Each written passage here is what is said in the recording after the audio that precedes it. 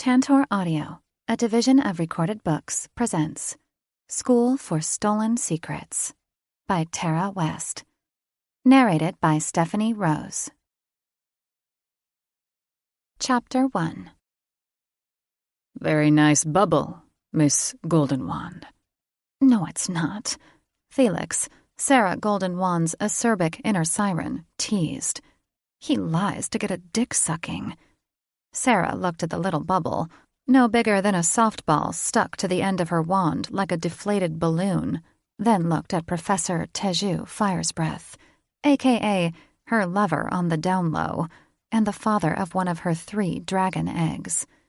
He looked adorably sexy in his professor robe and tie, his long, dark hair pulled back, and his glasses sliding down the bridge of his nose. If I was a sprite, it would be a nice bubble. She waved her wand and sighed when the bubble shrank.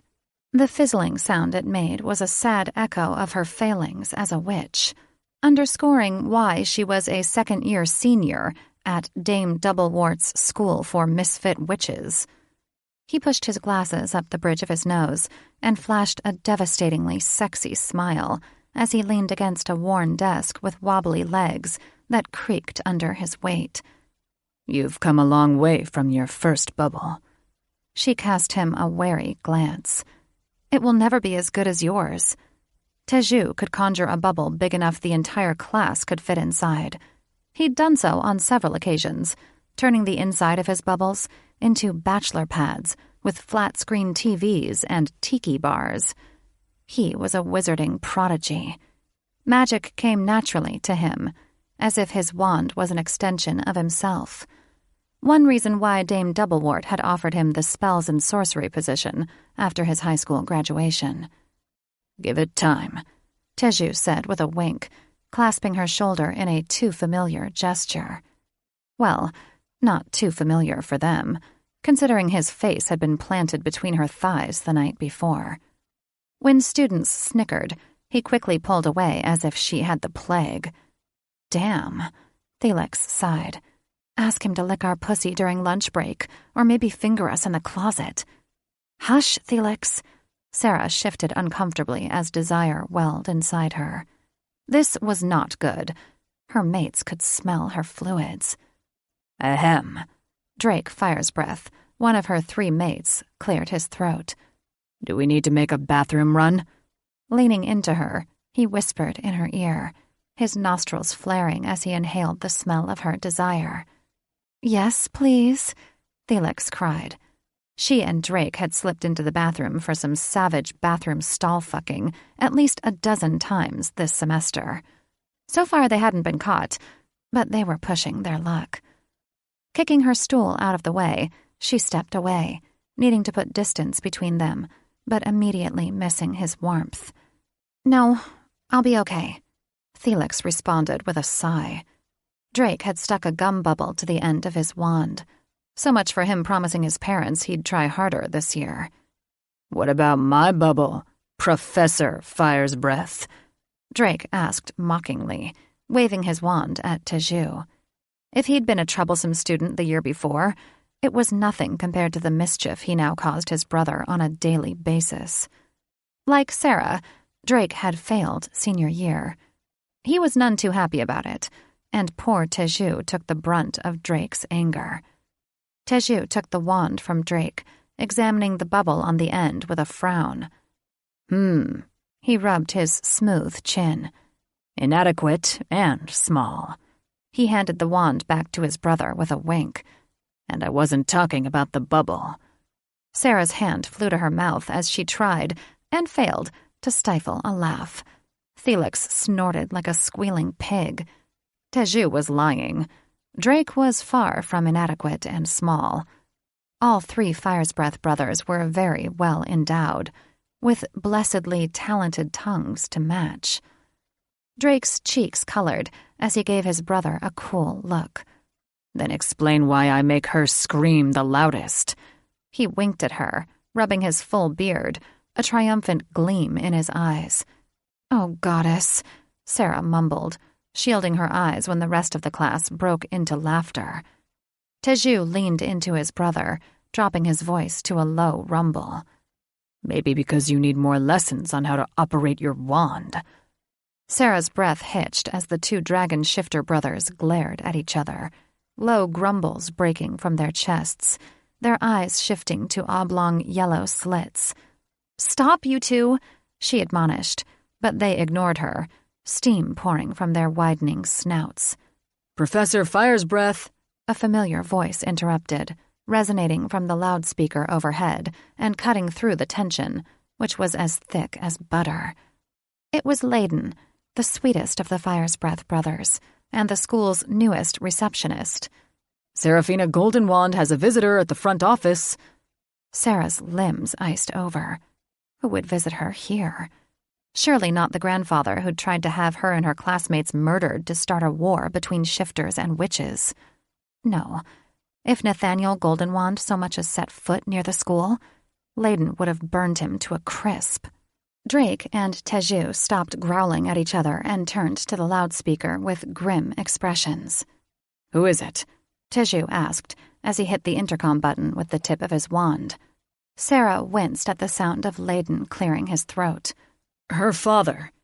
Time ground to a halt. The students' voices faded until she heard nothing but a low buzz. The dusty, second-hand spell books that lined the shelves blurred, and she saw only her two mates, who were looking at her in shock. When her knees wobbled, she grabbed the edge of her desk and lowered herself onto a stool. Why would the fae who'd impregnated her siren mother 20 years ago come here to see her? He'd never felt the need to connect with her before. She was immediately suspicious. She'd recently come into enormous wealth, and maybe her birth father had only surfaced for a handout. In that case, she had a new use for her wand, shoving it up his uptight fae ass. Teju frowned. "Do you want to see him?" She vehemently shook her head. "I don't even know him." Drake interrupted. "We need to find out what he's doing here." Teju grimly nodded agreement. "Tell him we'll be up when class is finished," he called to the speaker. Her skin broke out into gooseflesh when she heard the sibilant whisper on the other end. "He says it's urgent." The tension in Layden's voice was as thick as sulfuric dragon breath. Teju and Drake shared dark looks, and Teju scowled at the speaker. "He'll have to wait." Butterflies swarmed in her chest, and her heart beat an erratic rhythm. How do we know it's not a trap? Maybe this supposed father was one of her grandfather's cronies. Drake settled a reassuring hand on her shoulder. "He'd be a fool to try anything." "Don't worry," Teju added. "I'll keep my wand handy, just in case." A terrifying realization struck her. Layden is alone with him. Drake turned up his chin, golden swirls simmering in his eyes. "Layden is a big dragon, and can handle himself." "But the eggs," Sarah rasped, her voice cracking with fear. Layden kept them in a bassinet by his desk. She wouldn't put it past her grandfather to order the destruction of the fragile little shells as a means of retaliating after she'd used her siren voice to force his zombie witch army to lay down their wands.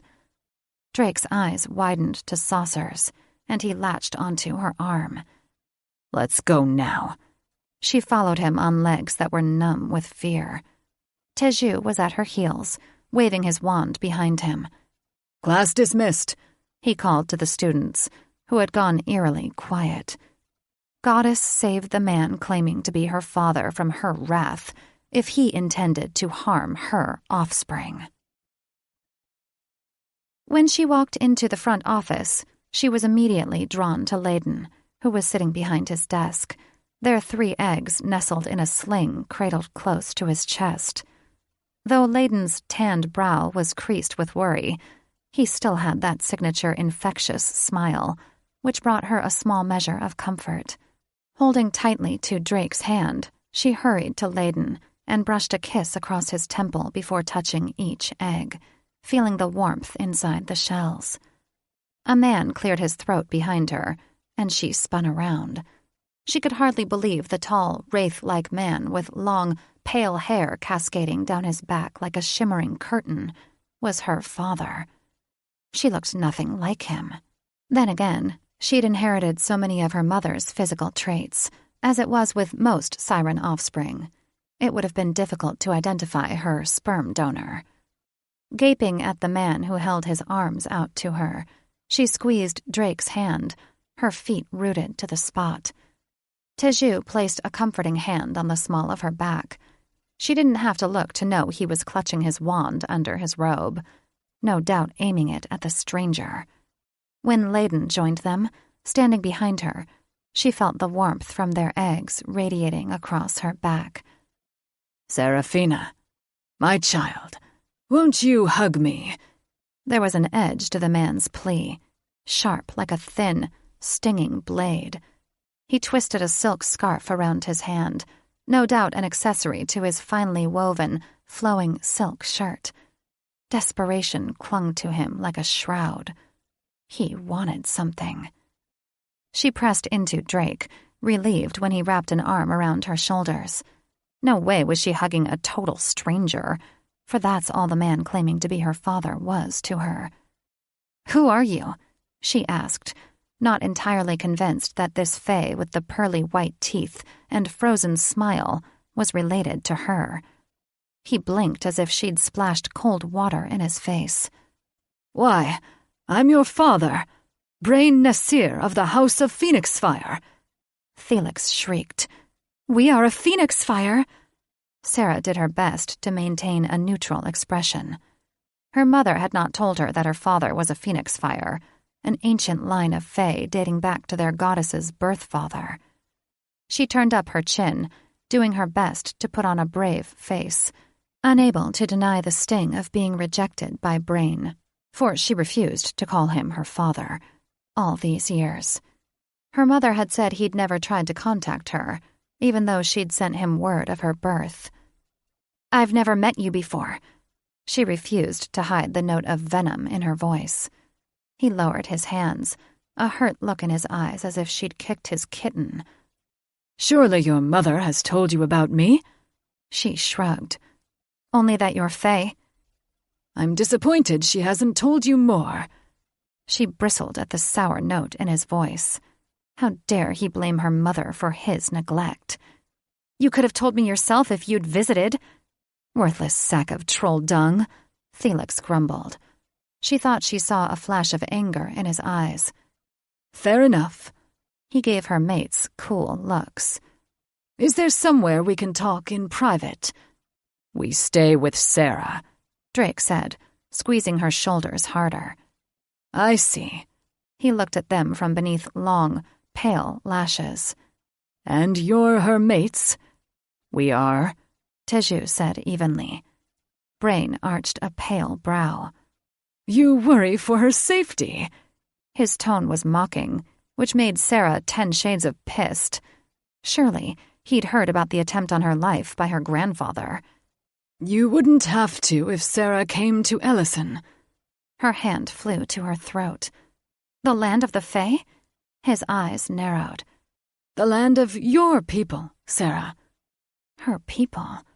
She didn't know any fae, and from what she'd heard of them from her mother and grandmother, she didn't want to.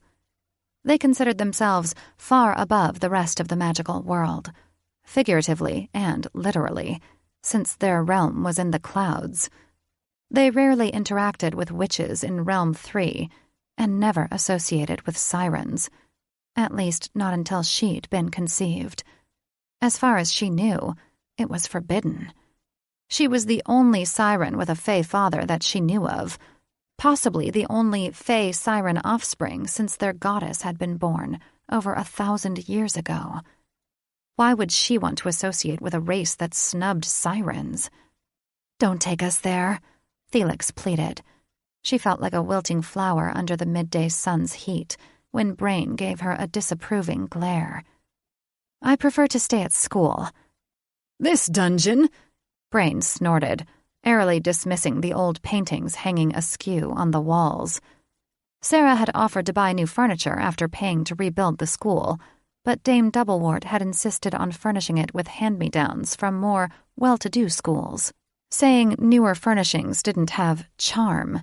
And by charm, she meant it wasn't being held together with industrial tape, wood glue, and a whole lot of magic. "It's not a dungeon to me," she lied. Not entirely, anyway.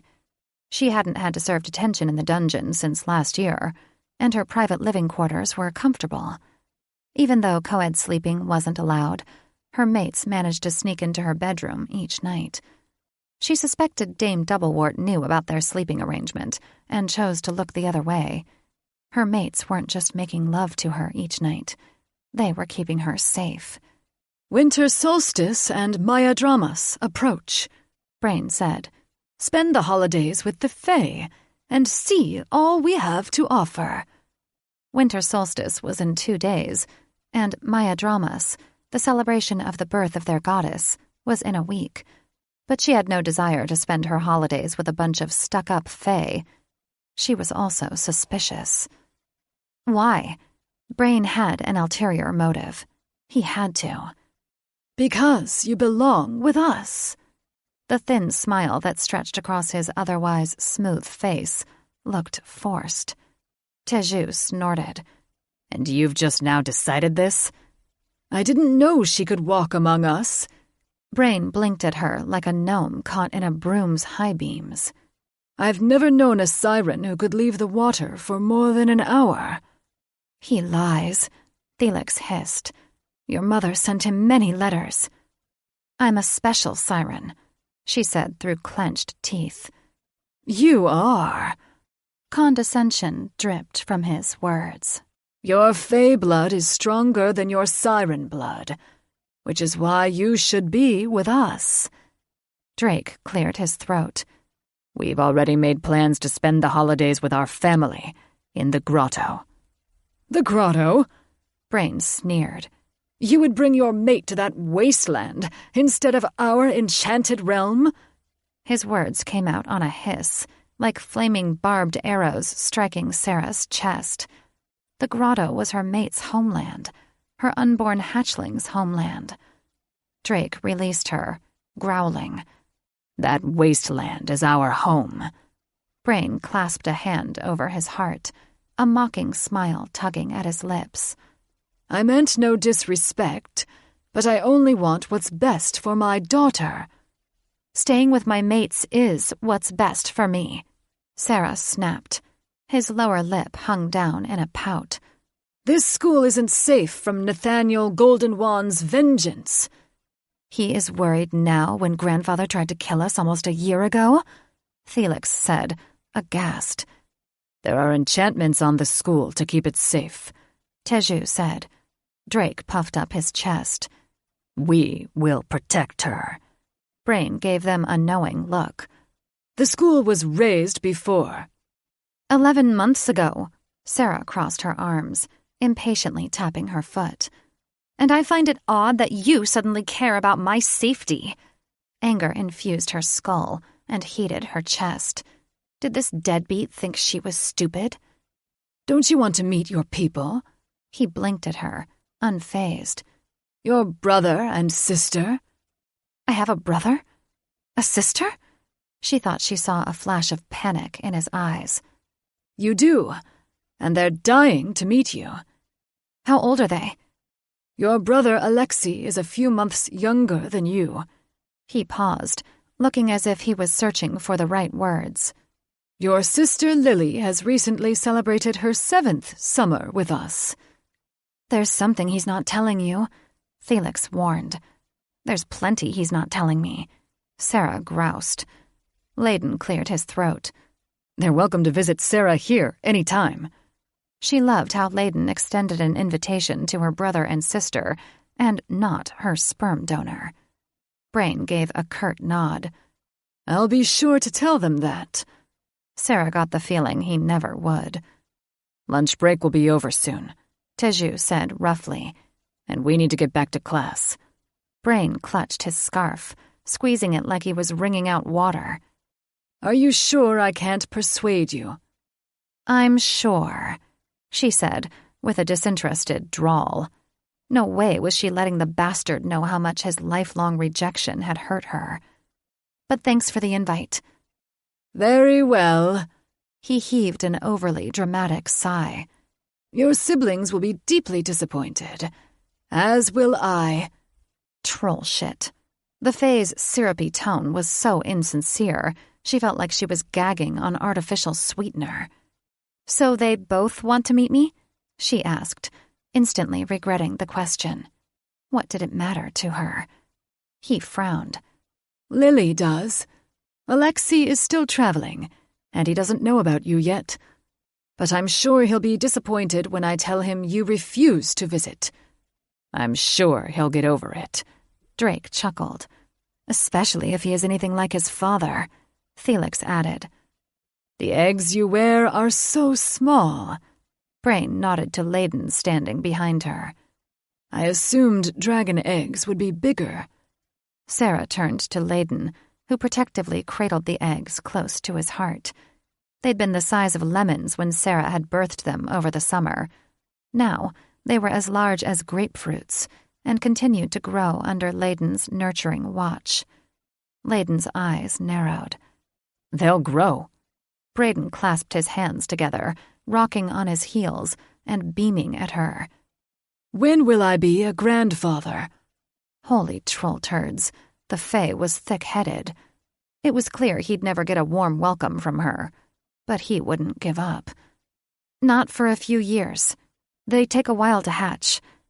You should know this, as most dragon kind have gone to live in Ellison, Drake said. Then why is he asking? Felix asked. Sarah had no idea. Maybe he was just making small talk. He flinched, then quickly plastered an impassive look on his face. Of course. Brain took a few hesitant steps toward her, reminding her of a rodent sneaking up on a trap. I look forward to the day they hatch, and hope to be invited to the baptism. As he inched closer to her, a dark feeling settled in her heart, and she fought the urge to run.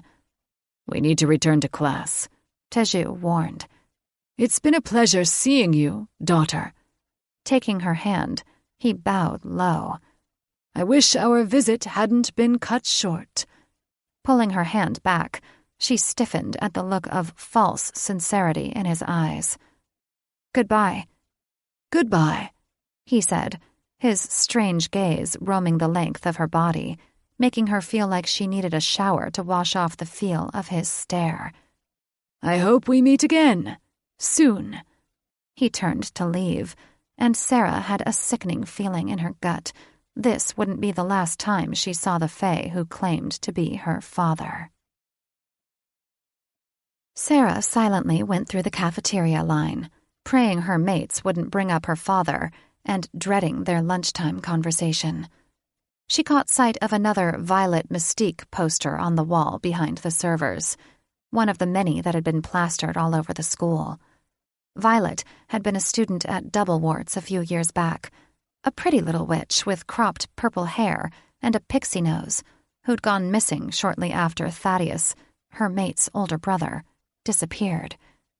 Even though she'd been known for causing mischief at Doublewarts, the witches from the nearby town swore she was a model citizen, an apothecary who helped run her aging mother's potions business. After she vanished, her mother closed the shop, which meant her potions teacher had to send to the next town for supplies, a fact she complained about on a daily basis. A chill swept up her spine when she thought of the fate that could have befallen Violet. She'd been known to wander the weirwood forest, looking for herbs. Drake thought her disappearance was connected to Thaddeus. Whatever the case, Sarah feared that with each passing day, the chances of finding either of them alive grew slimmer. The cross-eyed troll, Mrs. Picklefeather, loaded her tray with something she hoped was digestible. Sarah deliberately avoided eye contact with her mates as she found a seat at the back table, their usual spot, the only one without a wobbly leg or a crack down the middle. She stared at the faded floral wallpaper across from her, wondering how Dame Doublewort had managed to make a brand-new school look like an old thrift store. That was weird, Layden said as he sat down beside her, his orange tray stacked with something that resembled a club sandwich with wilting lettuce, a questionable meat product, and a green pudding with what she prayed were bits of rice stuck to the thick surface. Totally unexpected, she agreed, toying with a noodle from her spaghetti surprise, aka, what the fuck is it? Losing her pregnancy weight had been easy, thanks to Dame Doublewart's cafeteria, or as her mates liked to call it, the diarrhea diner. I don't trust that sneaky Fae, Felix said. Neither do I, she silently answered. She stroked the eggs nestled in the sling hanging across Layden's chest. The warmth they radiated brought her comfort, as did the faint buzzing. Even though birthing them nearly 4 months earlier had been anticlimactic, she'd literally squatted and squeezed them out, the pain about as uncomfortable as period cramps, and the entire process lasting only a few minutes. The love she felt for them deepened each day. She still wasn't ready for them to hatch, and didn't know when she would be, but she had at least another 3 years before she had to deal with it. When the time came, her mates would be supportive, unlike her deadbeat dad, who'd disappeared before she was born. Layden took on most of the work, carrying the eggs all day and sleeping beside their bassinet each night. He was an awesome dad already. Her sperm donor father would never measure up. It infuriated her that he'd had the gall to march into her school and act as if he deserved a hug, much less any of her time. Guess even the Fae are motivated by money, Drake said, picking at what the cafeteria trolls called food, a blend of potatoes and something they tried to pass off as meat smothered in gray gravy. You think he came for my inheritance? She asked. Unlike Layden and Teju, Drake never sugarcoated his words. At times, she resented him for it, but mostly, she appreciated his honesty. I know so, he said, scowling. Why else would he suddenly turn up? Maybe he wants to bond with her, Layden said, his large, luminous eyes framed with light creases. He was the sweetest of her mates, always looking on the positive side of things. But Drake was probably right. She refused to listen to him when he insisted her grandfather had tried to murder her. She wasn't going to play the fool again.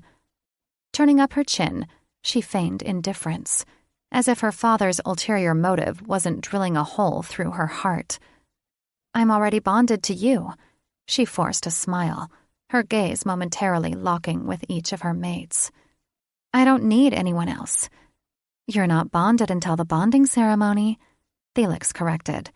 She ignored her siren. Other than being able to hear her mate's thoughts in her head and vice versa, they were bonded. She just hadn't gotten up the nerve to complete the ritual. Not that it mattered, since they hadn't asked her anyway. You don't want to spend time with your brother and sister? Layden asked. Her blood ran cold. She refused to allow herself the slightest glimmer of hope that her siblings would want a connection to their half-siren sister. Not even them. I've got enough family in my life. Clearing her throat, she forced down a lump of emotion. Let's talk about something else. Teju frowned. Sarah, you okay? Of course. Why wouldn't I be? She turned to the mush on her plate. The noodles appeared to be melting into the sauce. That wasn't good. Sarah, look at me. Teju placed a strong hand on her wrist. Why did he have to be so concerned? Couldn't he just let her sulk in peace? I don't like the feeling of being used, she blurted, then looked away before the pity in his eyes was her undoing. Shall I toast him the next time he comes around? Drake asked with a wink. She struggled to keep it together when Layden rubbed her back. Hopefully, there won't be a next time. But she remembered the glint of desperation in her sperm donor's eyes. If he truly needed money, there'd be a next time, and another, until either she gave him what he wanted, or her mates burned him to a crisp. Sarah lay in her 4-poster bed, which was big enough to fit 3 tall, muscular dragon shifters, and herself, comfortably, staring up at the dark wood paneling on the ceiling. Though Dame Doublewort had insisted on decorating their rebuilt school with old furniture, Sarah settled for nothing less than the best furnishings for her private room. She'd paid for everything, after all. Drake was the first to climb through her window and hop on the padded window seat before falling on her bed with all the grace of a troll in roller skates. He was usually the first, preferring making love to studying. She sure as hell hoped he didn't fail senior year a second time. He was already 3 years older than most seniors. She didn't know how much longer Dame Doublewort would agree to allow her troublesome student to stay. Grunting, he dipped the mattress and rolled her into him, then dragged his teeth across her neck with a growl. She stiffened. She wasn't in the mood to play.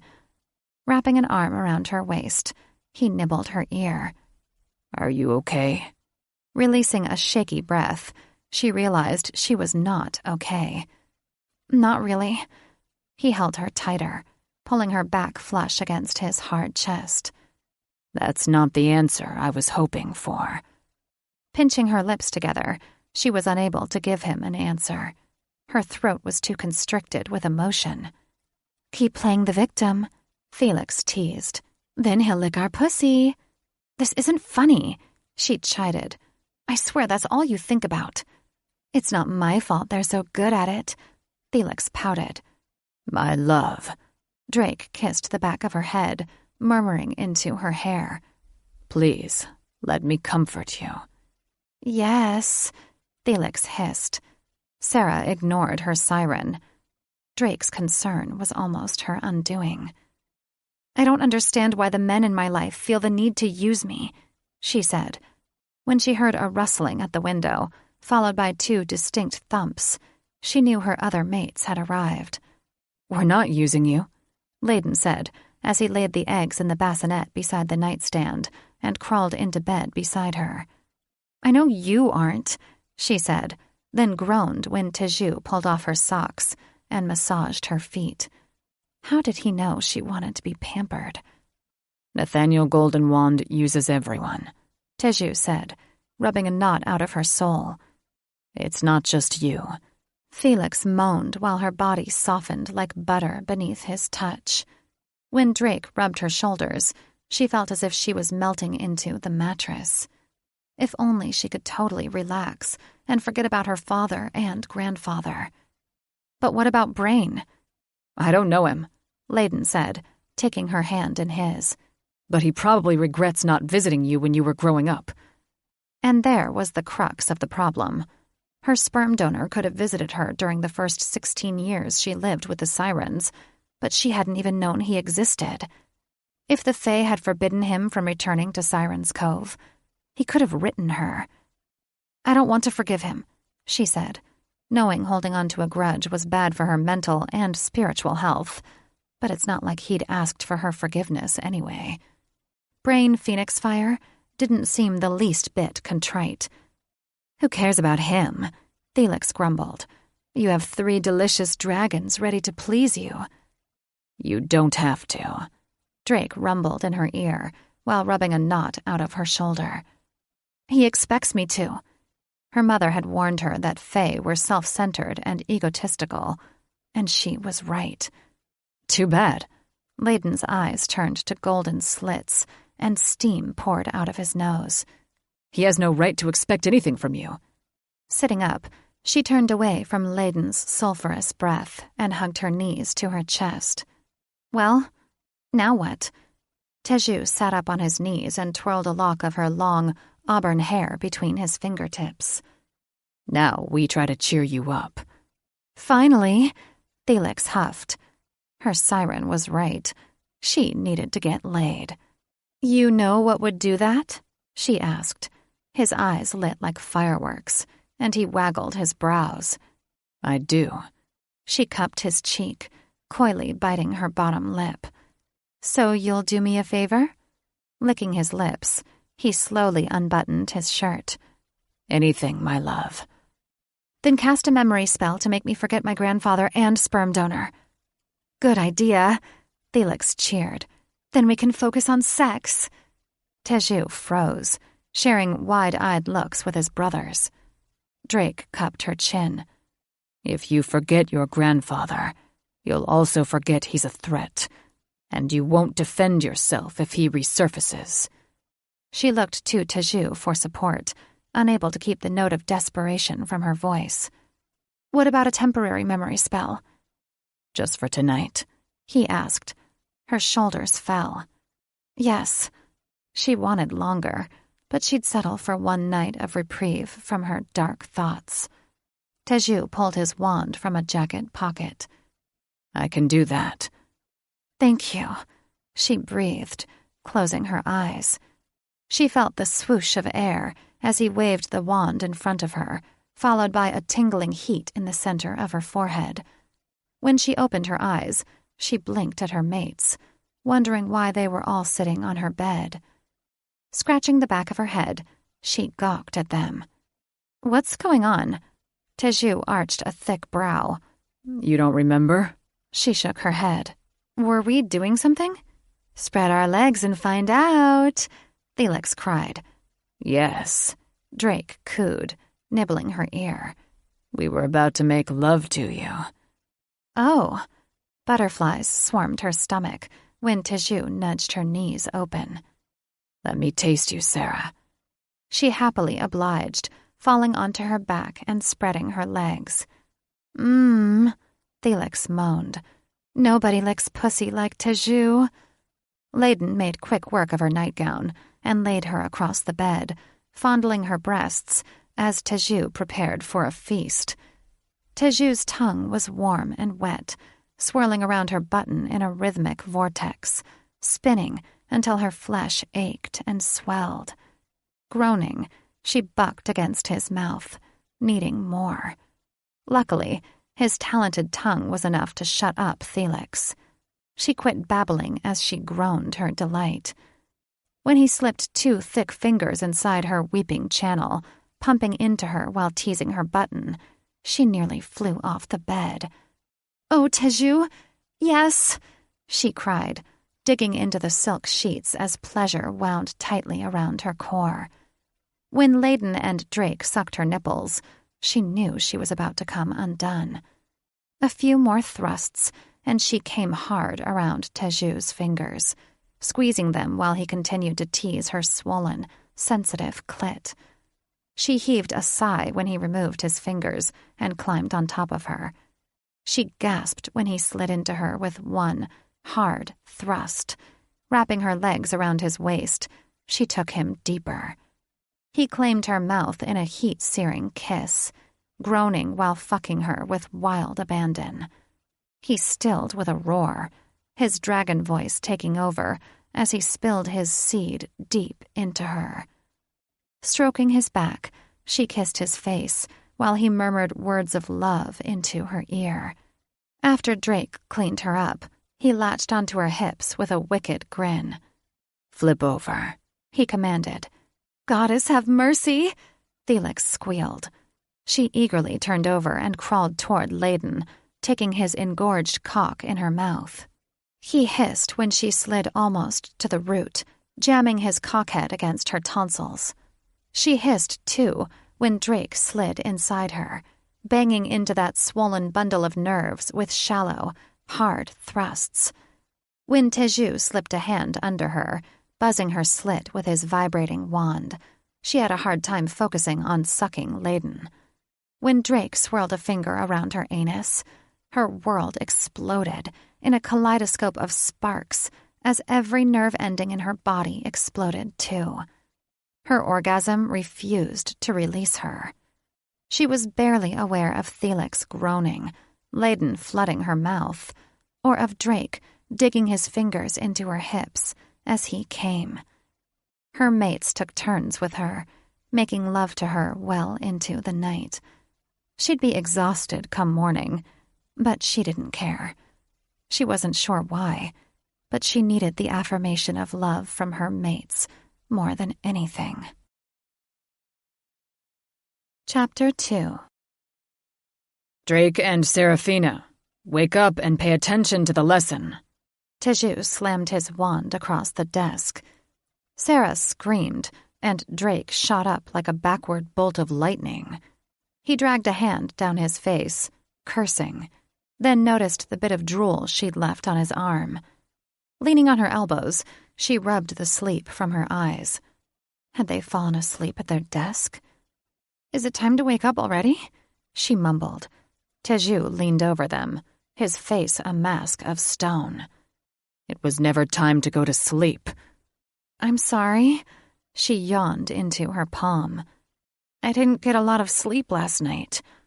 "Neither did I." Drake shot his brother a knowing look. "You should know all about that, Professor Fire's Breath." Teju colored as the other students chuckled.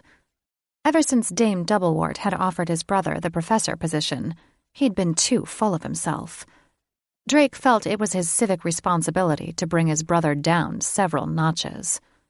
Teju gave the class a silencing look. "What you do outside class is nobody else's business. Now, if we could please get back to the lesson." He slapped his palm several times with the wand. "If you're giving out spankings, Sarah will take one," Drake teased. The class broke into an uproar. "Oh, goddess, Drake." Sarah hung her head in her hands. Drake worried that he'd embarrassed her, but when he saw the rapid rise and fall of her shoulders, he knew she was trying to hide her laughter. "Professor Fire's Breath?" Layden's voice interrupted. Drake's attention shot to the school's intercom speaker positioned above the light switch.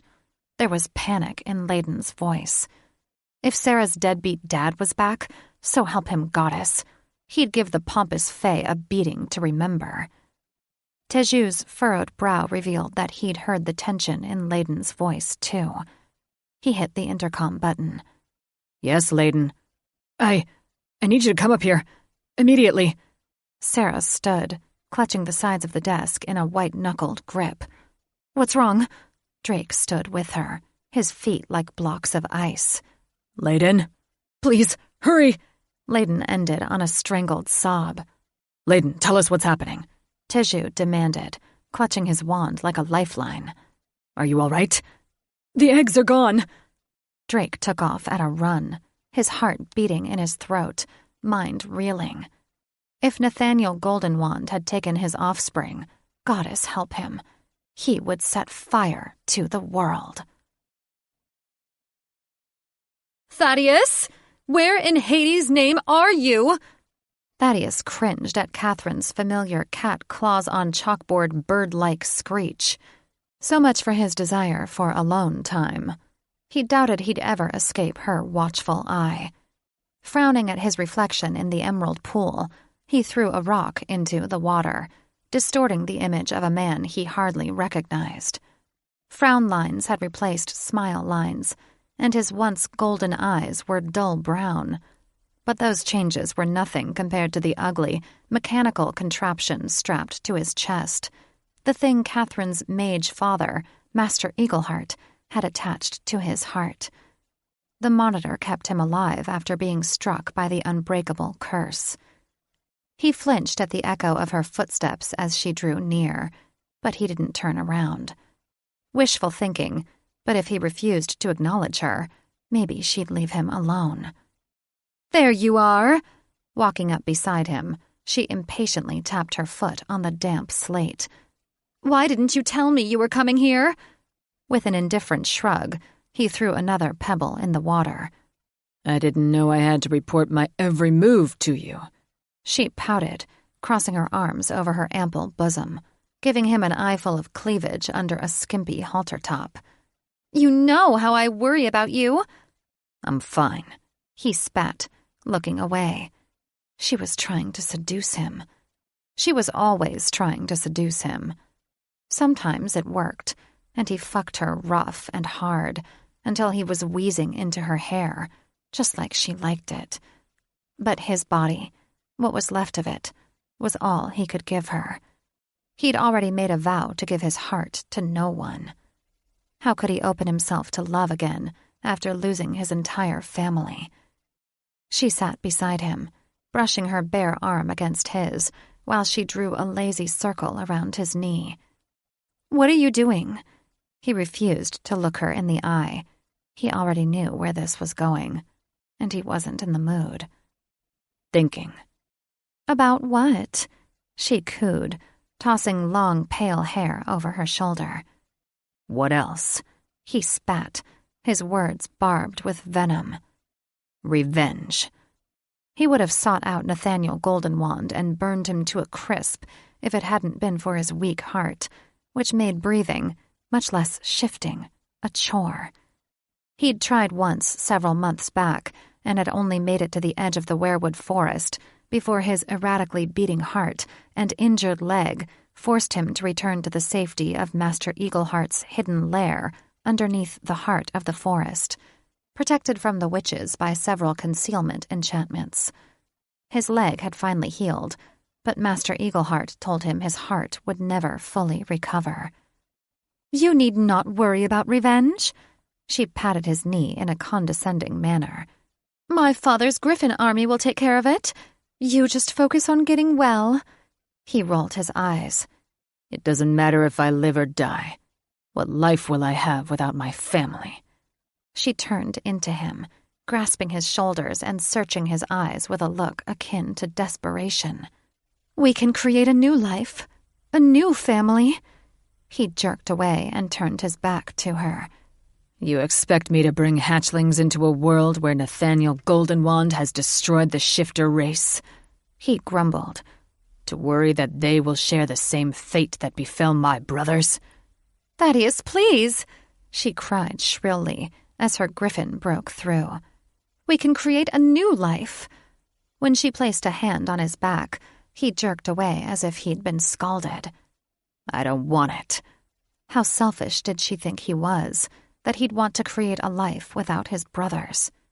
Besides, dragon shifters could only impregnate their fated mates, and he knew without a doubt Catherine was not fated for him.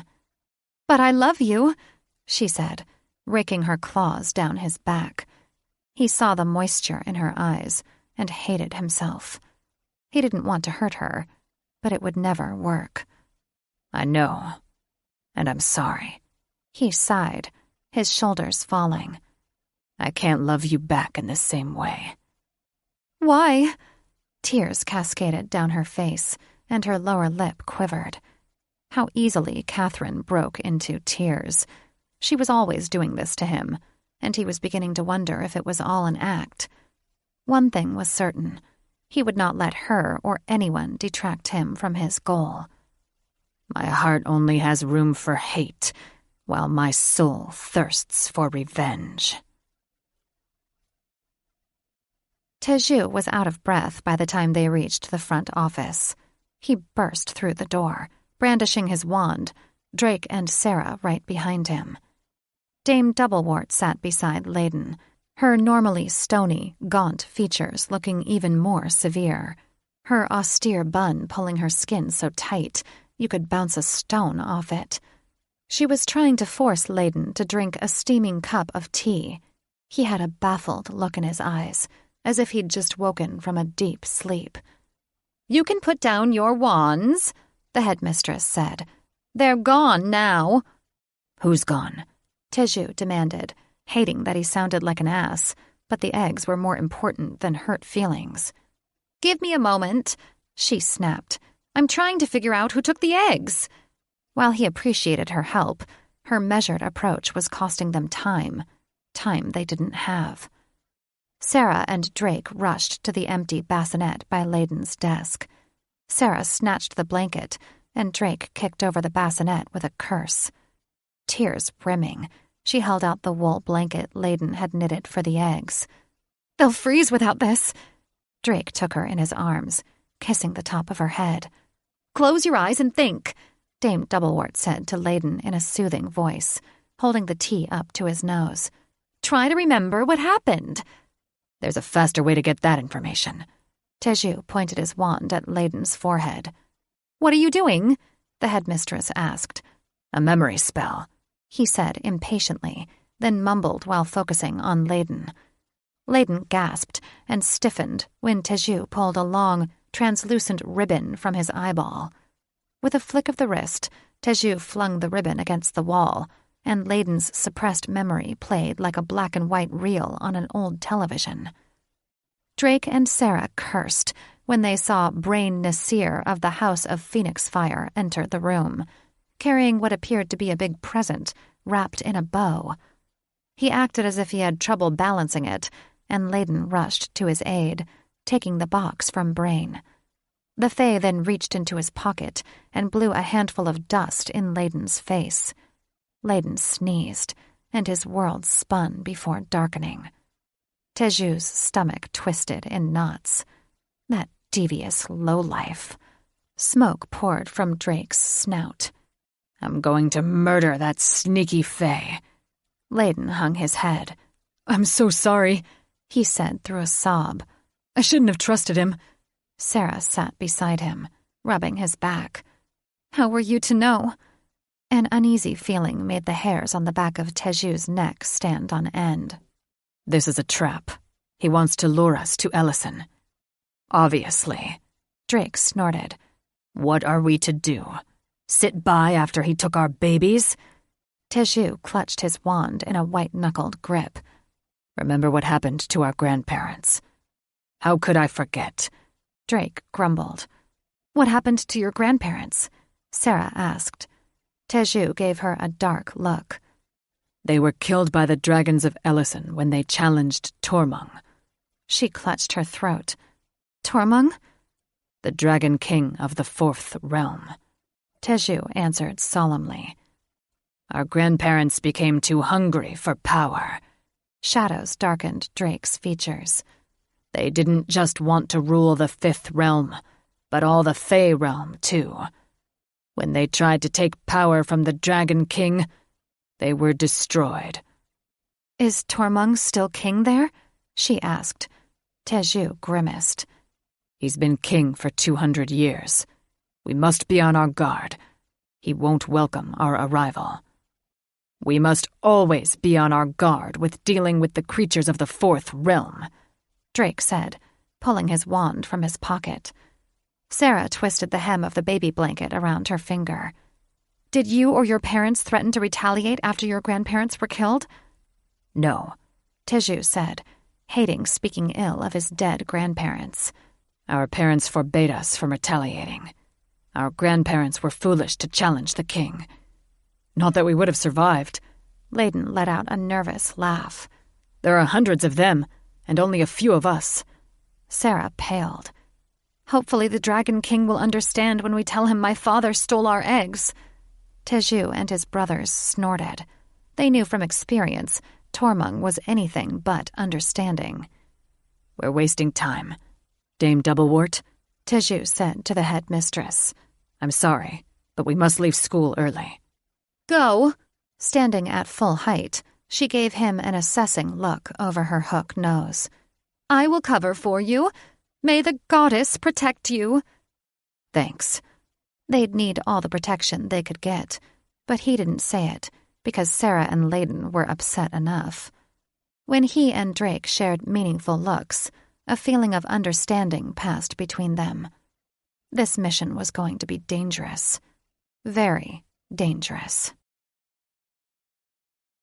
Chapter 3. Sarah rode astride Layden's back, holding tightly to Teju's hand, grateful for the heat his wand produced as the chill wind stung her face. She wished they could have traveled by bubble, but Teju had feared the altitude would pop it. Drake led the way, his powerful wings beating harder than she'd ever seen. The heavy clouds beneath them obscured the earth below, and she had no idea if they were over land or sea. The air was thinner when they broke through a thick band of mist, making it impossible to see anything but shadows. How frustrating this journey had been. It had taken nearly 4 hours to get this far. So much could have happened to her eggs in that time. She'd known her father was an inconsiderate fool after their first meeting, but she prayed he wasn't malicious, too. Guilt consumed her when she thought of all the times she'd resented giving birth to eggs so soon, and how she'd hoped they'd hold off hatching for at least 5 years. She swore to herself she'd never complain about her eggs again if they were safely returned to her. Do not feel guilty, Felix soothed. It is natural for a mother to feel this way. Sarah thanked her siren, wondering why her thoughts were more supportive lately. Some days, Sarah thought Felix actually cared for her. She was allegedly the spirit of an ancient siren ancestor who was supposed to act as a guide, but more often she only cared about getting laid. Teju tightened his arm around her waist. We're almost there. I may need to transform into a dragon. She nodded, ignoring the tear that slipped over her eyelid. Laden broke through the clouds, and she had to shield her eyes against the glaring sun that reflected off a golden gate twice the height of her dragon mates. Squinting, she was taken back by the ethereal beauty of Ellison. The lush ground was covered in mist, and gilded palaces in the distance looked much like what mortals interpreted as heaven. They were about to land in front of the gate when a burst of fire behind them startled Laden. He spun around so fast, she nearly fell off his back. Teju jumped down and shifted into a dragon. Drake leaped in front of them, facing down what appeared to be a dozen other dragons. "Dragon shifters!" A thunderous voice bellowed, rattling the bars of the distant gate. A large crimson dragon, at least a head taller and far wider than any of her mates, stood in front of Drake, his neck stretched to full height. It looked as if the very fires of hell burned in his red eyes. "What are you doing in our realm?" What gnome crawled up his ass? Felix hissed. Was this the king dragon her mate's grandparents had fought for possession of the throne?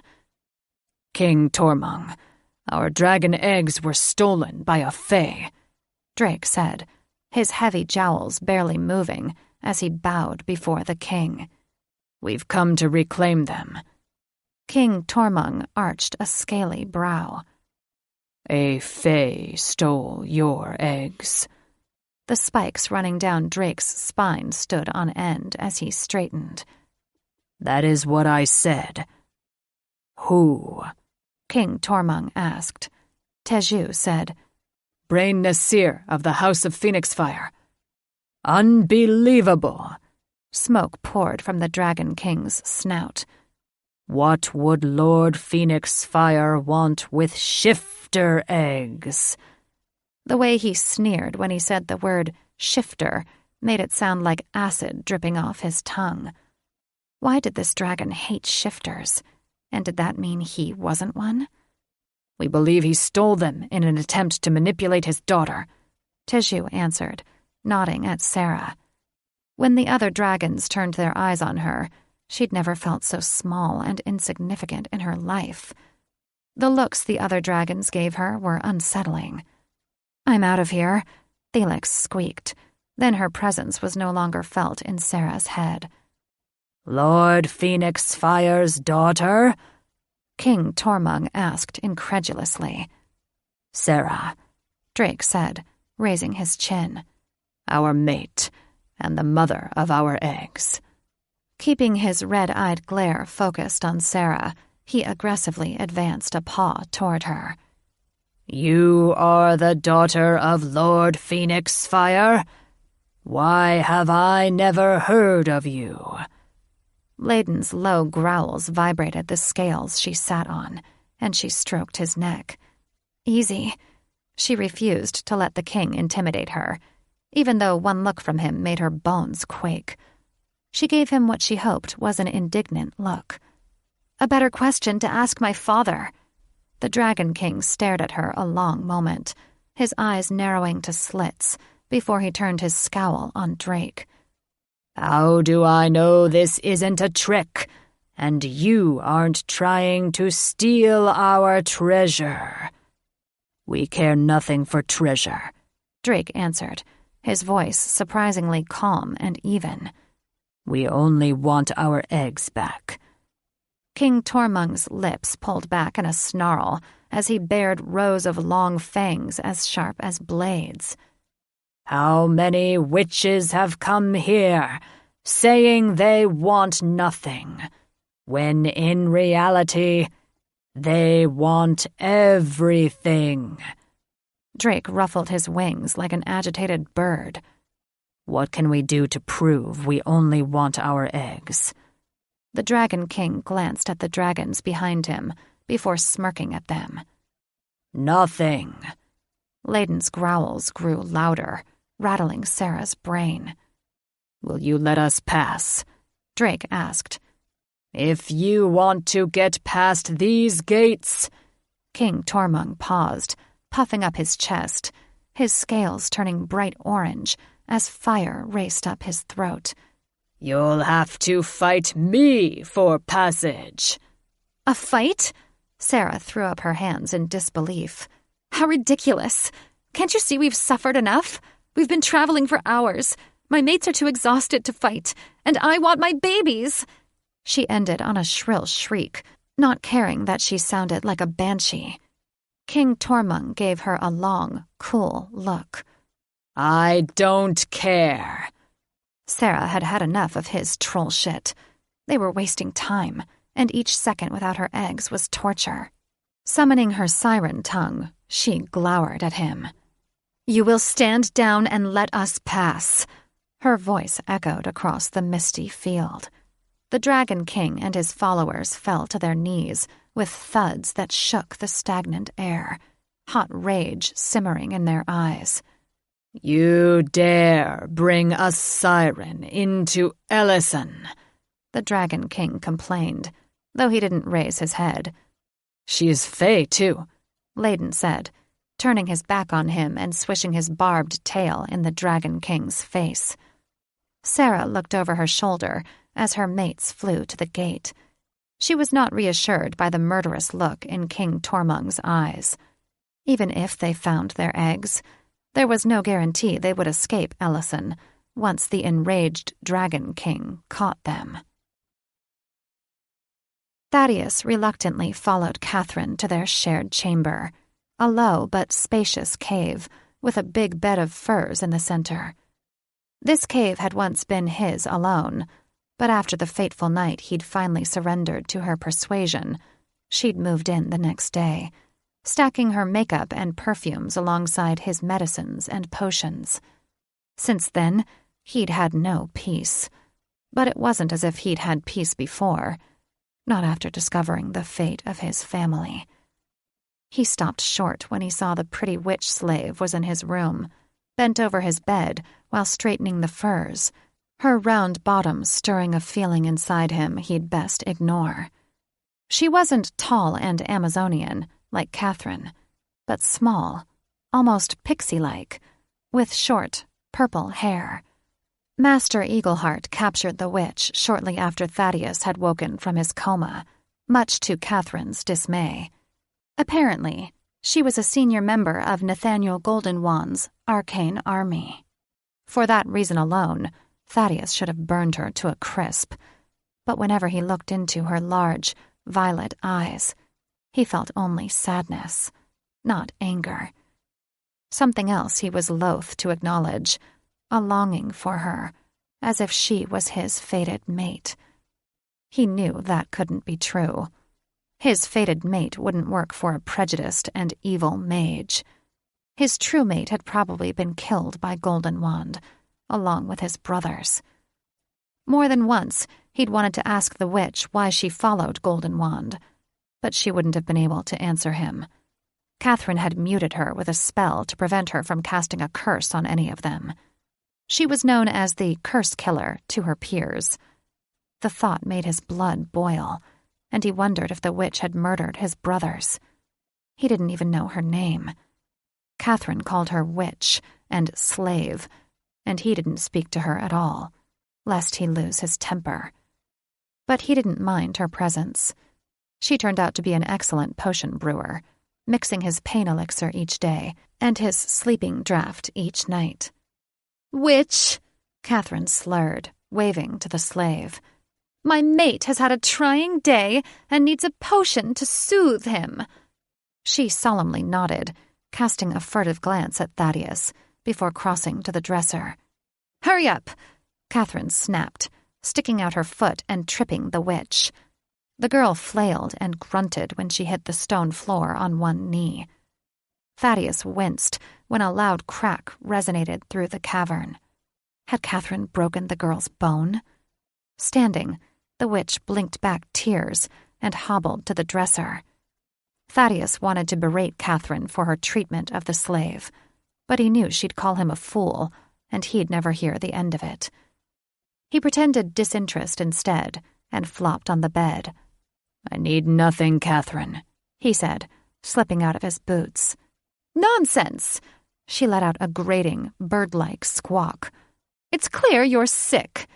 Yes, sick of Catherine, and especially sick of her calling him her mate. He'd never asked her to be his mate. Dragons were supposed to have a special bond with their intended woman, and he felt nothing for Catherine but annoyance at best, repulsion at worst. "It's clear your coddling does nothing to help," he groused. She turned on him with flames dancing in her narrowed eyes. Cocking both hands on her hips, she stalked up to him like a hawk cornering a mouse. "When we found you in this cursed forest after your brothers had discarded your corpse, it was my father who brought you back to life, taking the heart of one of his griffins, his own child, and putting it in your chest so that you might live again." She pointed a talon-like finger at him while her nose shifted into a bird beak and then back again. "I nursed you day and night until you were able to stand again on your own." Her voice became more shrill with each word. "All of the sacrifices my father and I made for you, and you complain about coddling?" Backing up with a sneer, he slapped her hand away. "I know what you and your father have done for me, because you remind me every bloody day." He'd regret fighting with her later. She always made him regret any time he stood up to her, but he was tired of her lectures and tantrums. "I see." She stared at him a long moment, probably trying to decide where to bury his body. "Then perhaps I should leave you to wallow in your self-pity and misery." "If only you would." She was bluffing. She never left him alone. Her lips twisted into a scowl. "Maybe I will." But she didn't move, no doubt waiting for him to beg her to stay. He'd pay for it later, but he desperately needed her gone. Her presence was like toxic gas, depleting all the breathable air around him. With a huff, she turned up her chin. "Very well. Let us leave, witch." In the middle of mixing his sleeping potion, the slave looked at Catherine like a frightened child. Thaddeus's heart ached for the witch. He imagined she'd been forced into Nathaniel Goldenwand's army, or bewitched, to explain her working with the vile man. She'd never given him a cross look or glare, and though he'd never heard her cry, he'd caught her with tear-stained cheeks on more than one occasion. She didn't strike him as a killer. "She can stay," he said, keeping his tone as dull and disinterested as possible, for fear of provoking Catherine's jealousy. "What?" Catherine gasped, a hand flying to her heart, as if he'd struck her with a verbal spear. "Why her and not me?" "She doesn't pester me like you do," he drawled, not daring to look in the witch's direction. "Have you forgotten that because of her kind, the shifter race has been annihilated?" "I have not forgotten." His shoulders sank as he feared losing his battle with Catherine. "You remind me of that daily, too." Much to his relief and dismay, she spun on her heel and stormed off. He thought of the myriad ways she would punish him later for their quarrel, and inwardly cringed. No sooner had she gone than the purple-haired witch was at his side, holding his goblet of sleeping potion. He reached for it, shocked when she pulled back, sloshing some of the liquid on the floor. "What is it?" he asked, confused by her behavior. The mute witch pointed to the goblet, then to his chest, pantomiming an urgent message. "I don't understand." She pointed to the goblet again, then mimed stabbing him. "Are you telling me this potion is poison?" She eagerly nodded, then grunted, clutching her gut as if she'd been punched. She slowly straightened, sweat dripping down her brow. "Are you all right?" She shook her head. tears streaming down her cheeks. Who would poison me? She closed her eyes, her face scrunching up tight. Please. He stood and reached for her small hand, pleased when she didn't pull away, then was shocked at the spark between them. She blinked at him, her violet eyes shining like gems. Is it Catherine? He asked. She nodded, looking horror-struck, and dropped the goblet to the floor. Potions splattered everywhere. She collapsed in his arms, and he lowered her to the bed. Are you okay? She gaped up at the ceiling, mouth moving without sound. What would make her react that way? A curse, a nagging voice told him. Inflicted by Catherine should her slave ever betray her. The witch placed a delicate, trembling hand on the mechanical device strapped to his heart. She ripped it off, then fell back, convulsing like a fish out of water. Horrified, he jumped back and stared at the machine that had kept him alive, preventing his body from rejecting the transplanted griffin heart. Did the witch mean to kill him? Falling on the bed beside her, he turned the metal over in his hands, feeling an odd tingling in his extremities. The witch continued to convulse, and there was nothing he could do for her, not without his heart monitor. He sat and waited for death, feeling a strange sense of peace wash over him. After several interminable heartbeats, he was still alive, and the witch's convulsions ceased. Then, his memories slowly returned to him. Master Eagleheart and Catherine had found him in the forest, barely clinging to life after the injury to his heart. He'd tried to fly away, but the griffins had restrained him. Then, Master Eagleheart had put a tall stone around his neck, chanting a spell that prevented him from shifting. He remembered being strapped to a table, begging Eagleheart to let him go, and the mage's cool indifference to his pleas. Eagleheart hadn't saved him. He'd imprisoned him. Horrified, he threw the mechanical heart monitor across the room, and a sense of relief washed over him when it shattered in several pieces. The heart monitor had been tainted with a memory curse, tricking him into trusting Eagleheart and Catherine. How much of this past year had been a lie? The witch rolled over with a groan. She'd been cursed too, no doubt. Probably a hex of excruciating pain that would activate if she ever helped Thaddeus learn the truth. Worrying that Catherine would be back any moment, he made quick work of cleaning up the spilled medicine and shattered monitor. He sat by the witch and rubbed her arms until she twitched. He continued massaging her until she came back to life. Sitting up, she hugged herself, rocking and crying. When he heard the echo of Catherine's footsteps down the hall, he jumped up with alarm. Can you stand? He asked the witch, holding a hand down to her. We don't want her to know you were in pain. Nodding, she took his hand and rose from the bed, as if she was a 90-year-old grandmother with arthritis. He prayed to the goddess Catherine wouldn't notice, because it seemed the witch was right. Catherine had been poisoning him. But why? What would she gain by making him sick? Sarah's heart beat in her ears as the growling behind them grew louder. She and her mates were at the gate, unable to figure out how to get inside. Drake had already tried to fly over it and banged his head on an invisible wall. The king's dragons had broken into sibilant laughter. Her spell hadn't worn off yet. They were still huddled close to the ground, watching them like hungry cats staring at a fishbowl. It was beyond creepy. Stand aside, Teju said, and shifted back into his mortal skin. Whipping out his wand, he aimed it at the gate. Apertum! Sparks flew, and the gate budged about an inch before clanging shut. He stared at his wand, scratching the back of his head. I don't know how to open it.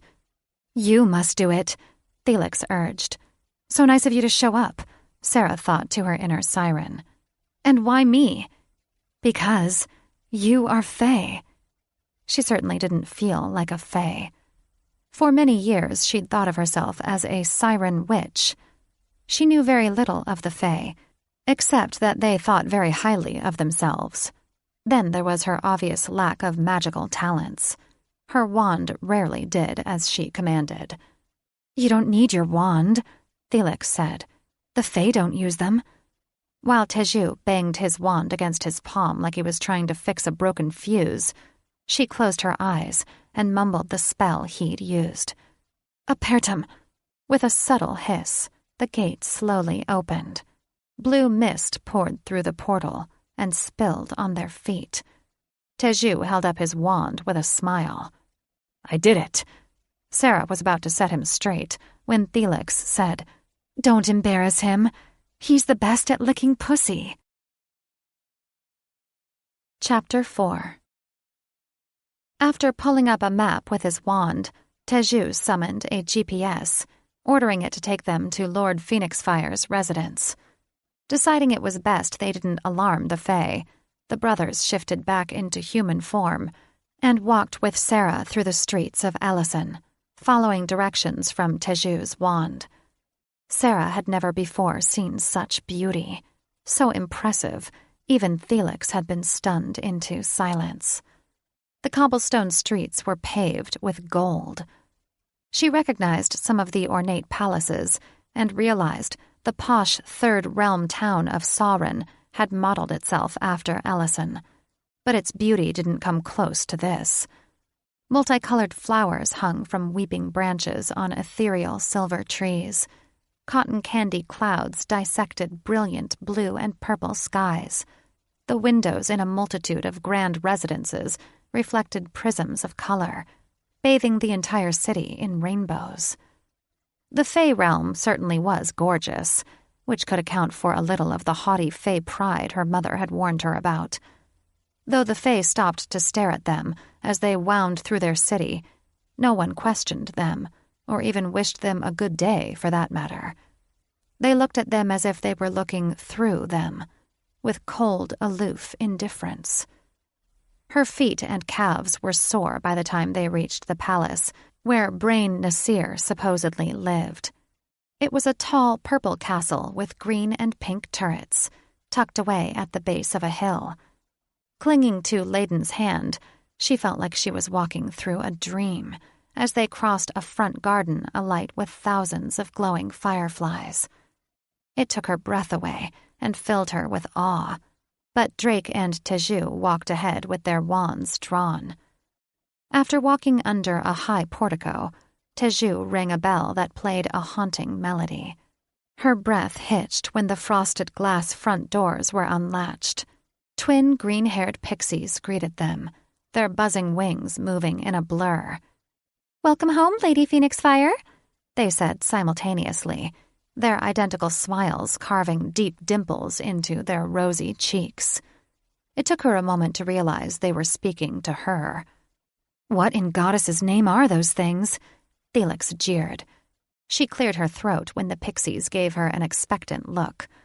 After her dealings with her grandfather's pixie snitch, she wasn't fond of the miniature menaces, and these pixies reminded her of Miss Pratt, each about 4 feet tall, with miniature bombshell figures.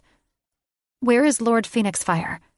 "He is waiting for you in his garden," they answered in unison. "Okay, these pixies are officially creepy," Felix laughed. "Show me," she said, pushing through the door. The pixies tried to close the door on her mates, and she stuck her foot in it.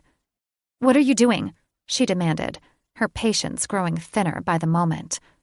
"Your father wishes to speak with you alone." "Too bad," Drake said dryly, his eyes shifting to oblong dragon slits, while steam wisped from his nostrils. "You will let us pass, or we will burn our way through." Both pixies fluttered back with gasps. Felix swooned. "He can burn his way through my door any time."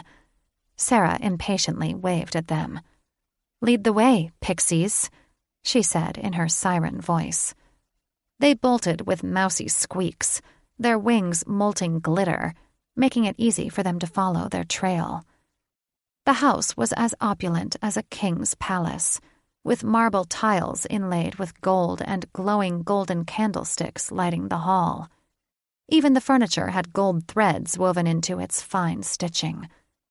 The pixies led them through 2 frosted glass doors, identical to those in front, and into a garden so thick with foliage and flowers of every variety, they nearly blotted out the sun. Brain was sitting in a gazebo on a tiny island in the center of a pond. A cherub fountain spewed rainbow-hued water.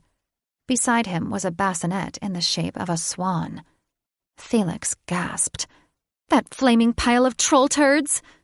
Ignoring Drake calling her back, she raced across the white wood bridge to the gazebo.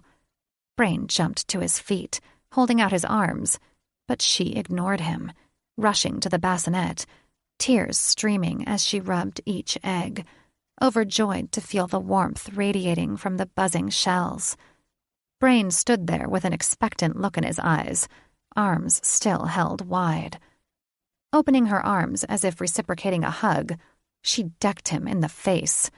He fell on the bench, shock etched into his features.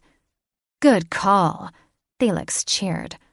Her voice dropped to a deep siren rumble that rattled the planks under her feet. "Don't you ever lay a hand on my babies again!" He rubbed his jaw while blood pooled around his mouth and dripped down his chin. Teju helped Layden put the eggs in his sling. She took Layden's hand, and they followed Drake and Teju back across the bridge. "Sarah, wait!" Brain called, racing after them. She didn't dare turn around. Squeezing Layden's hand tighter, she picked up the pace. "Sarah, please!" Brain cried, his watery voice sounding so pitiful she fought the urge to punch him again. A flame-haired child blocked their path back to the manor. She stood under a trellis of overgrown ivy in a garden with too many species of flowers to count. "Hello," she said, clutching a calico kitten. Despite her wide eyes and gap-toothed smile, there was something in her amber eyes that made her look wise beyond her years. Was this the sister Brain had spoken of? "Hello," Drake said. Patting her head, he gently nudged her out of the way. "Are you leaving?" she asked, blinking at them. "Father said my sister was coming to play with me." Releasing Layden's hand, Sarah knelt in front of the girl, searching her facial features for similarities, disappointed when she saw none. "I'm not staying. I'm sorry." This child, with skin so pale it was almost translucent, and deep circles under her eyes, looked as frail as a flower trying to survive the winter frost. "I have to return home." She tapped her little sister's chin. "Sarah, won't you at least visit with Lily?" Brain said at her back. "She's been so excited to meet you." "He's using you," Felix warned. Standing, Sarah turned to him, spine rigid. "You're a manipulative, selfish troll." He blinked as if she'd splashed a bucket of ice water in his face. "I am. I've wronged all of my children, but I'm trying to make things right." She didn't know what he'd done to his other children, but she could imagine. He clearly only cared about himself. She cocked a hand on her hip. "By stealing my eggs?" His eyes lit like a child's in anticipation of pudding cake. "I took good care of them." "Is he that thick-headed?" Felix snorted. "That's not the point." She threw up her hands, wishing she could hit him again, and held back only by the sniffling Lily. "Have you no idea of the pain you inflicted on my mates and me?" He looked at his feet, too contrite to be believed. "I didn't know how else to bring you here." "You forced us to make enemies with King Tormung," Drake said angrily. "He's none too happy we're here." Brain's jaw dropped. "I'm surprised, considering all he's done for your grandparents." Drake and his brothers shared dark looks and low growls. "He killed our grandparents," Drake answered, balling his hands into fists. "Killed them?" Brain's hand flew to his heart. Why, no. They're here, in Ellison. Drake bore down on Brain, his head wreathed in steam. I'm growing tired of your lies, Faye. I do not lie. He stepped back, nearly tripping over a vine. They sought asylum with the dragons a decade ago. Drake launched at Brain with a roar, hauling him to his chest by his collar. I should claw your eyes out. Brain didn't even put up a fight, but hung as limp as a rag doll in Drake's clutches. He was a pitiful figure. Too pitiful. His actions were nothing like what she'd expected from a proud fae. "What a pussy!" Felix laughed. Lily let out a mournful wail as her cat jumped from her arms and ran into the foliage. "Please don't hurt my daddy!" "Drake, release him," she sighed, her heart aching for the innocent child. Poor Lily. It wasn't her fault Brain was a royal ass. Drake released Brain with a shove and a growl, and Sarah latched onto his elbow. "Let's go." She mouthed an apology to Lily, hating herself when the child's eyes watered. "Toughen up," Felix warned. "He'll use the child to get to you." "Duh," she snapped at her siren. "You'll be back," Brain said as she walked away. Though a retort balanced on the tip of her tongue, she chose not to say anything to Brain. She'd given him enough of her words. There was nothing she needed or wanted from him. He had had his chance to be a father years ago.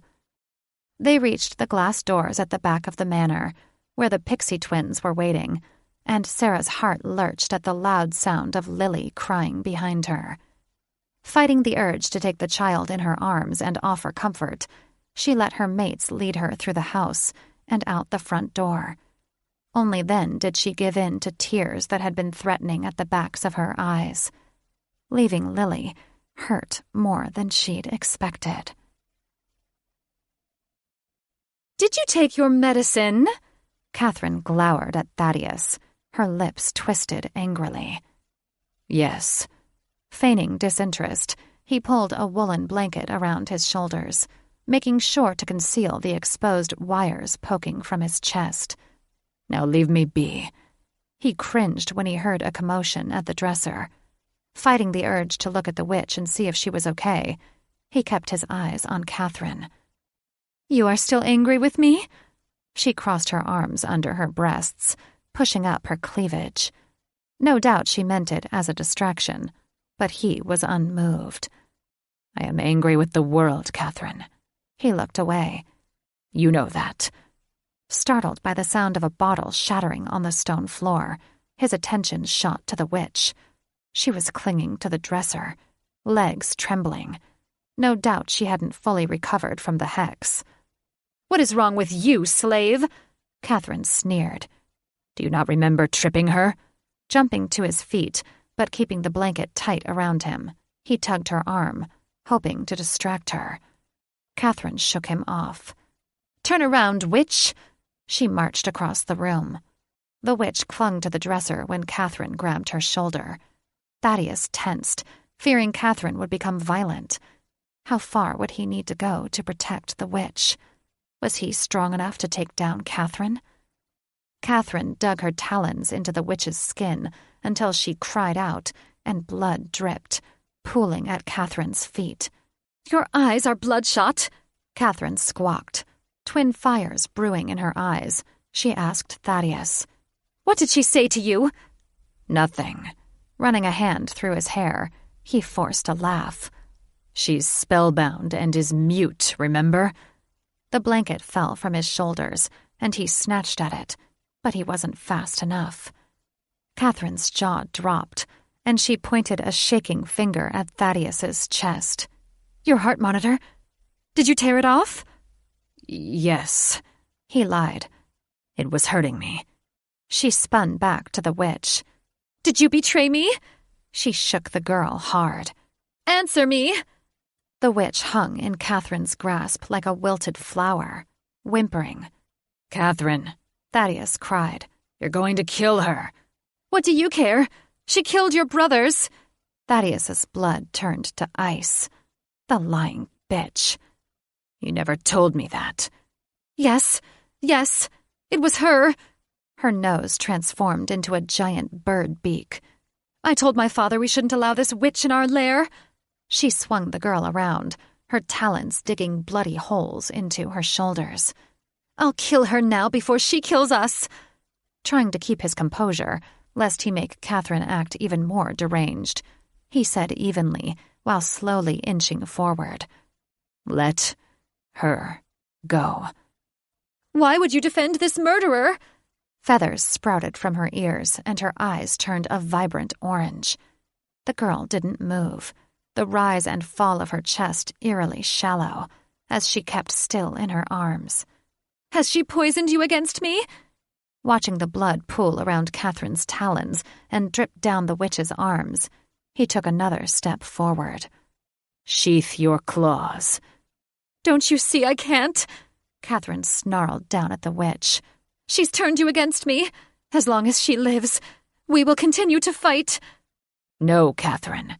He took another step forward. "It wasn't her." "Then why?"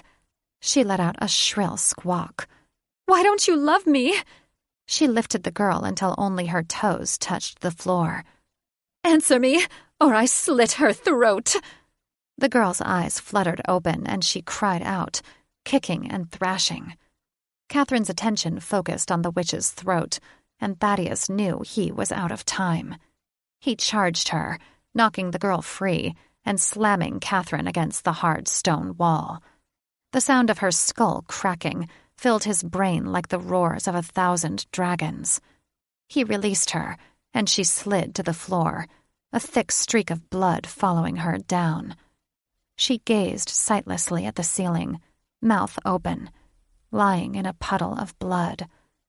He lurched away from her, shocked she was dead, and would have fallen over his own feet if 2 strong hands hadn't held him up. He looked into the witch's large, violet eyes. Thank you." She beamed. "You're welcome." Startled, he blinked. "You can speak?" "When Catherine died, the curse died with her." Bile rose in the back of his throat. Great goddess, he'd killed Catherine. Master Eagleheart would have his head. Clutching his roiling stomach, his feet felt weighted with bricks as he trudged back to his bed. Fearing his legs were about to buckle, he lowered himself to the feather mattress. "What have I done?" "What you've done is save my life," the witch said. "Thank you." He nearly flew off the bed when she placed a hand on his back, her fingers practically burning holes in his skin. No other girl's touch had ever had such an effect on him. Was she trying to bewitch him? He pulled away, needing to put distance between them and the corpse of his former lover, whose blood was still seeping into the floor. He remembered Catherine had injured the witch, and he hadn't asked if she was okay. "How are you?" He frowned at the bloody gashes on her shoulders. She shrugged. "I'm free of that bitch's curse, and that's all that matters." She was surprisingly calm, considering everything she'd been through. He still hadn't pieced together his year with Catherine. Why had she and her father been fooling him all this time? "Can you tell me what's happened?" he asked her, and suddenly realized he didn't know her name. "And tell me who you are." "I'm Violet Mystique. I lived on the edge of the forest with my mother. I was an apothecary at her shop." Wincing, she checked each of her wounds. "I don't know where to begin." "Why was she poisoning me?" he asked, instantly regretting looking into her pretty eyes. Her name matched her eye color. They had a slight slant, making them look more like a cat's eyes, complementing her purple, spiked hair. "To make you believe you're sick," she answered. He shook the fog from his head. Why was he mesmerized by her eyes at a time like this? He needed to focus on finding a way out of this situation. "I am sick, aren't I? I have a griffin's heart beating in my chest." "As far as I know, you don't." She tore off a piece of the blanket on his bed, and used it to dab her bloody wounds. "You were struck down by the unbreakable curse, but it didn't kill you." "But it injured me," he said, clutching his heart, feeling it beat dully beneath his palm. "I am in pain." She shook her head. "The potion Catherine made me make you dulled your heart rhythm. You should recover soon now that you've stopped drinking it. Rumor is that one of your brothers was also struck by the curse, but survived. That the curse is not powerful enough to kill a dragon." His chest seized, but not with the familiar pain. It was anxiety that twisted his heart and soul into knots. Could he allow himself to hope he still had family? My brother lives?" "All of your brothers are alive. They've been looking for you." "What?" he rasped, feeling as if the world had opened beneath him, pulling him beneath his feather bed into the abyss. Was she deceiving him? If she wasn't, joy threatened to burst from him. "Nathaniel Goldenwand's army was defeated," she continued. "They've gone into hiding." Feeling as if his head was about to explode, he clutched his shaggy hair by the roots. I don't understand." She crossed to the dresser and began treating her wounds with the potions. "I read the story in the Goblin Gazette the day after the battle between Nathaniel's army and the shifters." She winced, hissing when the medicine she poured into a cut bubbled and boiled, killing the infection before fusing the skin back together. She was ashen for several heartbeats. Then the color returned to her cheeks, and she let out a slow breath. She ripped a hole in her jeans and poured the potion on her bloody knee. "Nathaniel tricked Parliament into going to war," she said. "He'd bewitched them with a spell in his new wands. Your younger brother's mate stopped the war with her siren voice." She treated the wound on her other shoulder. He watched her with a mixture of shock and dread, twisting a knot in his gut. "This all sounds too strange to believe." "It's real." She drew a pentagram across her heart. "I promise." With a shuddering breath, she cleaned dried blood from her injuries, then went to him, tweezers and gauze in one hand, and medicine in the other. He scooted back when her gaze centered on the wires sticking from his chest. "You need to take care of this. You won't make it far with these wires still attached to you." Balling up the gauze, she tapped his chin. "Bite down on this." Without asking, she ran her hands across his heart and pulled out wires. "Fuck," he growled, glaring at her while she worked. She was surprisingly fast, removing them and then pressing gauze soaked in medicine against the wounds. It burned like the fires of hell. His inner dragon raged, threatening to crawl out of his skin while he dug his fingers into the feather mattress. How had she tolerated this pain? He was forced to hold his breath, and not just because the pain was unbearable. He feared his dragon would burn her to a crisp. When she moved away, he was shocked to see the holes in his chest had fused together, leaving behind a faint circular scar. "I didn't know such a healing ointment existed." "It's rare," she said. "The herbs I need to make it only grow deep in the caverns of Valhall." She frowned down at the gauze. "And I used the last of it on you." "I appreciate you using your precious potion to save me." She blushed. "Of course." "How did you come to be here?"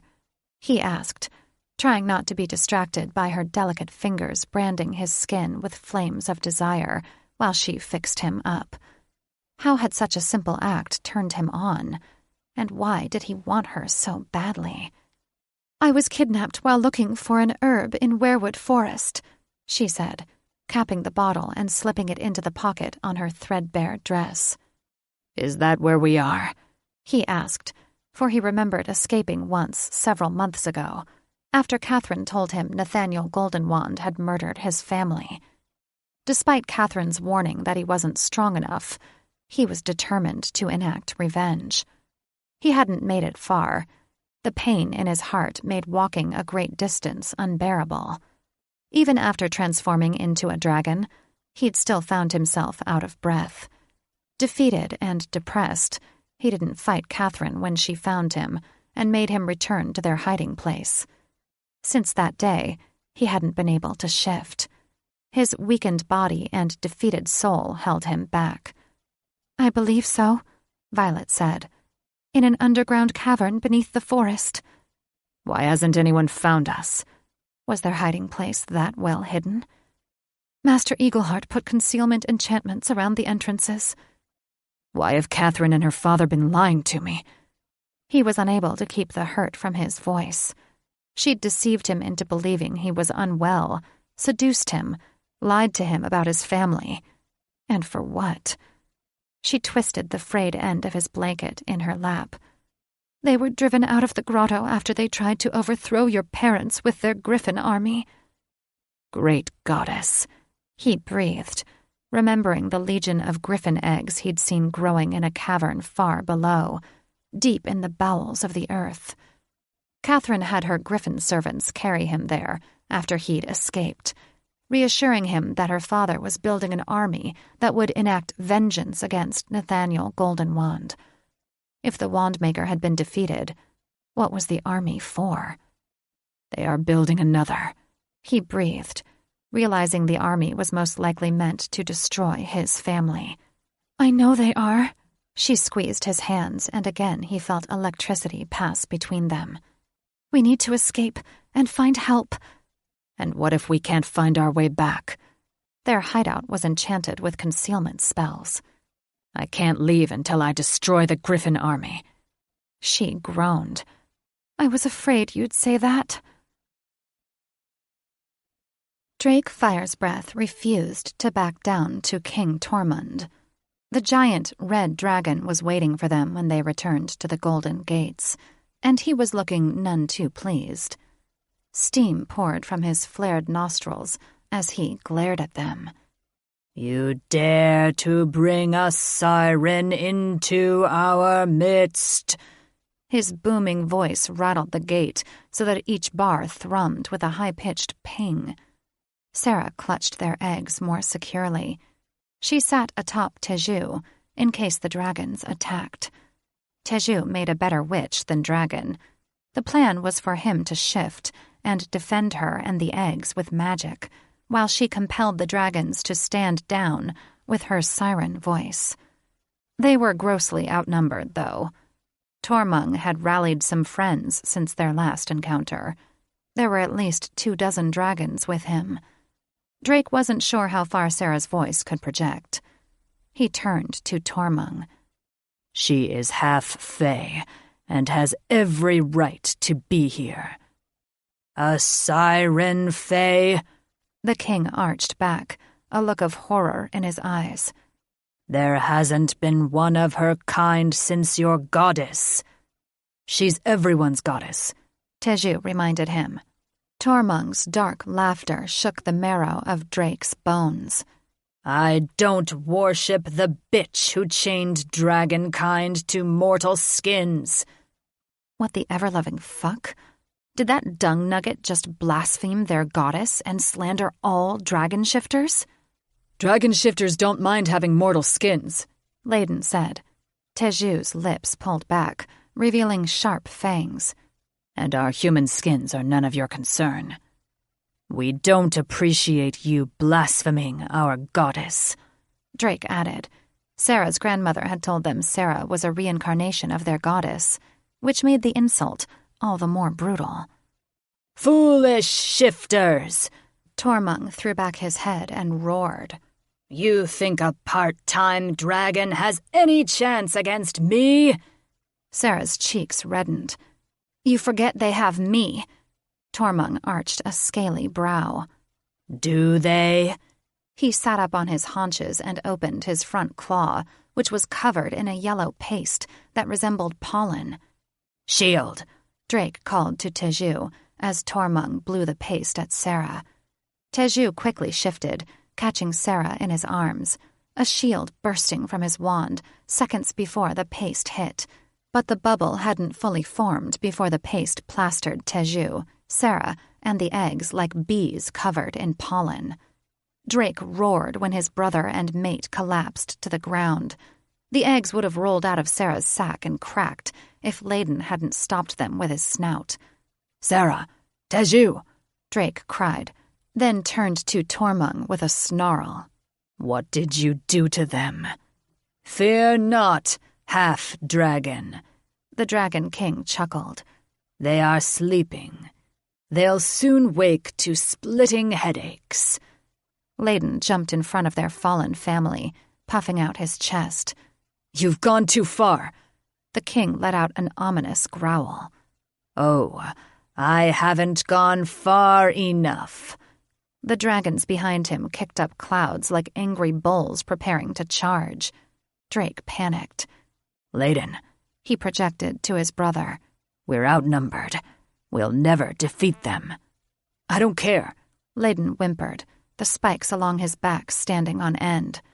"I only want to defeat one dragon." "Back down, brother," Drake pleaded, hating himself for his cowardice, but knowing he had no choice.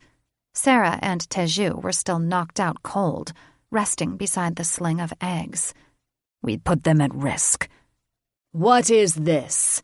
Tormung crept forward like a cat ready to pounce, his tone changing from anger to pity. "You back down so easily. I knew you were cowards." Drake gritted his teeth, forcing himself to take deep breaths. "We would gladly fight you, Tormung, after our mate and eggs are secured. Name the place and time." Tormung gazed at him harshly. "Here. Now." Layden roared a challenge, and fire raced through Drake's chest as he braced himself for battle. How would he keep his family from being crushed while he fought 24 dragons? "Tormung Thunderpaw, back away from our grandsons." Drake froze with shock when a witch who looked exactly like his dead grandmother, Adora, dressed in a long cloak that concealed most of her gray hair, strode purposefully toward them, 3 golden dragons with long white whiskers trailing her. How could this be? His grandparents were dead. Pinning his wings behind him, Tormung arched back and snarled. "Who are you to tell me what to do, witch?" She wagged a finger at him like a mother scolding her toddler. "I am the witch who is also your healer. Unless you prefer nightmares to sleeping in peace, I suggest you back down." Sparks flew from his mouth as he bellowed his anger. "You dare attempt to blackmail me after I've given you and your mates sanctuary for the past 10 years?" Acheron, the biggest of his grandfathers, folded a wing over grandmother, shielding her from Tormung's sparks. "Yes, she dares," he said. "We'll do anything for our grandchildren." He winked at Drake. "Even fake our deaths to keep them safe." His grandmother pulled out a wand and aimed it at Tormung. "This is not worth fighting over." Tormung shrank back, a whimper escaping him. "They have brought a siren into our realm." "We understand she is half Fae, the daughter of a lord," Acheron said, "which entitles her admittance into this realm." Jaguar, the wisest of his grandfathers, stepped forward. He had a pointy white beard and eyes that crinkled, as if he was in constant contemplation. "If you take this too far, Tormung, you will also have to answer to the Fae Queen." Tormung snorted steam. "Very well, but she is not welcome in Valhalla." Grandmother flashed a triumphant smile. "As the daughter of a peer, she is welcome anywhere in the 4th realm. So are her mates." "You would dare bring them back to my kingdom?" Tormung protested. Domov, the smallest of his grandfathers, ruffled his wings like a bird shaking off water. "We haven't seen our grandsons in a decade." "You are seeing them now." Tormung's bluster faded. The Dragon King knew he was losing. King Tormung, Grandmother clucked her tongue, you have knocked out their mate and brother. How do you expect them to travel? His chest deflated. They will abide by our rules. Of course, Grandmother said, her large blue eyes dancing with mirth. Tormung puffed up his chest, his scales rising in a final attempt at dominance. She will not use her voice on us again. She won't need to, as long as you don't attack her mates again. Acheron chuckled. Tormung stomped off, then jumped into the air, his powerful wings creating currents that buffeted everyone. You will not cause trouble in my domain, he warned. Or you will answer to me. He flew off, his cronies chasing after him, leaving Drake and Layden alone with their grandparents. Layden looked at Drake like a gnome caught in a witch's high beams. They're alive? I guess so, Drake answered, the sting of their betrayal twisting in his heart like a blade. Look at our handsome grandsons. Their grandmother glided toward them like she was being carried by clouds, her hands clasped to her heart. They are no longer hatchlings. Acheron stomped after her, his heavy footsteps shaking the ground. Indeed, they have grown into strong young men. Drake straightened. We thought you were dead. Acheron looked guilty. I know. Why? Layden asked. Drake was surprised to see Layden's eyes glossy with unshed tears. We thought if we faked our death, Jaguar answered, Nathaniel Golden Wand would drop his grudge against the shifter race. Drake laughed bitterly. You thought wrong. Grandmother's pale cheeks colored. We know that now. Grandsons, Acheron cleared his throat. Forgive us for deceiving you. Believe us, leaving you was the hardest thing we've ever done. We only wanted to keep you safe. So you never tried to take Tormung's throne? Drake asked. No, Domov chuckled, his voice shaking like a leaf in a windstorm. Even we're not that foolish. Why couldn't they have confided in their grandsons instead of leading them to believe they'd been brutally killed? To say Drake was crushed by their deception was an understatement. Your mate and brother are out cold, Grandmother said. Drake sniffed each of them, gently nuzzling them with his snout. Neither responded except for the gentle rise and fall of their chests. How long do you think they'll sleep? As if on cue, Teju let out a blubbery snore and rolled over, draping a leg across Sarah, their eggs resting precariously between them. Drake hurriedly nudged Teju away from the eggs. He rolled back over with more snores. I'm not sure how much sleeping draught he used. She looked at the sticky yellow stuff coating their hair. A few hours to a few days. A few days? Drake and Layden simultaneously yelled. Bring them to our lair, she said. I will look after them. Drake and Layden shared disapproving looks. They didn't want to stay in the Fourth Realm any longer than they had to. But Tormung, Drake said. The Dragon King would cause problems if they stayed. He was sure of it. He will not hurt you. Acheron gave his mate a loving look, a gleam of pride in his aged, foggy eyes. He depends on your grandmother too much to anger us. Domov puffed up his chest, the saggy folds on his neck jiggling. Your grandmother is the most talented healer in the Fourth Realm. The best place for your mate and brother is with her. She patted his paw. You must be famished after your journey.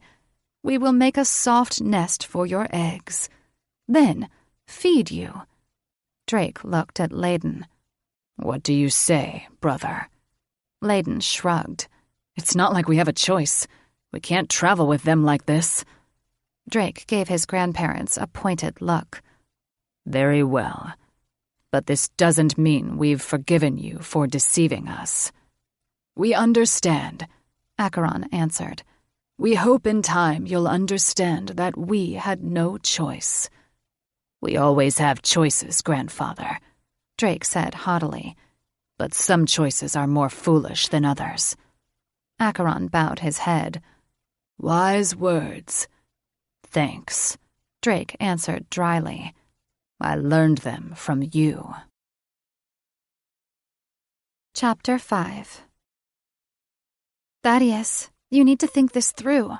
Violet clutched his hand, fear in her eyes. Destroying the eggs is a bad idea. The moisture in Thaddeus's mouth evaporated as he looked at their joined hands. Again, he felt that strange yet familiar spark. Why did his heart beat faster every time she touched him?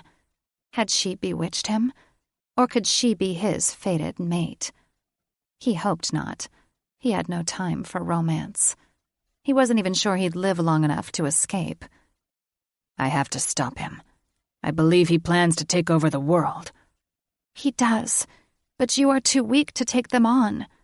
He pulled away, instantly regretting the loss of her touch. I feel stronger already since you ripped off that contraption. He lied. His knees wobbled like jelly, and his chest felt like it was being crushed by a boulder. But he refused to give in to his fragile, mortal body. The poison you've been drinking has weakened you. She reached for him again, and fool that he was, he didn't stop her. Did it do permanent damage? He asked, bracing for the answer. No, but you need time to recover. Thaddeus released a breath he hadn't realized he'd been holding. I don't have time. I can mark the escape route, she pleaded, so we can find our way back despite Eagleheart's concealment spell, and we can bring back reinforcements. There's no time for that either. His heart skipped a beat, then tightened, making it hard for him to draw breath. He did his best to hide his concern. He couldn't let Violet know he was in pain. Their mission was far too important. Catherine told me her father's eggs were ready to hatch. The eggs are growing in a cavern far below us, she said. It will take a full day to get there, perhaps longer in your weakened state. I need to go now. He stood, and the room spun. Groaning, he steadied himself against a wall, waiting for the dizziness to subside. The little witch glared at him from the bed. You're not planning on going without me? I am. The dizziness slowly passed, and he opened his eyes. Curse Catherine and her father for reducing him to an invalid. I'll escort you to the exit. You have to warn my family. You're not strong enough to destroy them by yourself. He hated the pity in her eyes. She viewed him as half a man and hardly a dragon. I don't have to be strong. I need to learn how to summon my fire. She gasped. You can't summon fire anymore? He swore under his breath. He was a dragon prince, a future dragon king.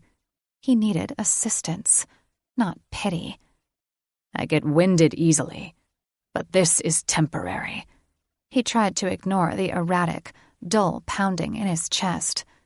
I'm sure I'll be strong enough by the time we reach the eggs. She arched a brow. And if you're not? Great. Her pity had become condescension. He needed to get away from her, no matter how much he craved her touch. I'm not taking you with me. You've suffered enough these past months. She shot him an accusatory glare. And you haven't? He jerked at the sound of footsteps in the hall and regretted the quick movement when the dizziness returned. Latching onto her wrist, he held up a silencing hand. Someone's coming, he hissed, suddenly remembering his former lover was still bleeding on the floor. We need to hide Catherine's body. She raced to Catherine's side, dug through her pockets, and pulled out a stubby wand. Throw a blanket over her, and I'll summon a concealment spell. He yanked a sheet off the bed and threw it over Catherine. Waving her wand, Violet whispered fast and low, and the lumpy blanket disappeared. She quickly returned to the dresser, her back to him. The creature called Rem hobbled into the room, dragging a broken leg bent at an awkward angle. "What do you want?" he asked with a snarl. He'd never liked the deformed griffin, whose asymmetrical face drooped on one side as if made from melted wax. Covered in burn marks, his raw, red skin was perpetually peeling. Thaddeus had asked Rem about the burns, but he had refused to talk about them. Now, Thaddeus wondered if they'd been made by a dragon. It made sense, since dragon burns took longer to heal. Eagleheart could have prepared a salve for the creature, but he was too busy giving him orders.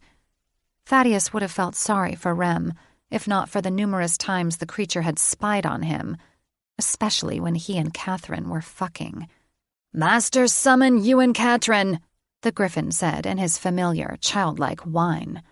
Thaddeus wondered if his heart had truly withered, since he felt no remorse for his dead lover. "She has stepped out, but I'll tell her when she returns." The creature tilted his head, glaring at Thaddeus with his one good eye. "Me wait for Catherine." A mixture of anger and annoyance boiled Thaddeus's blood. "I already told you. I'll tell her."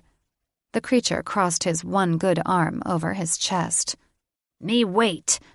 Rem." Violet was suddenly standing beside him. He hadn't even heard her approach. Rem backed up, his mouth agape as he pointed a shaking finger at her. "Witch, talk!" Hands balled into fists, he prepared to knock out the griffin before he alerted the guards. "I do talk," she said with a wink, and blew a yellowish powder in the griffin's face. Rem froze, then fell over backward, crashing to the floor with a sickening thud. He gawped at Violet. "Did you kill him?" "Nah," she flashed a sideways smile. "I put him to sleep." "How long will he be out?" He'd wanted the griffin to die, and that surprised him. He'd felt nothing for accidentally killing the woman who'd been his lover the past year. Now he wanted to spill more blood. He wasn't entirely sure his dragon heart was intact. "Doesn't matter," she said. "We'll tie him up and conceal him too." Putting aside dark thoughts about his lack of empathy, he tied up and gagged the griffin, then draped a blanket over him. Violet hovered over Catherine, brows pinched together. "Is Master Eagleheart still with the eggs?" he asked. "Yes," she thoughtfully rubbed her chin. "There must be a new development if he's summoned his daughter."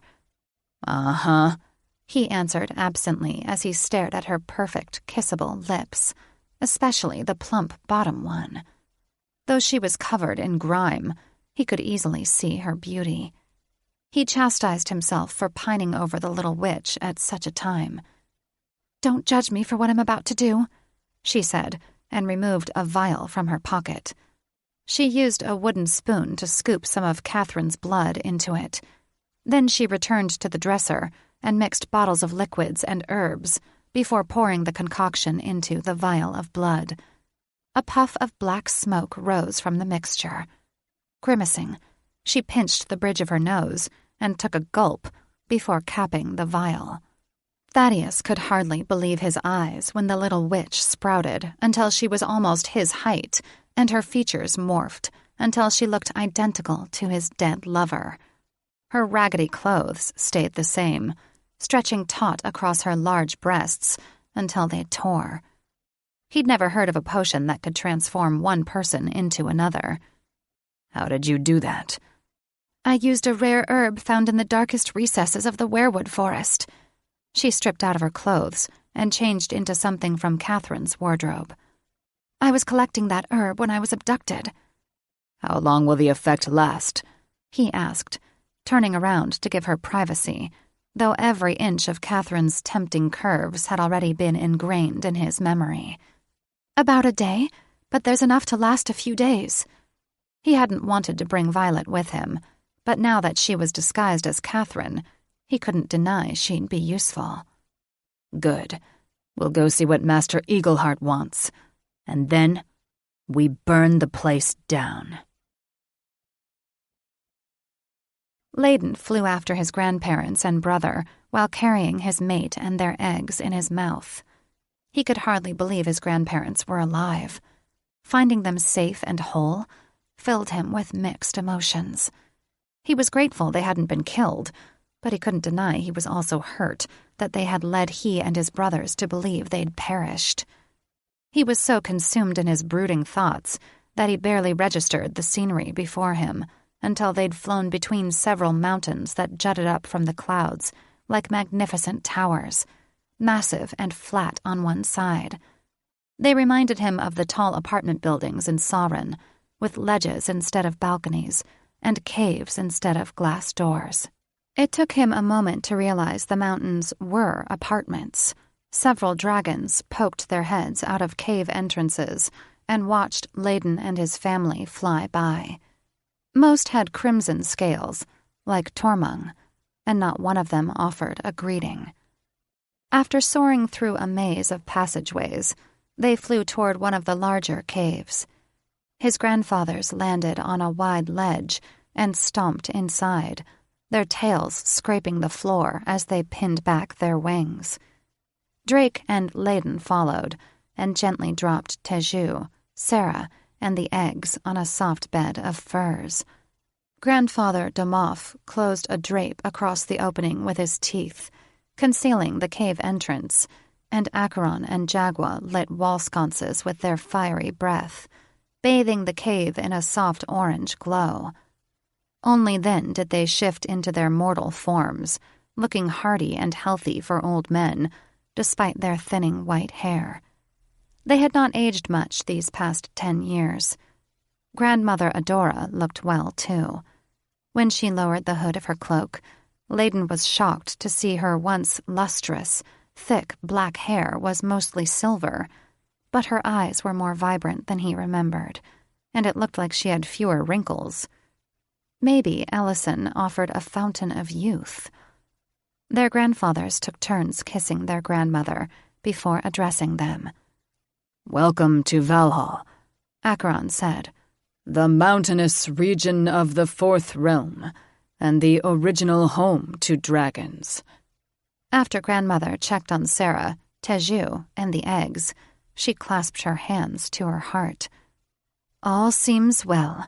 You're safe here. Won't you shift?" Layden and Drake did so. "Are you sure they're going to be okay?" Layden asked, hurrying to Sarah's side. They and the eggs were covered in a yellow powder. "They'll be fine," grandmother assured him. "They'll sleep it off, and the powder can't penetrate the shells." "Thank the goddess," Drake said, shoulders slumping. "Now let me hug you." Drake cringed when she plastered his face with kisses. Layden chuckled at his reaction.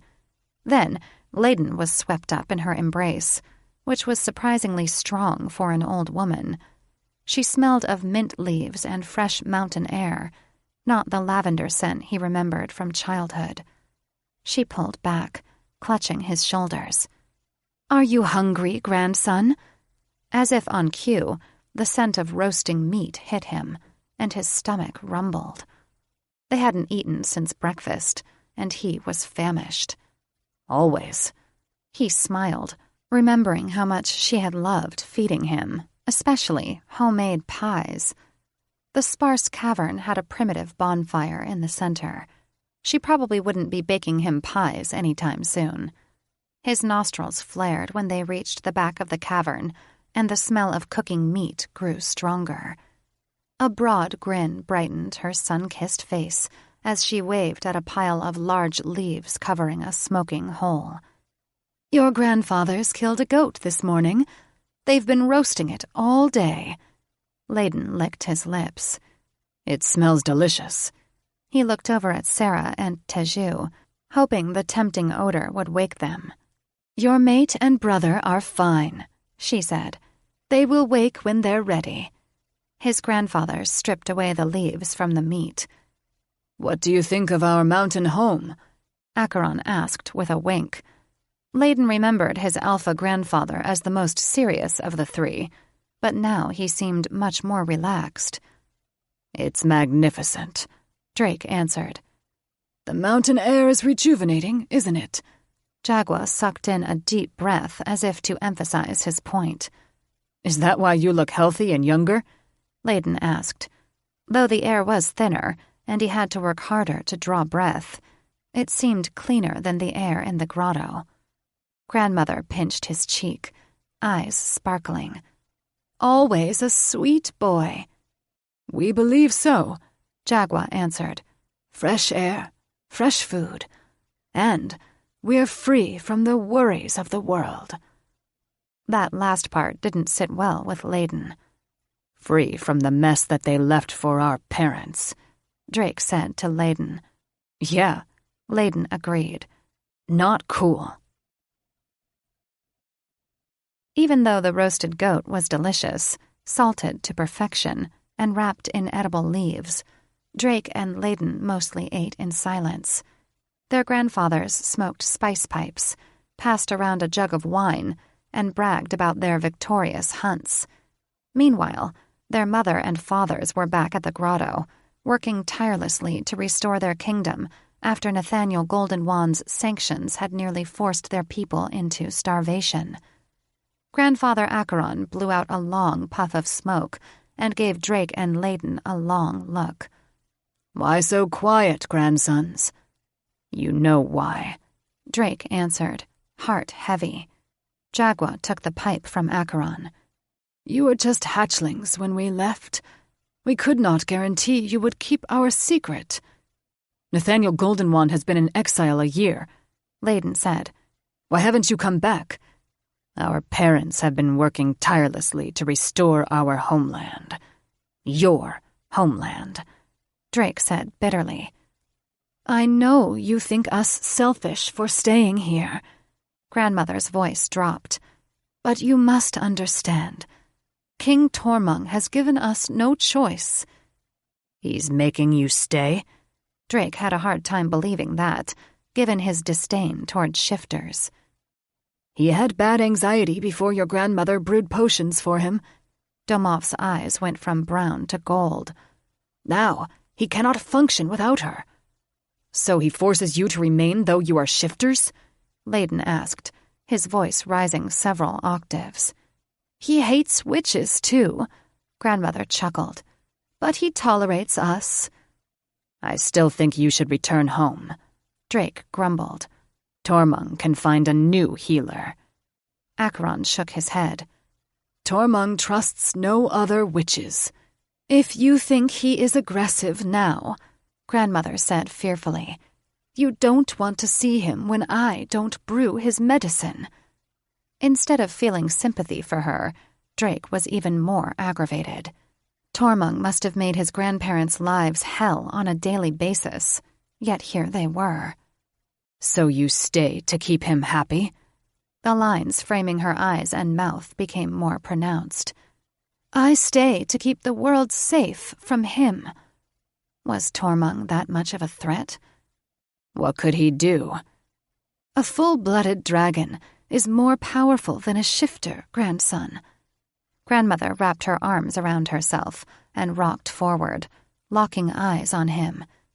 "Their fire burns hotter and longer, and their scales are thicker, virtually impenetrable." Though the mountain air had made her skin and eyes more radiant, he noticed for the first time the deeper wrinkles around her mouth, as if she'd spent a lot of time frowning or worrying. He wondered if they had been caused by age or stress from Tormung. He'd disliked the Dragon King already, but now he resented him almost as much as he loathed Nathaniel Goldenwand. Jumping to his feet, Drake paced in front of the fire pit, aggravation making his skull ache. "It is not fair that he's keeping you from your family." "I know it's not," she said and sighed. "He's given us sanctuary all this time," Acheron said, somewhat shamefaced. "We have no choice but to return the favor." "By cowering to a madman? Did you know Thaddeus has been missing for a year?"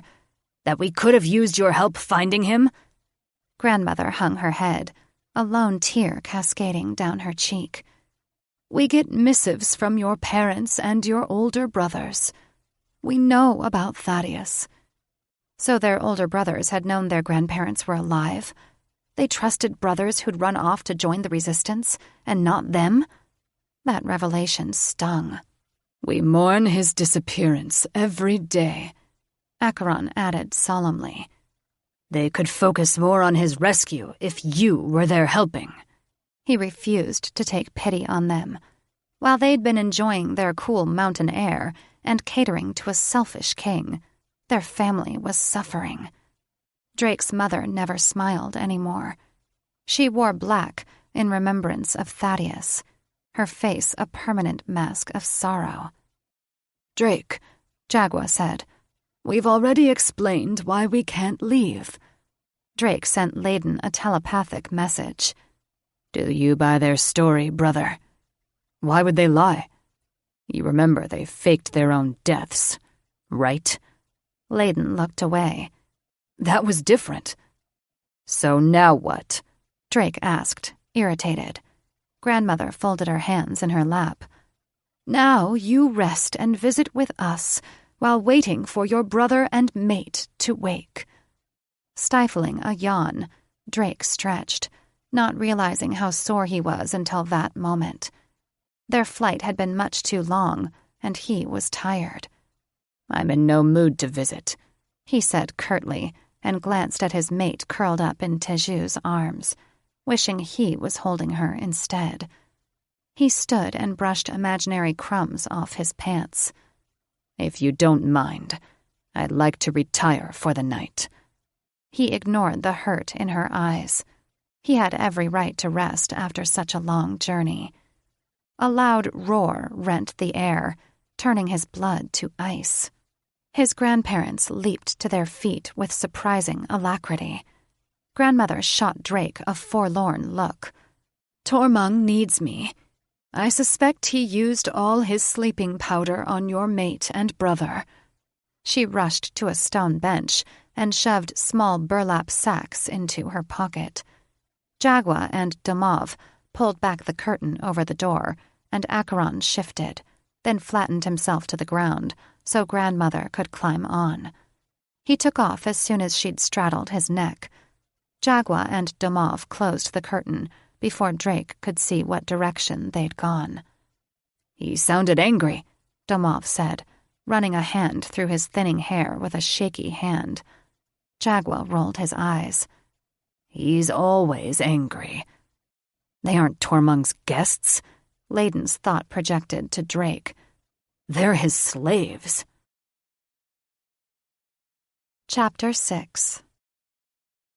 Violet swore under her breath when she slipped on the path's slick surface. She wasn't used to moving on such long legs and was completely thrown off balance. "Are you all right?" Thaddeus whispered at her back. She brushed him off with an agitated flick of the wrist, trying not to dwell on what he must be thinking about her. They had been following the dark, musty tunnel for hours, and her muscles were cramping from all the walking.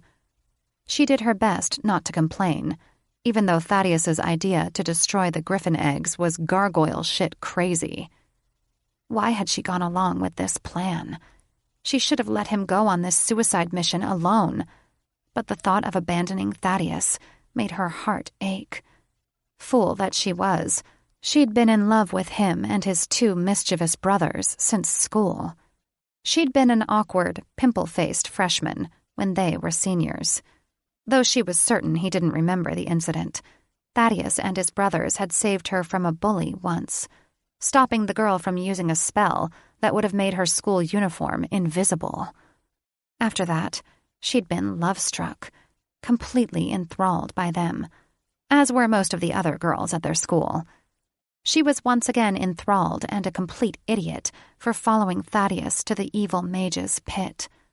"Hold up a moment," he implored. "Do you have any more of that energy potion?" Violet glanced at him. He and his brothers had looked like ancient gods to her back then, tall and broad-shouldered, with wonderful shifter eyes that changed from deep brown to blazing gold. The poison meant to dull his heart had taken its toll on him, though. His skin had a gray tinge, his eyes had faded to dull brown, and his thick, dark hair had thinned. How she loathed herself for succumbing to Catherine's spell and being forced to poison him for almost a year. Sweat pooled on his forehead, and though he tried to conceal it, she could tell he was in pain by the way the veins bulged in his neck, not to mention the stiffness of his gait. Coming down here had been a terrible idea. She fingered the potion in her pocket, mostly a mixture of vitamins, herbs, and caffeine. "You've had enough," she said, trying not to sound too patronizing, for she knew it aggravated him more. "Too much is bad for your heart." He clutched the side of the cave wall, panting. "Let me just catch my breath, then." She gritted her teeth to prevent from cursing. This was such a bad idea. "We should turn back and escape." "We're not going back." He pushed off from the wall and brushed past her. "You won't have the strength to defeat Eagleheart." She chased after him, gasping when she slipped again, then walking faster to match his pace. "It's a fool's errand. He will destroy you, and your family will never learn what happened to you." She hated being so blunt, but she didn't think he grasped the full magnitude of the threat they were facing. He stopped, as if he'd hit an invisible wall. She held her breath, hoping she'd finally gotten through to him. Back rigid, he turned his head slightly, glaring at her from the corner of his eye. "You may turn back if you wish." "I'm not leaving you." Grunting, he resumed his dangerously fast pace. "Then let's keep moving." "Stubborn dragon," she mumbled, sucking in a sharp breath when she tripped again.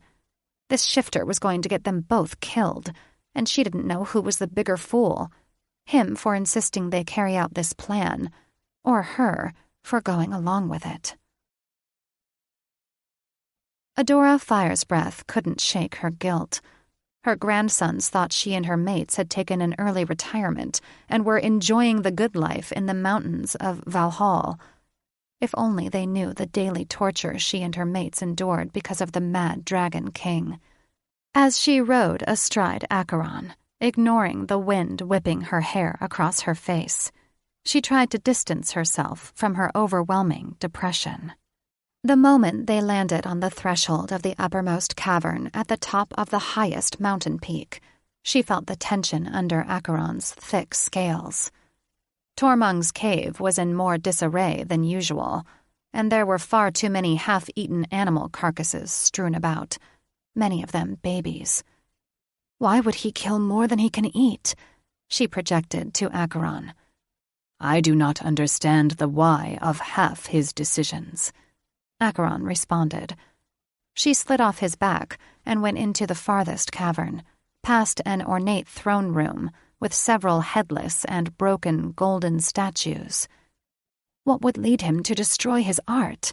She asked, but Acheron didn't have a chance to answer, as another heart-wrenching roar echoed off the cave walls, causing an avalanche of pebbles to rain down on them. Acheron quickly shielded her with his wing. She kissed his cheek, then tugged on a scale. "Let's get this over with." The king was in his bedchamber, his treasures scattered in all directions, eyes glossy with tears. "There you are, witch! Did you not hear me calling you?" She clenched her hands until nails broke skin, steeling herself against his insults. "I came straight away." "Not fast enough." He pouted. She worked hard to unclench her jaw.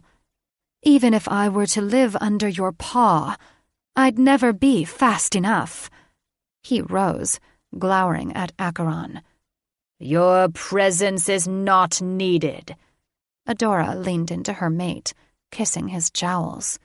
He purred against her. "I do not like leaving you with him." "Go," she admonished, attempting to sound confident. "I'll be fine." "I'll be in the next chamber." Do not hesitate to call if you need me." She blew him a kiss as he stomped away, his large tail scattering gold coins in his wake. "I had another waking dream," Tormund whispered. Brushing past him, she mixed his sleeping herbs in a large goblet of wine, stirring them with a heavy gold spoon until they dissolved.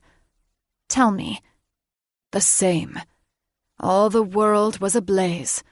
Every lower realm from human to shifter." She contemplated his words. These dreams had been coming more frequently, which was disturbing. She wondered if he was having a premonition of some sort. She prayed he wasn't. "The same dream you've been having this past year?" "This one was different." "How so?" she asked as she continued to stir. "This time, I figured out who started the fire." Dropping the spoon with a clank, she turned and thought she saw fires blazing in his eyes. "Who?" His ruby-red eyes looked like pools of blood. "Me." Drake paced the floor, waiting for his mate and brother to wake, or for grandmother and grandfather Acheron to return.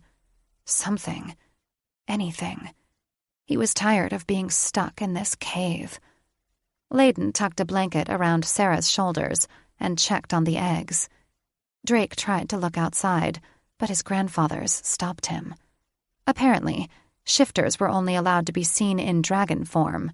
No doubt one of King Tormund's rules, based on his hatred of shifters. He heard a heavy thump on the ledge and raced to the cave entrance, relieved when grandmother appeared on the back of his grandfather. His relief was short-lived when he saw the solemn look in their eyes. "What is it?" They ignored him, and he quickly got the impression they were speaking telepathically with Jaguar and Domov. "Say it out loud so we can all hear." He threw up his hands in frustration. "We are no longer hatchlings, you know." Acheron looked him over as if he was sizing up his worth. "We know. King Tormund is going mad," grandmother said calmly, and smoothed her hair. Drake snorted. "I could have told you that." "We think he may become a greater threat to the world than Nathaniel Goldenwand," Acheron added. Drake shared wide-eyed looks with Layden. He doubted anything would match Goldenwand's evil menace. "How so?" His grandmother's mouth was a grim line. She slid off Acheron. "He has waking dreams. Hallucinations." Drake arched a brow. "How often?" "A few times a week," his grandmother answered. "What are they about?" "Burning down the world," she answered, and took Acheron's hand after he shifted into human form. Burning down the world. That wasn't good. What if his dreams came to fruition? Who would be powerful enough to stop him? The moisture in Drake's mouth evaporated like a sarin pool during a summer dry spell. "Do you believe he'll act on these dreams?" Her features fell. "I fear he will. And soon. The dreams are becoming more graphic, and they're lasting longer." He ran his tongue over parched lips, wishing for a tall glass of wine. "What can we do to stop him?" Jaguar clasped Drake's shoulder. "There's nothing you can do, grandson." "No dragon can take down Tormund." Domov laughed bitterly. Drake dragged a hand through his hair. "Then, what?" "I will stop him." Grandmother straightened, expression defiant. "You?" Drake's stomach churned. "How?" Grandmother looked away, her gaze fixed on her mates. "Poison." Layden knelt beside Drake as they both hovered over Sarah and Teju, who'd been tossing and turning, a good sign they'd soon wake. Layden's mind had been reeling since grandmother announced her plan to poison the mad dragon king. Drake was feeling Sarah's forehead. It wasn't like him to play the role of mother hen. He had to be scared, which only upset Layden more. Layden projected a thought into his head. If King Tormund suspects grandmother is trying to poison him, he'll burn her to a crisp. Drake stiffened. I know. What do we do? Drake rolled his eyes. What can we do? Layden swallowed a lump of granite that had lodged in his throat. He'll come after us next. Probably the entire family. Drake nodded. Layden shivered as an uncontrollable chill racked him. How do we keep Sarah and the eggs safe? Drake rubbed his bearded chin. Is King Tormund afraid of anyone? Layden thought back to the confrontation at the gate, when his grandmother warned Tormund about the Fey Queen's wrath should he hurt Sarah. The Fey Queen? Drake grimaced. That means sending Sarah back to the Fey realm. To her father. Layden feared that would be his brother's answer. Sarah was going to hate them. She won't like it. Drake sat back on his heels. She'll have no choice. Flaming troll turds. My head. Teju was awake. Drake helped him sit up. Teju was a mess. Yellow dust coated his clothes, and blades of hay were stuck in his long, black hair. Dark circles cupped his eyes, and his glasses hung askew. Layden had wiped most of the yellow stuff off their skin, but the clothing would need to be washed. Hey, brother. Layden handed him a cup of water. Welcome back to the land of the living. Teju took the cup, blinking at his brother. What happened to us? Long story. Drake folded his arms. What matters is you're safe. Sarah moaned, and Drake held her hand. She opened her eyes. Where am I? Safe. Drake stroked her cheek. We're all safe. Including the eggs, Layden added, knowing that would be her next question. She heaved a groan, her hand flying to her forehead. My head hurts. Grandmother gave her a goblet. Take a few sips of this. It will help. Sarah looked up at Grandmother, a question in her eyes. When Drake nodded for her to drink, she took a few sips before Grandmother handed the cup to Teju. Grandmother? Teju gaped at her while pushing his glasses up the bridge of his nose.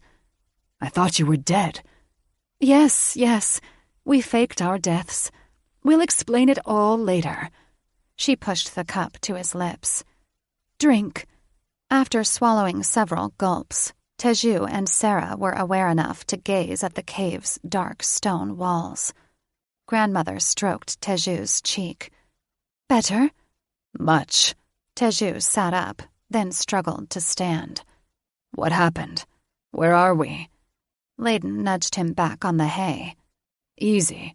No need to get up yet. We're in Valhall with our grandparents, Drake said as his grandfathers joined them. How are you, grandson? Domov asked. Confused. Teju chuckled. Then his eyes widened. That angry dragon king? Let us go, thanks to our grandparents, Layden said. He's a menace, and not fit to be a king. Sarah crossed her arms belligerently. We know, Acheron answered. Her voice rose several octaves. Something should be done to stop him. Something will be done. Grandmother patted her hand. You need to rest and gather your strength. I would if I could hold my eggs, Sarah said. Here you go. Layden's heart swelled with joy as he wrapped the sling around her neck. He'd been worried these past few months that Sarah wasn't showing enough interest in the eggs.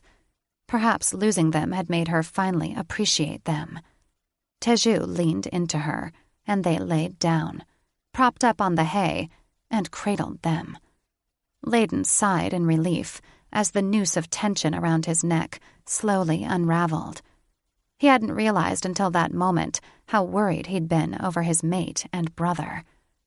After kissing Sarah's forehead and patting Teju's shoulder, he and Drake joined their grandparents in an alcove, where they huddled together, sharing a bottle of wine.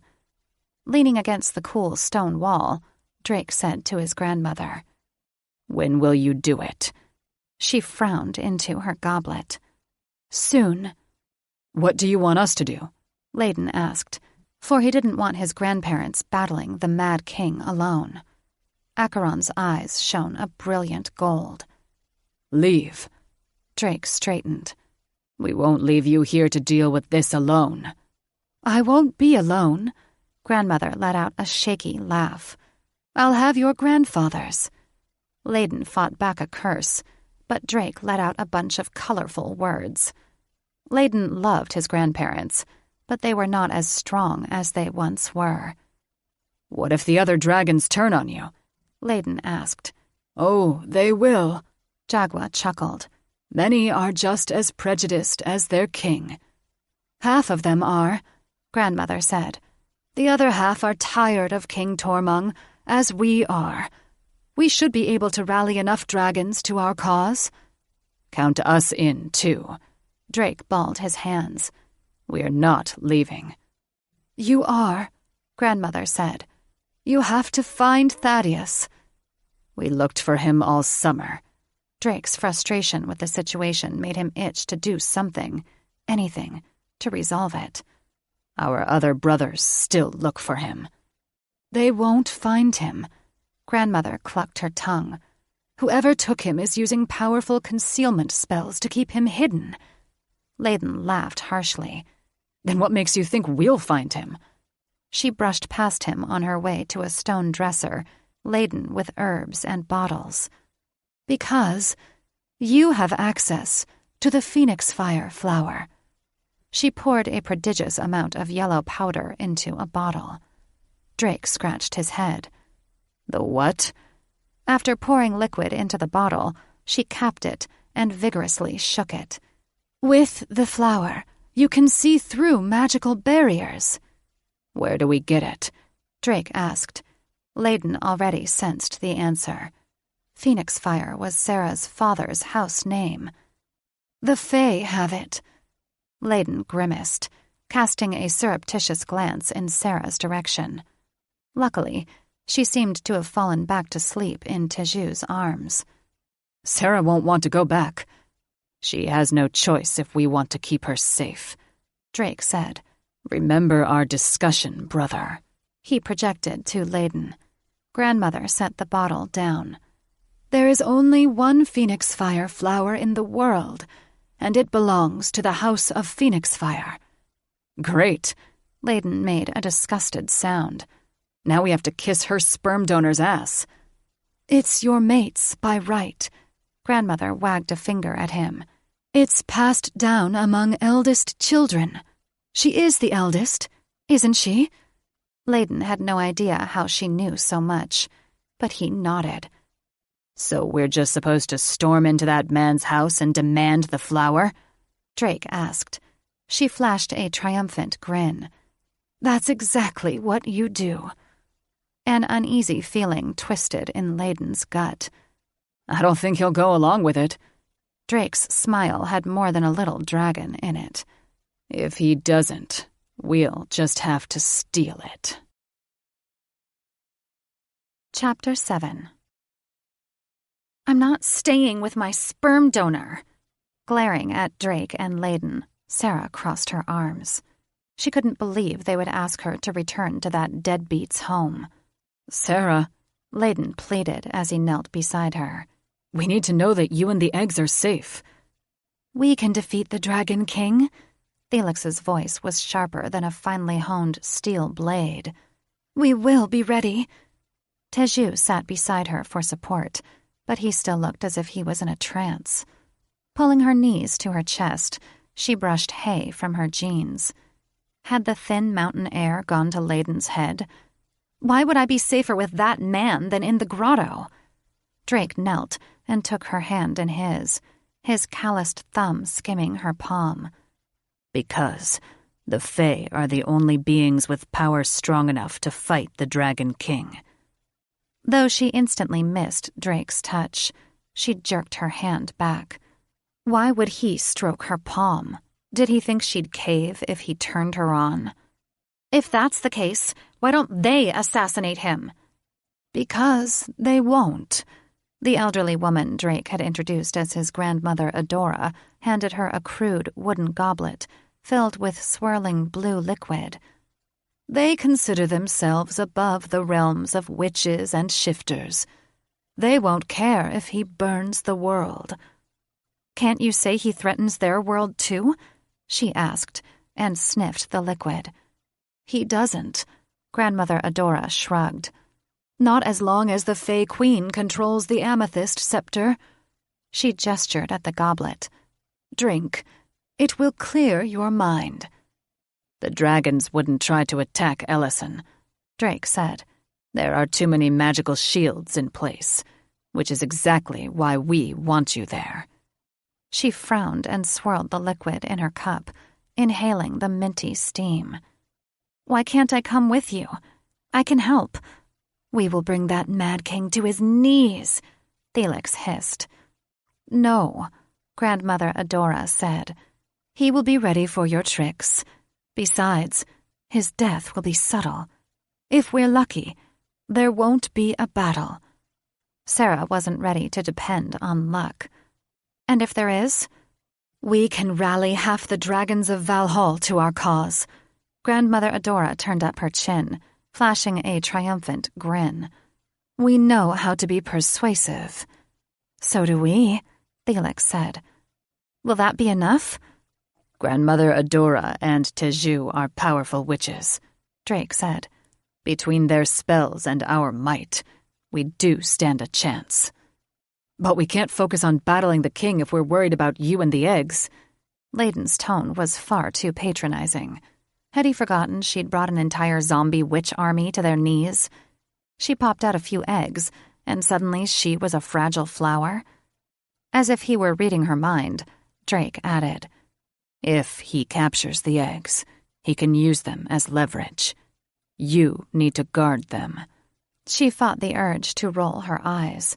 They were leaving her out of the action when they knew her siren voice was what they needed to bring down the king. Sure, he'd knocked her out last time, but next time she'd be ready. Layden could guard the eggs. Besides, Layden added, we need you to get the phoenix fire flower from your father. Her siren gasped, but said nothing. Teju shook his head as if he was waking from a dream. Then he tilted his head and patted his ears like he was trying to expel water. The what? It's a rare flower, Drake said matter-of-factly, as if they discussed rare, magical flowers all the time. The only one in the world, Layden added. With it, we can find Thaddeus. Felix giggled. Let's steal it from the deadbeat. Sarah perked up at that. Loath though she was to be stuck with Brain, she wasn't so selfish that she'd pass up a chance to save her mate's brother. Dragon balls. Where do I find it? We're not sure, Grandmother Adora said. But your father has it. Sarah flinched at that. He wasn't her father in her mind, but now was not the time to argue semantics. How long must I stay? With a heavy sigh, she resigned herself to the mission. Though she didn't want to see Brain, she did feel badly for the way she'd left Lily. Maybe she'd be able to spend time with her sister. Maybe her brother would return from his travels while she was there. Drake reached for her again, and this time she didn't pull away. He squeezed her hand as a soft smile tugged at his lips. We'll send for you when it's safe. As she looked into his eyes, her heart caught in her throat. I can't believe I'm agreeing to this. Stop. Thaddeus leaned against the wall, feeling faint and sick. How he loathed Catherine for poisoning him all this time. And he wondered, not for the first time, if her plan had been to kill him. I need to rest again, he said apologetically, refusing to look at Violet. That Violet had transformed into Catherine was more than unsettling. Every time he saw her, he was reminded of Catherine riding him, her large breasts heaving, while her screams echoed off the cave walls. Violet had walked in on them a few times during their feral mating, which had only made Catherine scream louder. The pretty witch must have been so disgusted by him. Shame flamed his face and made his weak heart pound faster. Thaddeus, We're not even halfway there." Avoiding eye contact, he gazed somewhere beyond her shoulder, at one of the flickering wall sconces hanging on the uneven, dark stone of the tunnel wall. Extending his talons, he made fists, not caring when his nails broke skin. "I'm not backing down," he spoke through clenched teeth. "Do you understand me?" "Yes," jutting a hand on her curvaceous hip, her eyes nearly crossed as she glared at him. "Do you understand you're a stubborn ass?" "Okay, I'm ready." Ignoring the irregular thrum of his heart, he continued down the tunnel. "No, you're not," she said at his back, her voice dark and low. She transformed into a griffin. He hadn't known her potion would allow her to shift, too. "What are you doing?" he asked as she dug her talons into his arms. "Carrying you," she squawked. "What does it look like?" "You make me feel like an invalid." When she lifted him into her arms, he didn't fight, mostly because that took strength, and he had barely enough as it was. "You are an invalid," she laughed. "I must learn how to use these wings anyway. Besides," she added, "if you really intend to shift into a dragon and burn the eggs, you need some fire in your tank." Thaddeus tried to think up something scathing to say, but he came up blank, so he said nothing and stewed, wishing the loud pounding of her wings would drown out the erratic beating of his heart. "Sarah, you've returned to me." Brain's smile and twinkling eyes looked anything but sincere. "What a fake piece of troll dung," Felix said disparagingly. "I haven't returned to you," she said, clutching her eggs. "I'm here to get better acquainted with my sister and my brother, should he return." Brain flinched, then plastered on a smile that didn't reach his eyes. "Either way, I'm happy you're here, and I hope I'll have a chance to explain myself during your stay." She brushed past him. Lily stood behind him, looking like an angel, her red hair a wave of flame cascading down her back. She knelt before her sister and took her small, pale hand, which appeared to be as frail as a bird's wing. Her throat constricted as she looked into the child's large, luminous eyes, which were dark brown touched with burgundy, though that was probably the candlelight reflecting the color of her hair. "Hello, Lily." The child was stiff and seemed to be judging Sarah. "Are you going to leave me again?" She thought she felt her heart stutter. She handed the eggs to Layden, then held out her arms, pleased when the girl abandoned all reserve and threw herself into her embrace. She kissed the child's curls, surprised by their softness. "You're too sentimental," her siren warned. "Shut up," she answered, pleased when Felix huffed and went silent. "I'm sorry." She hadn't realized she'd feel such a strong attachment to the girl. She buried her face in Lily's hair. Sarah accompanied her to the garden, where they sat on a bench. She was relieved when nobody followed them. "I'm sorry I had to leave. I was mad at your father." Lily blinked at her. "He's your father, too." She searched for the right words. When nothing even remotely kind came to her, she decided the best course of action was honesty. "He's never been a father to me." "I understand." She played with a charm at the end of her leather necklace.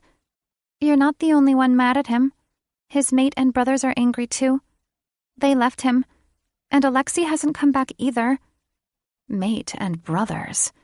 Did Fae bond in packs, like dragon shifters?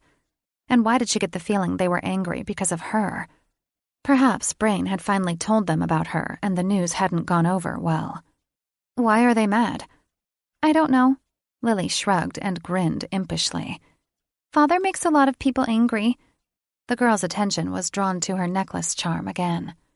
Sarah's breath caught when she saw the bright red flower encased inside it. It burst into flame, then disintegrated into ash before sprouting again. Her sister wore the phoenix fire flower? She clenched her hands in her lap, fighting the urge to take it. But she wouldn't steal from Lily. She had to find a way to make her give it to her. "Just take it," Felix hissed. "That's a beautiful charm," she said, fighting the urge to touch it. "Thank you." Her smile deepened, revealing 2 small dimples. "Alexei gave it to me before he went on his adventure. He says I'm to take special care of it until his return." She stroked the charm like it was a living, breathing thing. "Perhaps it is," Felix cooed, responding to Sarah's thought. "Is that so?" Sarah asked, suddenly jealous. As the oldest Phoenix Fire sibling, the flower should have gone to her. She wondered if bastard children weren't allowed to inherit. Her smile faded, her brows pinching together. "I've never taken it off in 2 months. Isn't it lovely?" "Quite magical," she breathed. "Use our voice to take it," Felix said. "No, she must give it willingly." "Why? You are the eldest. It is yours by right." "Yes, so I've heard," she said wryly. "I'm not going to debate this. She will give it willingly, and that's final." Ignoring Felix's groan of disgust, she stood and held out her hand. "Let's rejoin the others." Not that she wanted to reunite with Brain, but she had to remove the temptation as her siren continued to demand she steal the necklace from Lily. She'd started off on the wrong foot with her. She wouldn't end her relationship with her sister badly, too. She'd be no better than Brain. Chapter 8. Brain spared no expense for what he deemed her welcome-home garden party. The night sky was lit by the brightest stars Sarah had ever seen. Floating candles in all colors provided additional light, as did several blinking bugs that lit up the trees as if they were decorated with bulbs. The green-haired pixies were all smiling as they hovered, refilling their silver goblets with tropical wine and serving delicious food on porcelain and silver platters. The rolls melted in her mouth like buttery cotton candy. She almost wished she was pregnant with her mate's eggs again, so she'd have an excuse to gorge. She had been forced to sit next to Brain, who sat at the head of the table. Lily was across from her, with Layden beside her. He was taking care of the eggs. Brain had offered to take the eggs from her mate, but he'd growled and unsheathed his claws when the Fae reached for them. Teju sat beside her, and Drake was opposite Brain, at the other end of the table. Every time Brain tried to make eye contact with her, she turned to Teju, asking him a random question about their studies. His eyes lit up, and his hands moved animatedly when he explained certain spells to her, including the spell he and his brothers used to prevent their clothes from shredding when they shifted, a spell she'd already memorized. She didn't have the heart to tell him she was only trying to avoid Brain. "The deadbeat keeps looking at you. He has something important to say," Felix warned. "I don't care what he has to say," Sarah said, her flesh crawling at his persistent attempts to talk to her. "Sarah," Brain said, with an edge of desperation. Flaring her nostrils and tapping her nails against the table, she hoped she gave off an aura of impatient indifference. Clearing his throat, he waited while a pixie removed his plate. "I need to explain why I never visited you after you were born." "This ought to be good," Felix huffed. Sarah stiffened, her heart rate stuttering and then speeding up, and she inwardly chided herself for getting anxious over anything that man might say. "I didn't ask for an explanation." "But you deserve one." Her mates paid special attention to them, their eyes shifting to bright yellow. She hadn't realized until that moment that they were angry, but she felt it now.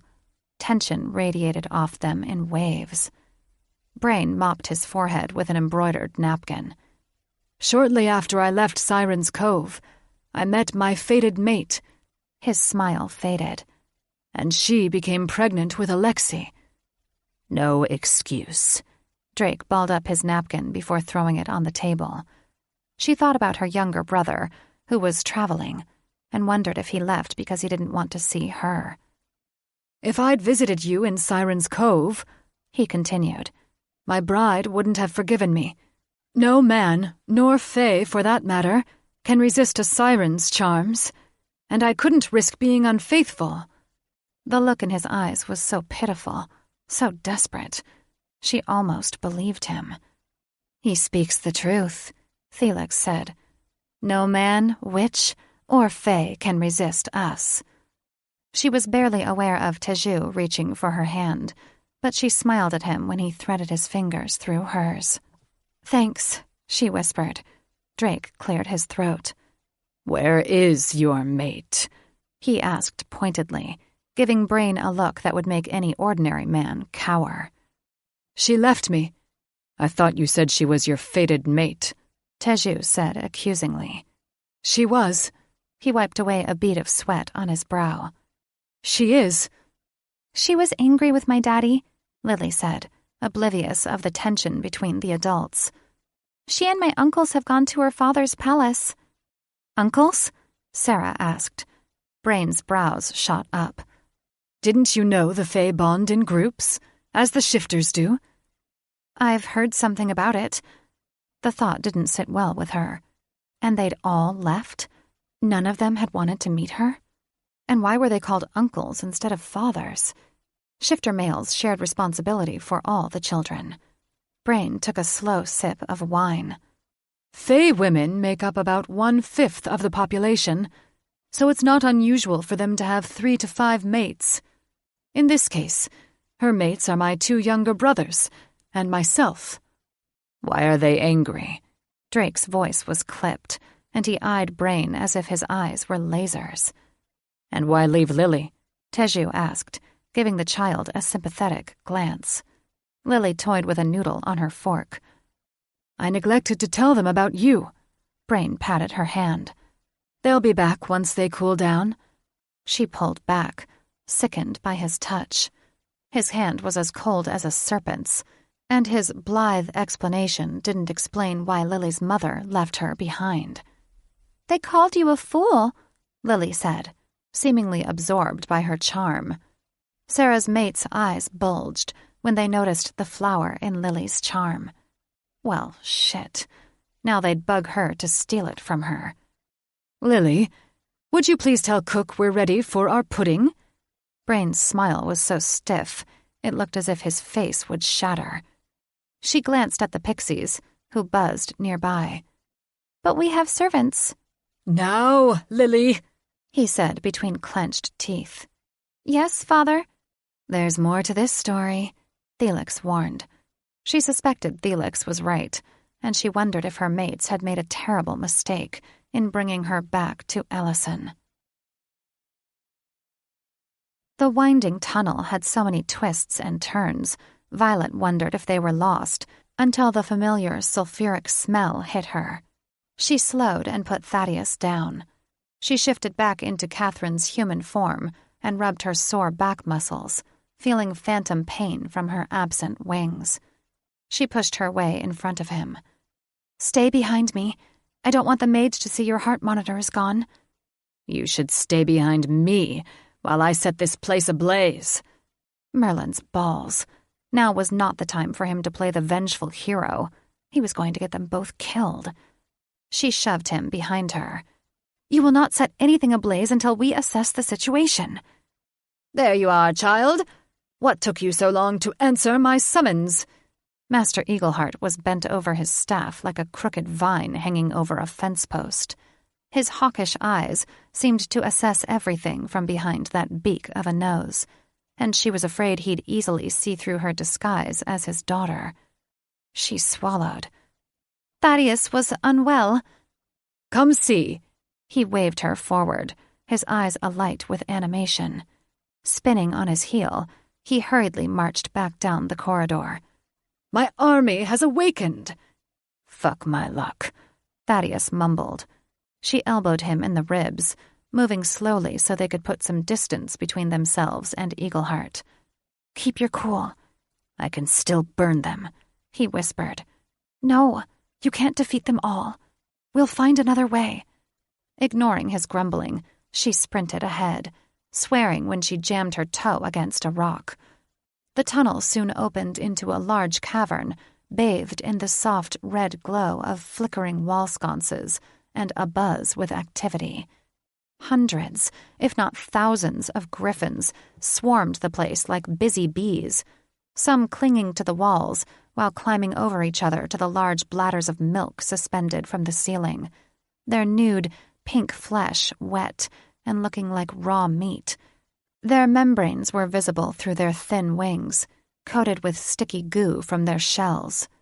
Gross. She gawked at the creatures as she passed under them, praying they wouldn't shit on her head. Thaddeus swore at a wet white splotch running down his arm.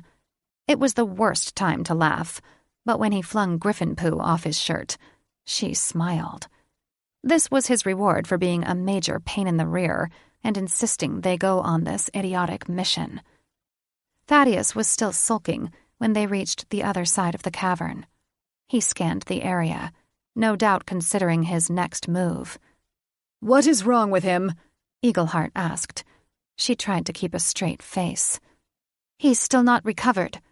Keeping one eye on Thaddeus and another on her father, she followed the mage to the dais, which was thankfully free of pooping griffins. The beasts congregated in the main part of the cavern, which looked like the inside of a giant funnel, a tall, spiral dome disappearing into the darkness. Thaddeus eyed the beasts through slitted lids, his hands balled into fists. A tall, cloaked man emerged from a swarm of griffins, swatting them like flies. Violet instantly recognized him from the infamous wanted posters in the papers. What was he doing here? Prometheus Periwinkle was Nathaniel Goldenwand's most loyal crony, his second in command. Everyone knew Goldenwand's goal was to annihilate the shifter race. Had Master Eagleheart been dumb enough to make an alliance with Periwinkle and Goldenwand? Prometheus tossed back his cloak, theatrically. "It's time we returned to our master." Violet gasped, and Thaddeus swore. "Why do you look so shocked?" Eagleheart studied her like a hawk watching a mouse. "You know why," she snapped. Thaddeus turned as red as an overripe apple, his eyes shifting, but he didn't transform into a dragon. He likely didn't have the strength to do so. "I told you this day would come," Eagleheart sneered, inclining his head toward Thaddeus. "I told you his seed would never take root. You've had plenty of time to bear a hatchling with him. Now it's time to say goodbye." "Goodbye?" Her heart raced. "No!" Throwing back his head, Thaddeus released a stream of fire at the ceiling. "I will burn this entire cavern and everyone in it before I let them take me." His nose lengthened, and horns sprouted from the top of his head, but he still didn't fully shift. With a laugh that was part grating squawk, Master Eagleheart zapped Thaddeus with his wand.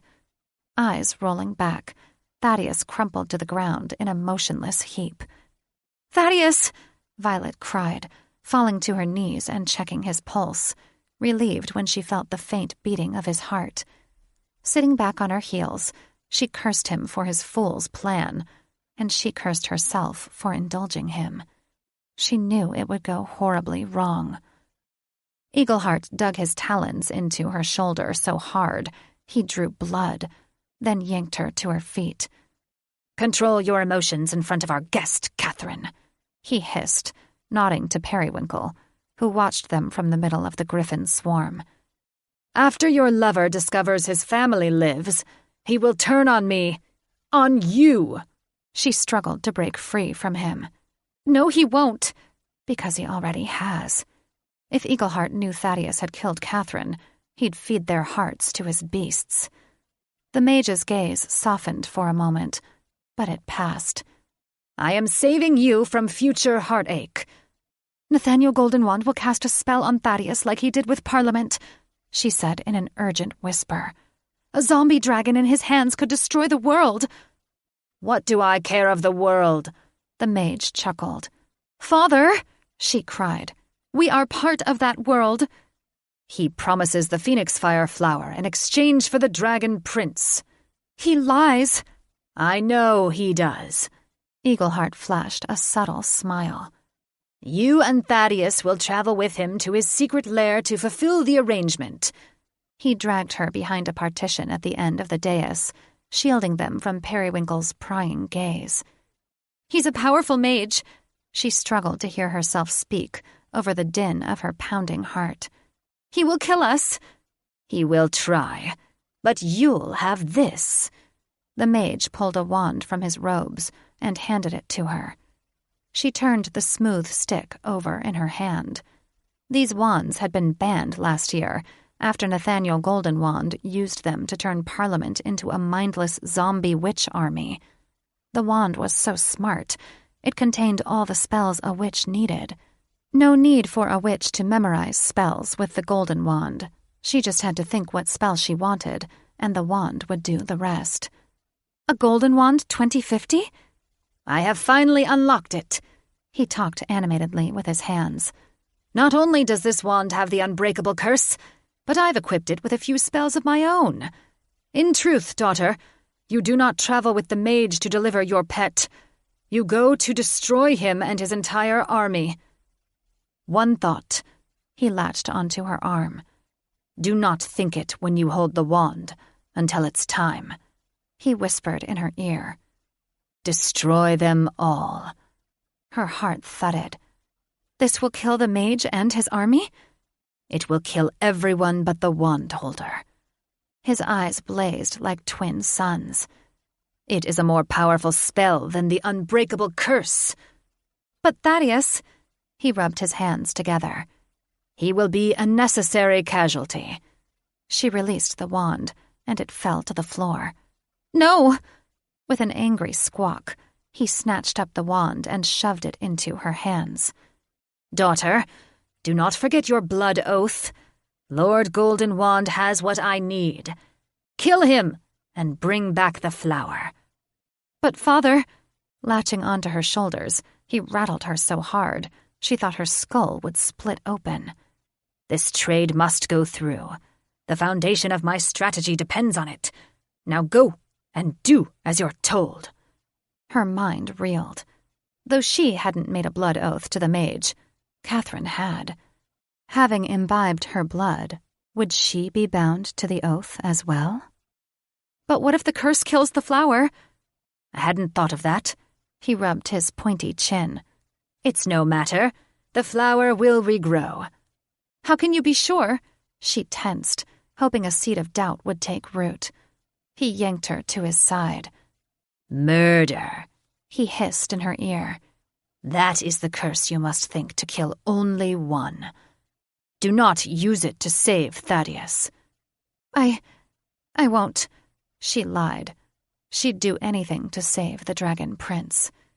He glared at her with frightening red eyes. You are my favorite child, but betray me, and I will kill you. Rem woke to a throbbing skull and a tickle in his ear. His vision was darkened by a blanket or cloak thrown over his head. "Wake!" a sibilant voice hissed. A slug slithered out of his ear and crawled down his neck, leaving a trail of slime on his skin. He recognized the slug as Catherine's pet, the creature who lived in the shifter's brain. He struggled to sit, but his hands and ankles were bound. The slug slid down his arm and chewed his bindings. When only a thin thread remained, Rem broke the bonds and threw off the blanket, dismayed to find Catherine's body beside him, a pool of blood beneath her head, as her lifeless eyes stared up at the ceiling. "Master will be so angry," he cried. Picking up the slug, he slipped it back in his ear. "Who did this?" "Dragon and witch," the slug hissed. Rem tore through the bindings on his ankles with a sharp talon, jumped to his back paws, and dragged himself down the hall. Stretching his wings, he prepared to take flight. He had to alert his master before it was too late. "Are you ready?" Acheron asked Adora, twirling the tip of her braid around a long talon. "I hope so," she said. Are you? I'll never be ready. He chuckled, his laughter belying his fear. She looked into his golden eyes, which were wiser and framed with more lines than when they'd met over 50 years ago. They'd been so young and carefree, without a worry save for the pimply-faced young witch who was stalking her, his obsession going so far that her mates had to finally pulverize him one night to convince young Goldenwand to leave her alone.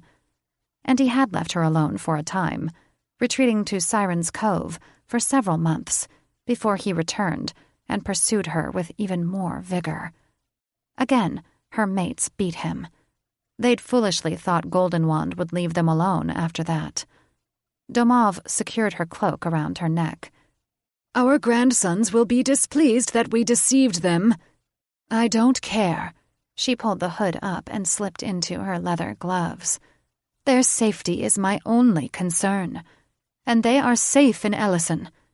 Domov frowned. What if we fail, and they return on the morrow? Her heart lurched at the thought. I've already sent a dove, telling them to stay. Acheron snorted. As if they'll listen to a dove. No, they won't. She rested a hand on the satchel of potions that hung from her waist. One more reason. We can't fail tonight. Chapter 9. Their bedchamber was beyond luxurious. A combination sitting room, bedroom, walk-in wardrobe, and a bathroom fit for a queen. Sarah smoothed her fingers across the marble counters, watching her reflection in the gilded mirrors strategically placed on every wall. Disrobing, she climbed the marble steps and slid into a bathtub the size of a small pool. The water was warm, flowing like silk over her fingers. She could get used to this. She heard her mates complaining about Brain's extravagant lifestyle, and she had to disagree. It suited her perfectly, especially the tub big enough for a siren. Let us feel the water, Felix begged. She splashed the water with her tail and spun around, eyeing her mates with her chin resting on her knuckles. Why is a child wearing the phoenix fire flower? Tiju asked, helping Layden unstrap the eggs. She played with it all night. Treated it like a toy, Drake said. She told me Alexei, my brother, gave it to her, Sarah said. Maybe she's keeping it until he returns from his travels. You're the eldest child, Drake pointed out. It's yours by right. I know that. She turned with a snarl. So you want me to rip it off her neck? Ask her for it. Tell her it's yours. She stared out the window, splashing the water and watching the lightning bugs, their glow distorted by the glass. I will at the right time. Do so before we return, Drake said, and stepped into the tub. Ooh, I love it when he gets bossy. Felix swooned. That's a nice way of calling him a jerk, Sarah joked. If Drake wasn't also worried over Thaddeus's disappearance, she would have chewed him out. But now was not the time to argue. Tonight was their last night together and possibly forever. She hung her head. If you return. He cupped her chin in his calloused hand, forcing her to look at him. His golden eyes dazzled. We will return to you. You can't know that. She jerked away. Shifting back into human form, she scooted on her knees to the other side of the bench. I've seen the Mad King's strength. Drake followed, pressing her against the tile wall with a growl. Wrapping a wet lock of her hair around his finger, he said in a sultry whisper, Our love for you and our eggs is stronger. You can fight with him later, Felix chided. Let him make love to us now. She wanted to fight him. At the very least, tell him he could be wrong. But when he bared his fangs and gently raked her neck, her will softened, and her siren cried out with joy. Teju swam between her legs, parting them and toying with her clit with his deft fingers. Felix purred like a kitten, and she melted into Drake's strong arms, letting her lovers play with her until she was as soft as putty. Drake alternated between nipping and kissing her neck, while Layden sat on her other side, toying with her nipples, his ministrations matching the rhythm of Teju's skilled fingers. At some point, they pulled her out of the water, drying her off, lying her down upon fluffy, soft towels, and feasting on her body. Drake nipped her ankles and rubbed her feet.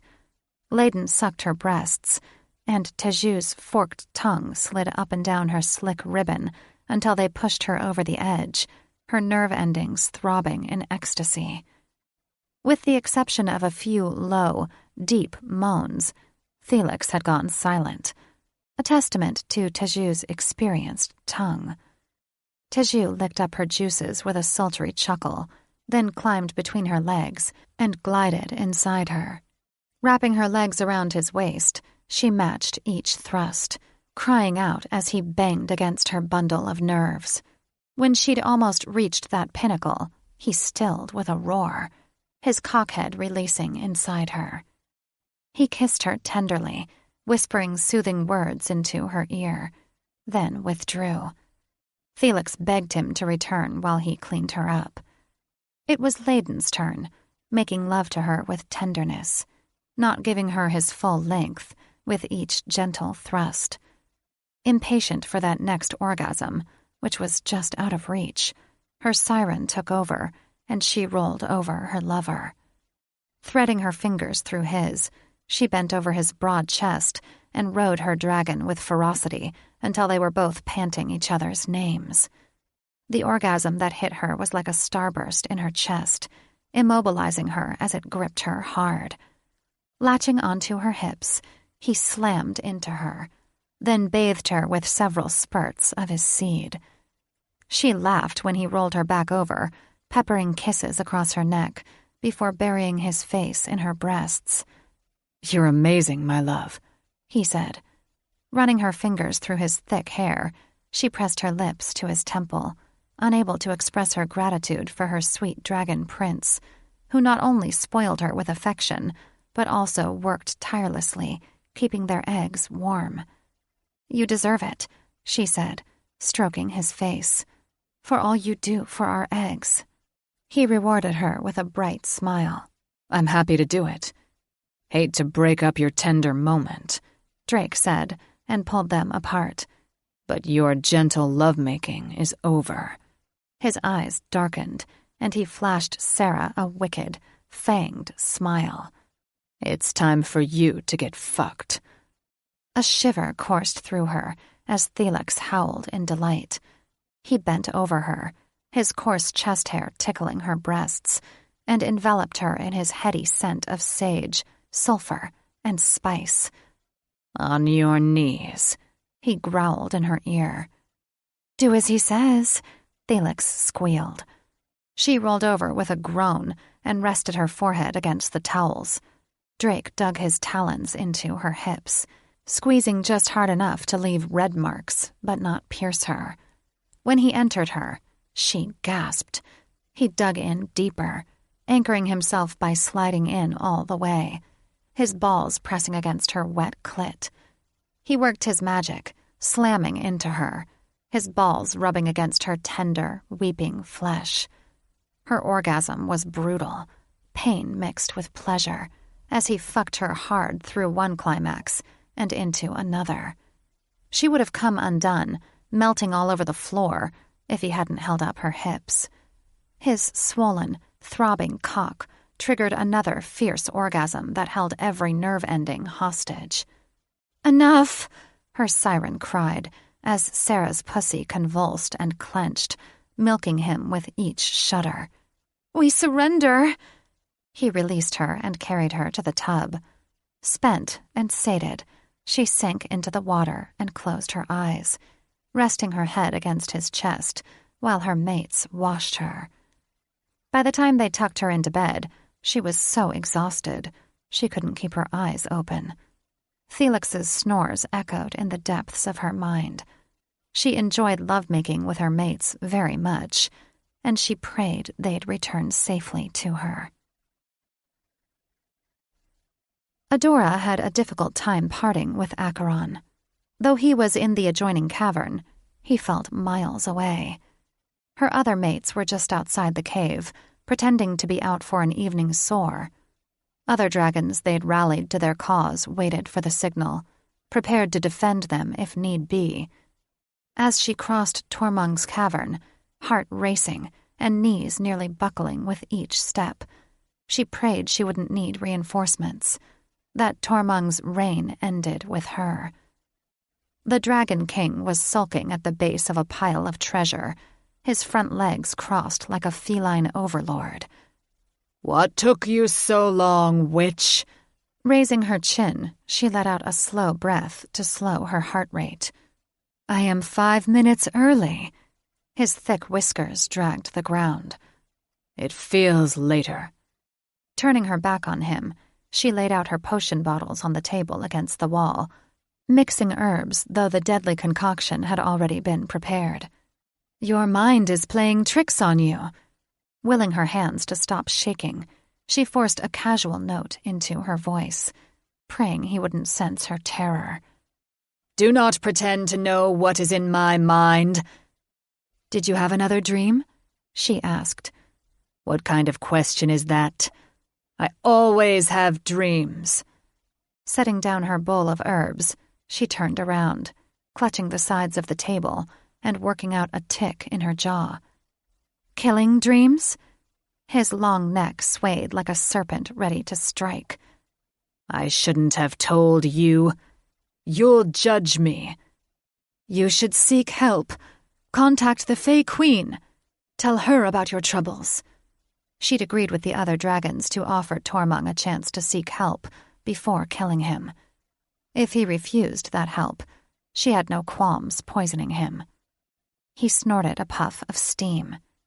"And have them banish me from our home?" His rancid breath fogged up her eyes. "She won't banish you." Adora hoped the king listened to reason, knowing the chance was slim. "She can help you." His eyes narrowed. He was within striking distance. "I should have burned you a long time ago." She shrugged, pretending not to be fazed. He'd threatened her too many times to count over the years. She shouldn't show concern or fear over his temper now. "Then who would help you sleep?" Arching back, his thin, scaly bottom lip hung down in a pout. "I don't need sleep." "No?" She raised one eyebrow. "Then why am I here?" He shook out his wings like a bird ruffling its feathers. "Why are you here?" His words dripped with condescension and disgust.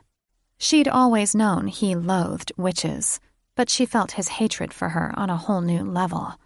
She gritted her teeth, determined to see this through. She'd given the Mad King enough chances.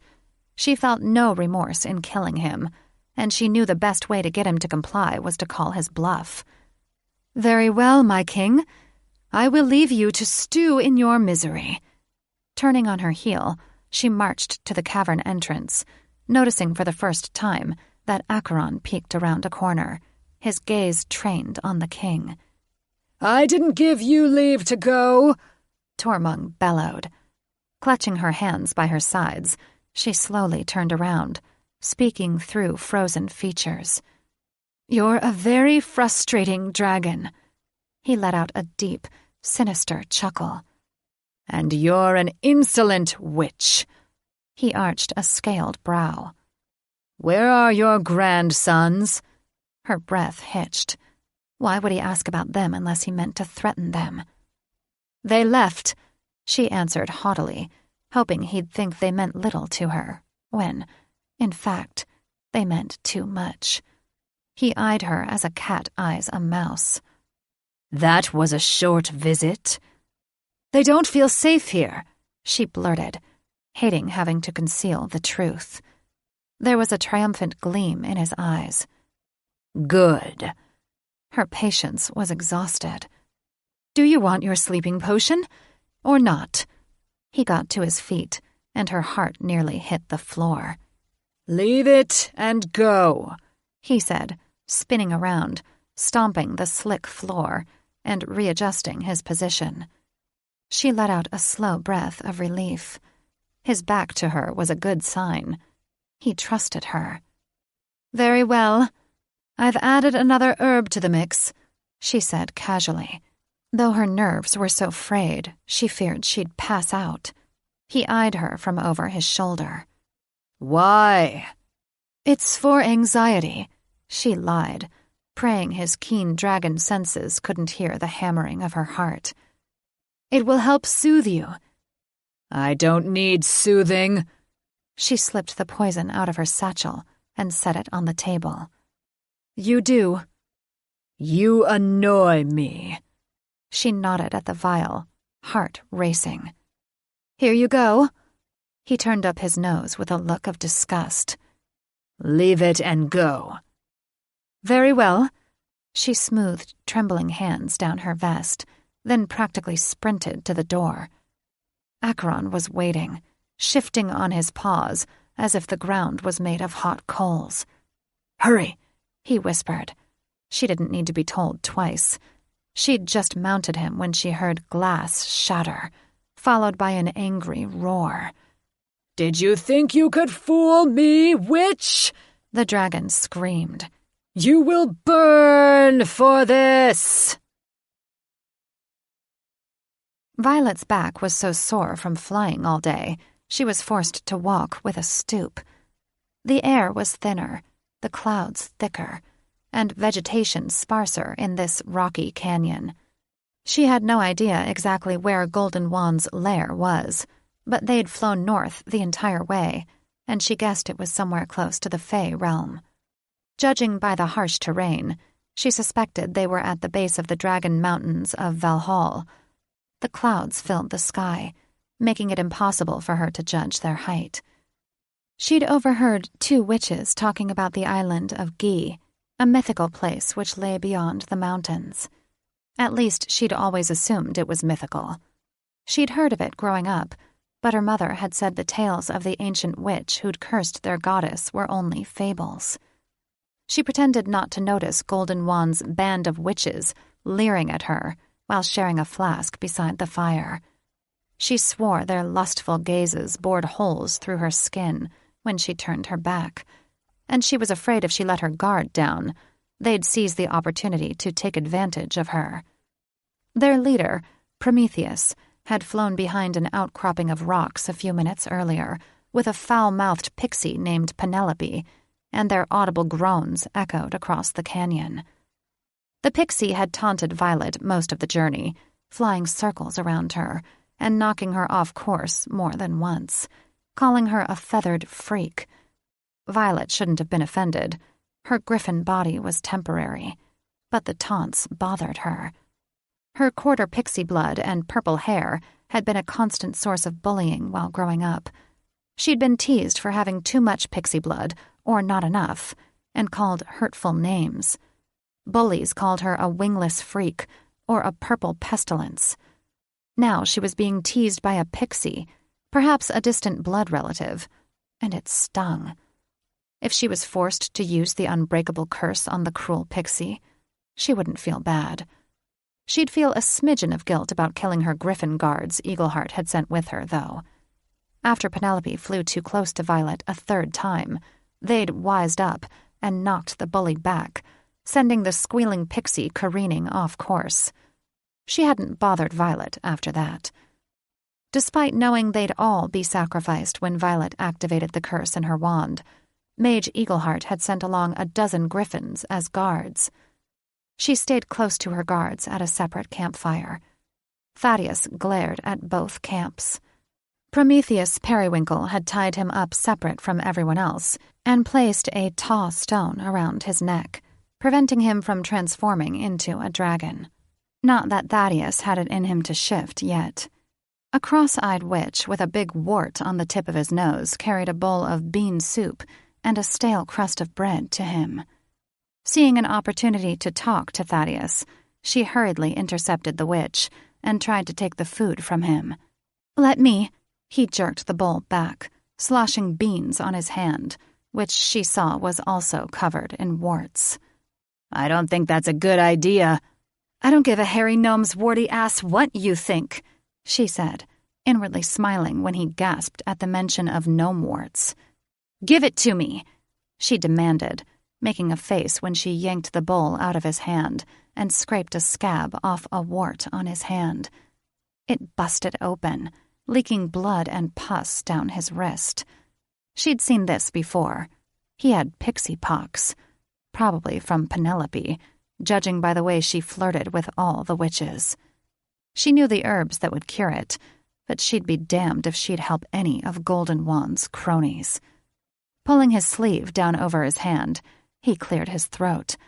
Prometheus doesn't want you near the prisoner. She tossed back her head with a laugh. Prometheus can fuck off. She'd no idea where she'd gotten the nerve to risk a scene, but it was urgent she speak to Thaddeus. She was surrounded by enemies. She had to know he was still on her side. She brushed past him with the bowl and bread. She had to make this quick, before Prometheus returned. She knelt beside him. Here, she scooped a spoonful of beans and held it to his mouth. He turned his head away. I don't want it. She'd seen the hurt in his eyes. Did he think she had allied with Eagleheart and Golden Wand?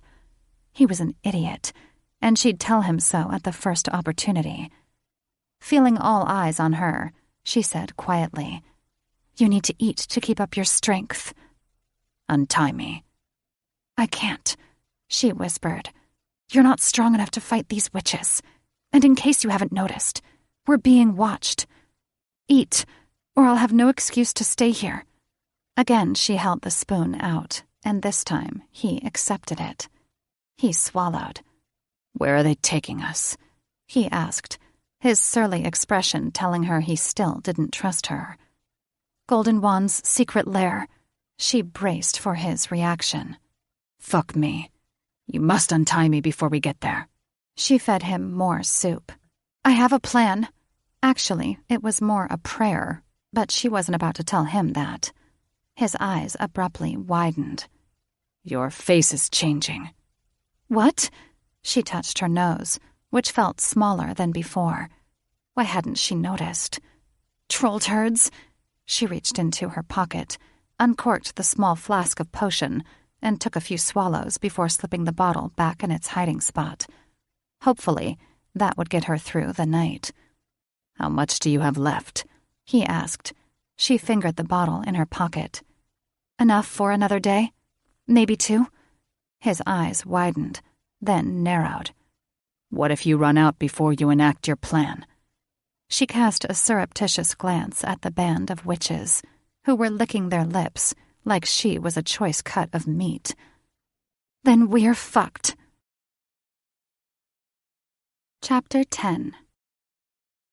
Sarah clung to Drake like a lifeline, refusing to release him as they said their goodbyes in Brain's private garden. Her other mates were finishing breakfast. "I wish you wouldn't go."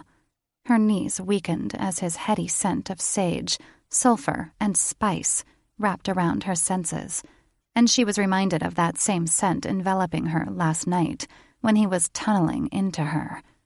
He nuzzled her cheek. We don't want to leave you, but our grandparents need us. The world needs us. She buried her face in his chest, releasing a shuddering breath. "I'm afraid." We've battled zombie witches, he reminded her. We can handle one mad dragon king. She gazed into his golden eyes, desperately searching them for the slightest sign of concession. "You underestimate his power." He ran calloused knuckles down her cheek, smirking. And you underestimate ours. He picks a hell of a time to act like an ass, Felix huffed. She couldn't have agreed more with her siren. "Have I no right to worry?" She jabbed him. "I should be with you, helping you." We've already been through this. You need to secure the Phoenix Fire flower. She glared at him so hard, she feared her eyes would cross. "What you mean to say is you need me out of your way." He brushed his lips across her temple. We have to go. I love you." "Nice save," Felix said and snorted. She rolled her eyes. "You sure?" His smirk faded. "That's unfair, Sarah." She stepped away, needing to distance herself from him and his tempting smell. "Don't lecture me about fairness." He kicked at the dirt. "Don't make this a bad goodbye." Damn him. As the alpha brother, it was mainly his idea to go against the Dragon King. Tormund had almost killed all of them during their last confrontation. Drake was a fool, thinking this would be easy. Emotion welled up in her chest as she turned away, unable to stand the censure in his eyes. Joining them, Teju placed a small velvet pouch in her hand, flashing a weak smile as his gaze darted between her and Drake. "I was going to give this to you at Mayadramas, but you have more use for it now." "What is it?" she asked, opening it. A silver butterfly fluttered out.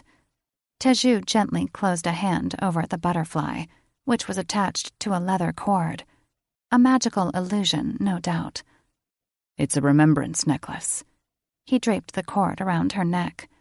The butterfly fluttered against her chest and then stilled, its wings reflecting prisms of color. "It's beautiful." She kissed Teju on the cheek, her lips lingering overly long as her heart nearly shattered from the thought of losing him. "Break off a wing," he said. She snapped off a wing at the hinge, then laughed when it expanded into another butterfly and flew to Teju. He caught it, kissed it, and it fluttered back to her, reattaching itself to her charm and becoming a wing once more. "Ooh," Felix said. "He gets an extra blowjob when he returns to us." "If you need us," he said, "break off a wing, and it will find me and lead me back to you." She threw her arms around his neck and peppered his cheeks with kisses. "I love it." He held her at arm's length, brows drawn down. "If you feel threatened or unsafe, don't hesitate to use it." "I won't." She bit her lip and pressed the charm to her heart. "But you need not worry about me here. I'm not the one trying to kill a crazed Dragon King." "We will return to you," Layden said, moving up behind her and slipping an arm around her. "Take care of yourself and our eggs." Of course. No way was she ever taking her eggs for granted again. As far as taking care of herself, she wasn't so sure staying with Brain was the best thing for her mental health, but she wasn't about to lay another guilt trip on her mates. Layden and Teju strapped the eggs to her, and her heart sank. They were really leaving her. "You should wear the remembrance necklace," she said to Teju, but he snickered and shook his head. "Their temerity will get them killed," Felix bitched. "I pray it won't." "Me too," Felix said. "Then who will lick our pussy?" Landing with haste, Rem stumbled over his tail and hit the ground with a grunt. Struggling to sit up, he spit out a mouthful of dirt and blood, oblivious to his pain. He dug around in his ear, relieved by the hiss of protest from the worm. He needed the creature to relay to his master what he'd seen. Staggering to his paws, he hobbled to his master, who was feeding his new babies from a goat bladder. He pushed aside a pang of jealousy. Master had once looked on him with fondness, back before the other griffins and Catherine and the dragon bastard had turned his skin into a black hide full of burn scars and boils. But as Master had repeatedly told him, he was his experimental baby, a mistake made before he knew what he was doing. Now was not the time to dwell on the past, or to wallow in self-pity. Master needed to know what had happened. Now that Catherine was dead, perhaps Master would look upon him as his special child again. "Master! Master! Master!" he screeched and slid up to the mage. Master smacked Rem on the side of the head with the heavy bladder, and he fell with a cry as blinding pain shot through his skull. "Stop squealing, you foul, smelly creature!" Master demanded, making a face of disgust. and speak plainly." Hanging his head in shame, Rem wiped a drop of moisture from his eyes. He couldn't help that he smelled. The exertion of his flight had caused him to sweat profusely, but he had to get the message to Master. Flapping his wings, Rem stumbled to his paws. "I have come with warning, Master. Witch deceived us." Master arched a brow. "Which witch?" Rem tapped his eye. "Witch with eyes like amethysts." Master's eyes widened. "The slave?" Rem nodded eagerly. "She deceived us and escaped." "Impossible." He frowned. "She's blood-bound to Catherine." "Catherine dead," Rem said plainly, unfazed by the look of horror in his master's eyes. "No." Master clutched his chest and slowly lowered himself onto a stone bench. As if they sensed his turmoil, the other griffins buzzed away, leaving Rem and the mage alone. "It true, Master?" Rem knelt beside him and placed the worm in his hand. "He showed Rem everything." "Catherine's familiar?" He scowled at the squirming little blob in his palm. "This makes no sense." "Dragon man kill Catherine and hide body," Rem said, working hard to look sad, hoping to please his master. "Witch drink potion with Catherine's blood to make her look like Catherine. She and Dragon man escape." Eyes turning as red as the lava on Mount Elion, the mage stared straight ahead while crushing the worm in his grip. Rem jumped back, pointing at the dripping goo. "Master kill worm!" "Why not?" He shook his hand. "It's useless to me now." Rem trembled. The crushed worm was a grim reminder of his master's cruelty, even toward those who were most loyal. He feared his master would do the same to him one day. "What we do?" Master let out an enraged squawk so powerful it shook the dagger-like rock formations hanging above them. "Assemble my army!" Drake was troubled. He and his brothers flew in half-dragon, half-human form toward the golden gates of Ellison. Ignoring the stares and gasps of the Fae, who passed in a blur, he couldn't get the image of his unhappy mate out of his head. Though he didn't want to part with her still angry, they didn't have a good goodbye. She'd been as stiff as stone when he'd kissed her, even when his lips lingered on hers, trying in vain to soften her as she usually did, melting so easily into his embrace like warm butter. She'd responded better to his brothers, which was cruel and unfair. Why was she punishing him? They had just landed at the golden gates of Ellison when the dove found them, slamming into Drake and bursting in a cloud of magic and fey dust. "Stay where you are, grandsons," his grandmother said. "We will find you when it's over." The dust disappeared, and her voice faded. Drake looked to his brothers, anger and disappointment heating his skin. "Our grandparents lied to us. They don't want us there." First Sarah, and now they thought them incompetent? Their lack of faith was crushing. Layden's jaw slackened. "Why don't they want our help?" Teju shrugged. "They think we'll get hurt." "We're grown men," Drake said. "That's not their call." "We'll probably always be hatchlings to them." Teju chuckled. Drake growled at his brother. "This isn't funny." Teju eyed him through sideways slits. "I never said it was. Ease up, brother." "Ease up?" Snarling at his brother, Drake balled up his fists, frustration and rage blaring a siren in his skull. "Yeah." Teju looked pointedly at Drake's fists. "I'm not your enemy. Remember who we're fighting." Drake snorted. They weren't fighting anyone according to their grandparents, who could at that very moment be in a fight for their lives. Meanwhile, their mate took out her anger on him, and he was supposed to ease up? A loud roar rent the air, so powerful it shook the heavy gold gate. "That sounded like King Tormund," Drake said. Layden swallowed, a visible knot working its way down his throat. I don't think the poisoning went well. What do we do? Teju asked Drake. Another bellow shook the gate even harder. Drake shifted into dragon form and took to the air. Like hell we're abandoning our grandparents. He didn't need to wave his wand as the gate opened with a hiss. Either it automatically opened when someone wanted to leave, or else someone on the inside wanted them gone. The thought didn't settle well with Drake, and he fought the urge to turn back as he thought about Sarah and the eggs alone with her father. Then he shook his head, inwardly chastising himself for his paranoia.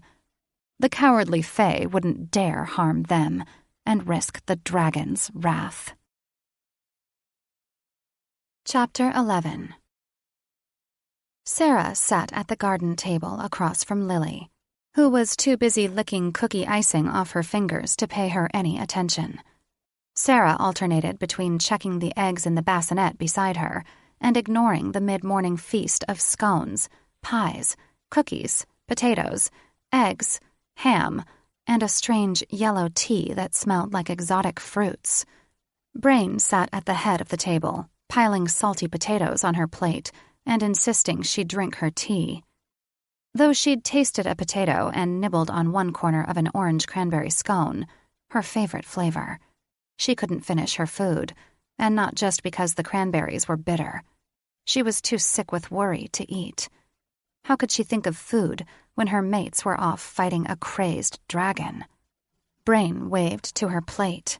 Darling, you should eat something. She bristled at his endearment. She wasn't his darling, and she never would be. She pretended his nickname hadn't caused her distress, but it had. You're talking to me? His smile didn't mask the cold gleam in his eyes. Of course I am, darling. Setting down her napkin, she folded her hands in her lap. Please don't call me darling. I'm sorry. With the exception of a slight twitch above his lip, his face was stone. I use endearments for all my children. He neglected us for almost 20 years. He doesn't get to call us his darling now, Felix said. Sarah agreed, but her heart was weary from all the tension these past few days. She didn't want to fight with Brain anymore. She just wished he'd respect her boundaries. When will I get to see my uncles and brother? He released his spoon, and it landed on the saucer with a clank. I don't think you will. I see. She hid her hurt and the crushing feeling of rejection that gnawed at her. So are they angry with you or with me? With a resigned sigh, he picked up the spoon and twirled it between his thumb and forefinger. They're not angry with you, Sarah. He colored as he corrected himself. She had no idea why he suddenly wanted to call her darling, but it sounded forced, as if the word left a sour taste on his tongue. She had the feeling she was anything but his darling. Why now? Why would you want to see me after almost 20 years? He averted his eyes. It's a long story. Her heart sank. That wasn't the explanation she wanted. What she wanted was for him to tell her how much he'd longed to see her, and how sorry he was for staying away so long. But would she believe him if he said those things? Lily cleared her throat, then reached for a cookie that was twice the size of her hand. It was in the shape of a beautiful flower, and had yellow icing. Why would your mate and brothers leave Lily with you? She asked, puzzled that they'd leave such a small child. Did Fae women have no maternal instincts? If so, she hoped the same wouldn't apply to her. His gaze darted to Lily, then back to her. An even longer story. He motioned to her porcelain saucer, filled to the brim with the sweet-smelling beverage. Let us take tea together, and I'll explain. She was in no mood to drink tea with him, but the scone had left a bitter taste in her mouth. Hopefully, the tea tasted better. This tea is imported from Siren. He lifted his cup to his nose and smelled it as if he was judging a fine wine. It's infused with pixie berries. It really is delightful. It's my favorite, Lily said, and broke off a piece of cookie, which she'd dunked in her tea. He patted the girl's hand with a condescending smile. I know it is, dearest. He leaned towards Sarah with a wink. You should try it. She suspected the tea was drugged, but then brushed off her foolish fear. Why would he poison anyone? Because he's a strange, creepy fae, Felix said. He's probably got a collection of pixie wings and gnome dicks somewhere. Oh yeah, he's the world's biggest turd bucket, Sarah laughed. But I don't think he'd poison us. Don't drink it, her siren warned, as Sarah raised the cup to her lips. It's fine, Sarah chided. Stop telling me what to do. Sarah loved her siren. Over the past year, they'd come to know each other better and got along more as friends than rival sisters. But at the moment, Felix was being a royal pain in the ass. She took a small sip, pleased with the delicious flavor, which reminded her of the tropical wine she'd had at dinner. Now, where were we? He beamed at her. Why did Lily's mother leave her? She asked, taking another sip, pleased when it washed away the bitter flavor of the scone. Marin is not my mother, Lily said, making a sour lemon face. No?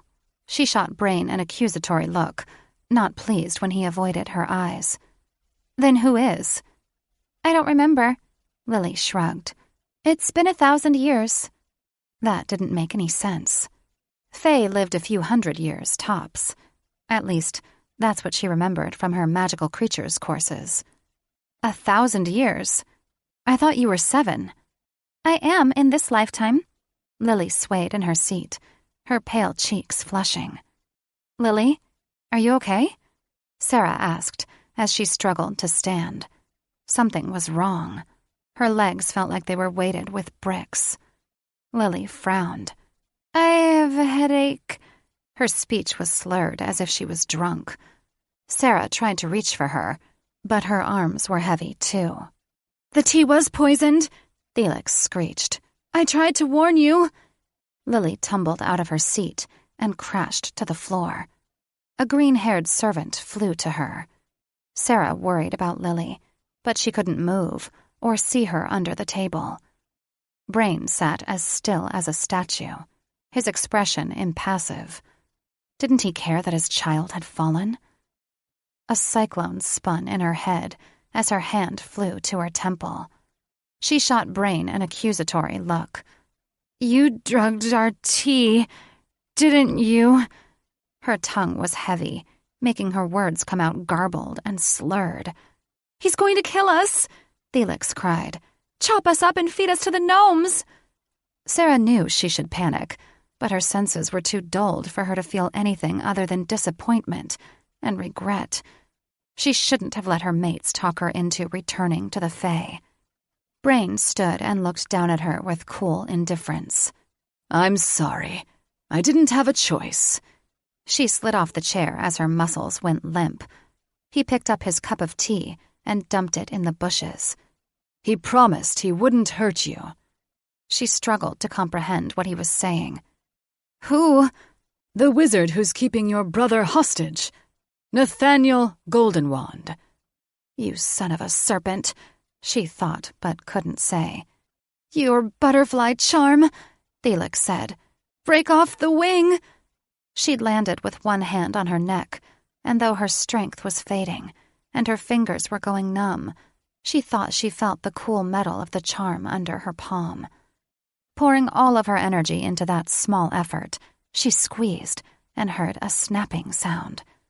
As she stared longingly at the wooden bassinet which held her eggs, she thought she saw a butterfly fluttering away.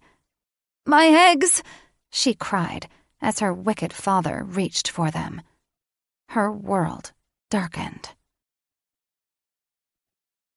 Teju and his brothers had just broken through the clouds when they saw a massive inferno in the sky.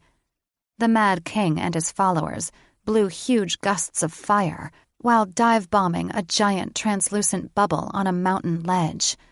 Inside it were his grandparents, all in human form and clutching their wands. The ledge wasn't big enough to support a full-sized dragon. His grandfather Jaqwa's robes billowed behind him as he held the bubble together with his wand, flinching each time they were assaulted by another wave of fire. That bubble wouldn't hold out much longer. And then what? Drake hovered in the air. "Brother, we need your magic," he said to Teju. Teju shifted into human form and floated down onto Layden's back. Drake emitted a powerful roar. "Over here, you fools!" he called to Tormung. The Mad Dragon King spun around and shot a huge ball of flame out of his mouth in their direction. Teju easily deflected it, sending it spinning back to Tormung. The king's eyes lit with fire. "Kill them!" When his army advanced on them, Drake and Layden were smart enough to fly away, diving into a narrow canyon with at least a dozen dragons on their tails. Teju hit the dragons with thunderbolts, smiling when they dropped like flies. They were no match for his magic. Though he didn't use the unbreakable curse, he used enough energy to disable them. If the fall didn't kill them, they'd be injured enough that they wouldn't pose a threat for a long while. By the time Drake and Layden circled back, there were only 5 dragons pursuing them. The Dragon King joined in the chase, advancing fast on Layden's tail, his eyes glowing red like the pits of hell. Balling up magic at the tip of his wand, Teju flung it at the king, shocked when the dragon absorbed the magic and then breathed out a bolt of lightning. What the fuck? "Ouch!" Layden roared, curling up his tail. "What the hell was that?" Tormung. Teju's heart raced. Never before had he seen a creature unaffected by his magic, let alone transform magic into thunderbolts. "Did you know he could do that?" Layden cried, his tail smoking and raw at the tip, the scales having melted. "No." Teju clung to his brother as Tormung advanced again, the air around them crackling with static as blue bolts poured from the king's mouth. "Hang on," Drake called to them before making a nosedive through a dense cloud. The air whooshed from Teju's lungs as Layden flew after their brother. Closing his eyes tight, he clung to Layden, his heart in his throat when they abruptly pulled up and soared through a narrow mountain pass, tipping and turning and making it harder for him to hold on. Teju looked around for the Mad King. The clouds were so thick above them, he had no way of knowing if they were still being pursued. Holding his wand at the ready, he racked his brain to think of any curse that could immobilize a dragon and not result in empowering Tormung with thunderbolts. Out of nowhere, Tormung descended on them like a hawk landing on a mouse. Without time to think, Teju flung a curse at the king he hoped wouldn't backfire. A freezing curse that would hopefully immobilize the king. The Mad King flinched and shuddered. Teju caught his breath, waiting for icicles to form on Tormung's wings. Instead, the king blew back a curtain of ice, freezing the end of Layden's battered tail. Teju clutched his wand with white knuckles. "Damn that mad bastard!" He watched with horror as Layden slowed, ice creeping up his scales. "Layden!" Drake shot away, abandoning them. Layden dove for a narrow cliff and skidded to a stop. Teju tumbled to the ground, choking on a mouthful of dust. Layden transformed into a human, curling into a fetal ball and shivering, icicles clinging to his legs. Keeping an eye on the foggy sky, Teju waved his wand over Layden's legs, chanting a warming spell. Layden's teeth stopped chattering, which was a good sign, but tremors still racked him. Teju smoothed a hand across Layden's brow, his blood running cold with fear. "You okay, brother?" A roar resounded in the sky above them, shaking their precarious ledge with such force, Teju feared the structure would crumble beneath them. He heard beating wings, and a pair of red, glowing eyes broke through the fog. Tormung charged the ledge, his jowls open, as if he intended to swallow them whole. Teju stood. Sarah had been right. They were no match for the Dragon King, and now it was too late. They'd die before their eggs hatched. He racked his brain for a spell that wouldn't backfire. Tormung was almost upon them when Drake fell from the sky, landing on top of the Dragon King with such force, the king grunted and faltered. The two dragons grappled, then spiraled out of sight, head over tail, wings frantically flapping, clawing at each other like two warring eagles. Teju ran to the ledge, but they had dropped into the fog. "Drake!" Shifting, he dove after his brother. They were falling like a comet in a death spiral. Tormung's talons wrapped around Drake's throat. Landing on the king's back, he dug his talons into his wings, screaming when an electric current shot up his legs. He refused to let go, tearing through a wing until the king roared in pain. Tormung released Drake and vanished behind the fog. Teju turned to his brother, who was coughing up blood. "We need to get Layden and go." Drake nodded, and they returned to the ledge, where Layden was curled up on his side. Scooping him into his mouth, Teju scanned the sky for threats and checked behind him to make sure Drake was still following. The flight back to their grandparents seemed to take forever, but they made it without incident. His grandfather's bubble had held, and King Tormung and his minions were no longer in sight. Grandfather Jagua let down his shield long enough for them to go inside. When Teju released Layden, Grandmother raced to his side. "Oh, Layden," she cried, looking up at Teju with dismay. "What happened?" "How can that maniac throw my spells back at me?" he asked. "Every dragon in Tormung's lineage has the power to deflect spells," she answered. "How else do you think he is still king?" Drake said. "Why did nobody tell us?" "You weren't supposed to be here." Grandmother dug a jar out of her pocket, then applied a paste to Layden's legs. "I sent a dove to tell you to stay with the Fae." Drake crossed his arms. "Too late. We were already on our way when we heard his roars. Did you think we'd just leave you to fight him alone?" "The king and his army are gone." Acheron scanned the skies, then turned to Teju and Drake, rubbing his white beard. "Were either of you able to injure him?" "I ripped through one wing," Teju said, feeling a small sense of victory that he'd managed to inflict even that slight injury to such a powerful dragon. Acheron frowned. "Then he'll be back soon." "Here he comes!" Grandfather Domov cried. Acheron turned to Jagua. "Shield up!" Jagua lifted his wand, and the shield opened like a giant glass umbrella. Teju studied it. It had too many weak spots, areas where the bubble warped and looked penetrable. Pulling out his wand, he added an extra layer to the bubble, making it so thick it appeared to be made of frosted glass. His grandfather gave him a grateful look. "Impressive bubble, grandson." Teju held tightly to his wand when Tormung and 4 other dragons hit the bubble with waves of fire. Their fires were so hot, he could feel heat radiating through the shield. He was afraid the fire would eventually eat through the bubble, and there would be no magic powerful enough to fix it. "Are there any spells I can use against him?" he asked over the din of the inferno outside. "You can't." The veins in Jagua's forehead and neck stood out against his leathery skin. "They will backfire." "Fuck me," Teju snapped, his gaze flying to Layden, who was thankfully sitting up and drinking from Domov's flask. "So what can we do?" "Keep our shield up until he tires," Jagua said. What kind of plan was that? Eventually they'd have to leave to find food and water. Teju seriously doubted they'd be able to wait out the king and his dragons. "What if we tire before he does?" His grandfather's arms shook as he held up his wand with both hands. "We won't." He wasn't convinced. In fact, he doubted his grandfather would last another hour. "How can you be sure?" He shot Teju a look that was a cross between panic and pain.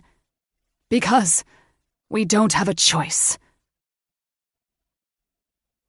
Violet pulled her knees up, then covertly touched her nose, making sure she still had Catherine's face.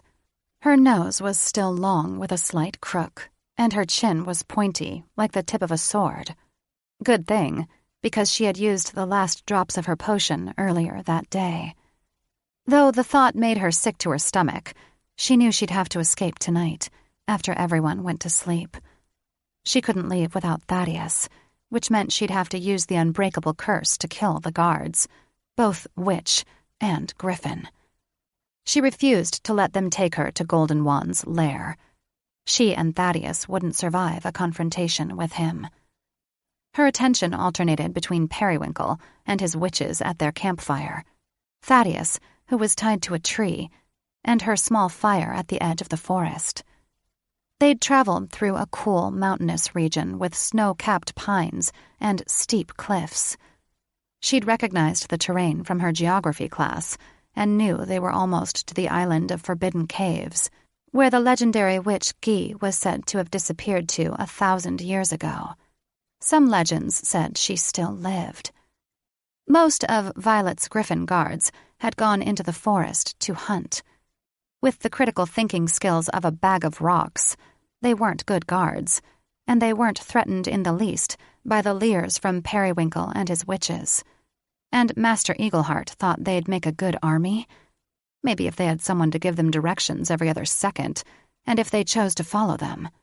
Otherwise, the winged lemmings would be easy to defeat. Periwinkle had been sneaking drinks from his flask and glancing at her for at least an hour. He was planning something nefarious. She felt it in the marrow of her bones.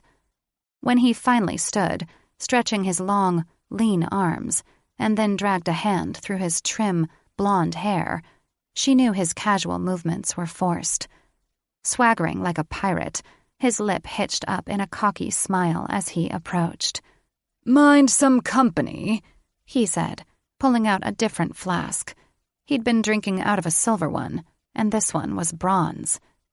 "I have company," she said, but the griffins were still in the woods. "But they don't have pixie punch," he said, looking far too confident and smug. His blue eyes and strong chin and cheekbones were attractive, but Violet had a knack for seeing people for who they really were, and his blackened soul marred his outer features. "Sit," she finally said, knowing she wouldn't be able to get rid of him and needing to get some control over the situation. He handed the flask to her. "Want a drink?" She wasn't an idiot. It had to have been altered in some way. Pushing it back at him, she said, "You first." He let out a laugh that sounded forced. "I've already imbibed enough tonight." His smile was etched into granite features. "I saved the rest for you." He pushed the flask back into her hands, eyeing her through narrowed slits. His witch buddies were watching her, especially Penelope, whose wings angrily buzzed. Uncorking the top, she sniffed and instantly recognized silshade, a powerful sedating herb. Too bad Periwinkle didn't know she was an apothecary. She would have been insulted that they expected her to fall for their deception, but as her hand flew to her oversized nose, she remembered Catherine never struck her as a smart witch. Corking the flask, she tossed it to the ground and retrieved the wand in her pocket. "Is this your version of a date rape drug? Or do you have another reason to put me to sleep?" His smile faded, and he reached for his wand. "You're smart for a griffin." Jumping to her feet, she pointed her wand at him, unsurprised when he mimicked her action. He waved his wand like a snake charmer trying to put her in a trance. "Do you even know how to use that thing?" She laughed, highly amused. They had little faith in the griffin bitch's skills. "Do you want to find out? Why were you trying to put me to sleep?" "I meant no harm." He shrugged. "We can't reveal the location of our secret lair." "And what were you planning to do to my guards?" The griffins were still soaring through the trees, crushing birds and squirrels in their talons. So much for their ability to protect her. They didn't even notice she was in a standoff. "Those mindless beasts," he chuckled. "They're easy to kill." As if to prove his point, he zapped one out of the sky with a red bolt. The creature didn't even scream as it fell to the ground in a motionless heap. Violet swallowed bile, and her hand trembled as she aimed her wand at Periwinkle's heart. "And then I'd become a hostage, used for negotiations with Eagleheart." He gave her an appreciative nod. "I underestimated you." "It won't be your last mistake." Backing up a step, she threw back her head and, channeling her inner griffin, let out a screech. The griffins swarmed them like bees to a honeypot, shielding her as the other witches ran toward them, red bolts flying through the air. Standing in the center of the griffin whirlwind, she threw bolts faster than Periwinkle and his cronies. Knowing she was fighting for her life, she used the unbreakable curse without hesitation. To hell with the law. She refused to die after finally escaping her imprisonment. The first witch she struck was Penelope, who dropped without a sound. Her translucent wings fanned around her like a halo. Violet had never killed anyone before, and she knew this battle would forever leave scars on her psyche. Her griffin shields dropped around her, absorbing the curses meant for her, and even a few of her curses when they were foolish enough to fly in front of her wand. She thought she heard Thaddeus roar, but she didn't have the option of letting him distract her. Panting, she wiped sweat and blood off her brow, not knowing if the blood was hers or the griffin's. She flung herself behind a tree stump when her bodyguards dwindled to only a handful, throwing bolts until Periwinkle was the only witch left standing. She zapped Periwinkle's wand out of his hand. Cursing, he hunched over, cradling his hand. With a flick of her wrist, she shattered his wand into 1,000,000 pieces. Shaking his smoking fingers, he said, "You're good with a wand for a shifter." Stepping over bodies of witches and griffins, she kept her wand aimed at his chest. "I'm not a shifter." Even as she said the words, she felt her nose shrinking. "I'm a witch." And learning how to be fast with a wand was a necessity when growing up with bullies. He broke into a wide grin. "So you are. Where's the real griffin bitch?" "Thaddeus killed her." She cast a glance over her shoulder, relieved to see he was unharmed. He fought his bindings, giving her a look that would melt lead. Aiming her wand at his hands, she zapped his chains, then turned back to Periwinkle, poking him with her wand when he tried to advance. "Don't come any closer. I used the unbreakable curse on your friends, and I'm not afraid to use it on you." Thaddeus walked over, rubbing his wrists, which were raw from his bindings. Slipping off the tall stone, he threw it on the ground and stomped on it. His tanned cheeks flushed crimson as he roared with each stomp. "You're a clever witch," Periwinkle said to her as he backed away from Thaddeus. "We could use you in the arcane army." She laughed. "No thanks." "You should reconsider." He eyed her coolly. "I don't want to have to kill a fellow witch." Wow, this cocky bastard was delusional. Crossing her arms, she leveled him with a glare. "Kind of hard for you to kill me when you don't have a wand." "Tie him up," she said to Thaddeus. But he wasn't listening. He was too busy engaging in a stare-down with Periwinkle. "How about I burn him to ash?" he asked. She held out a staying hand.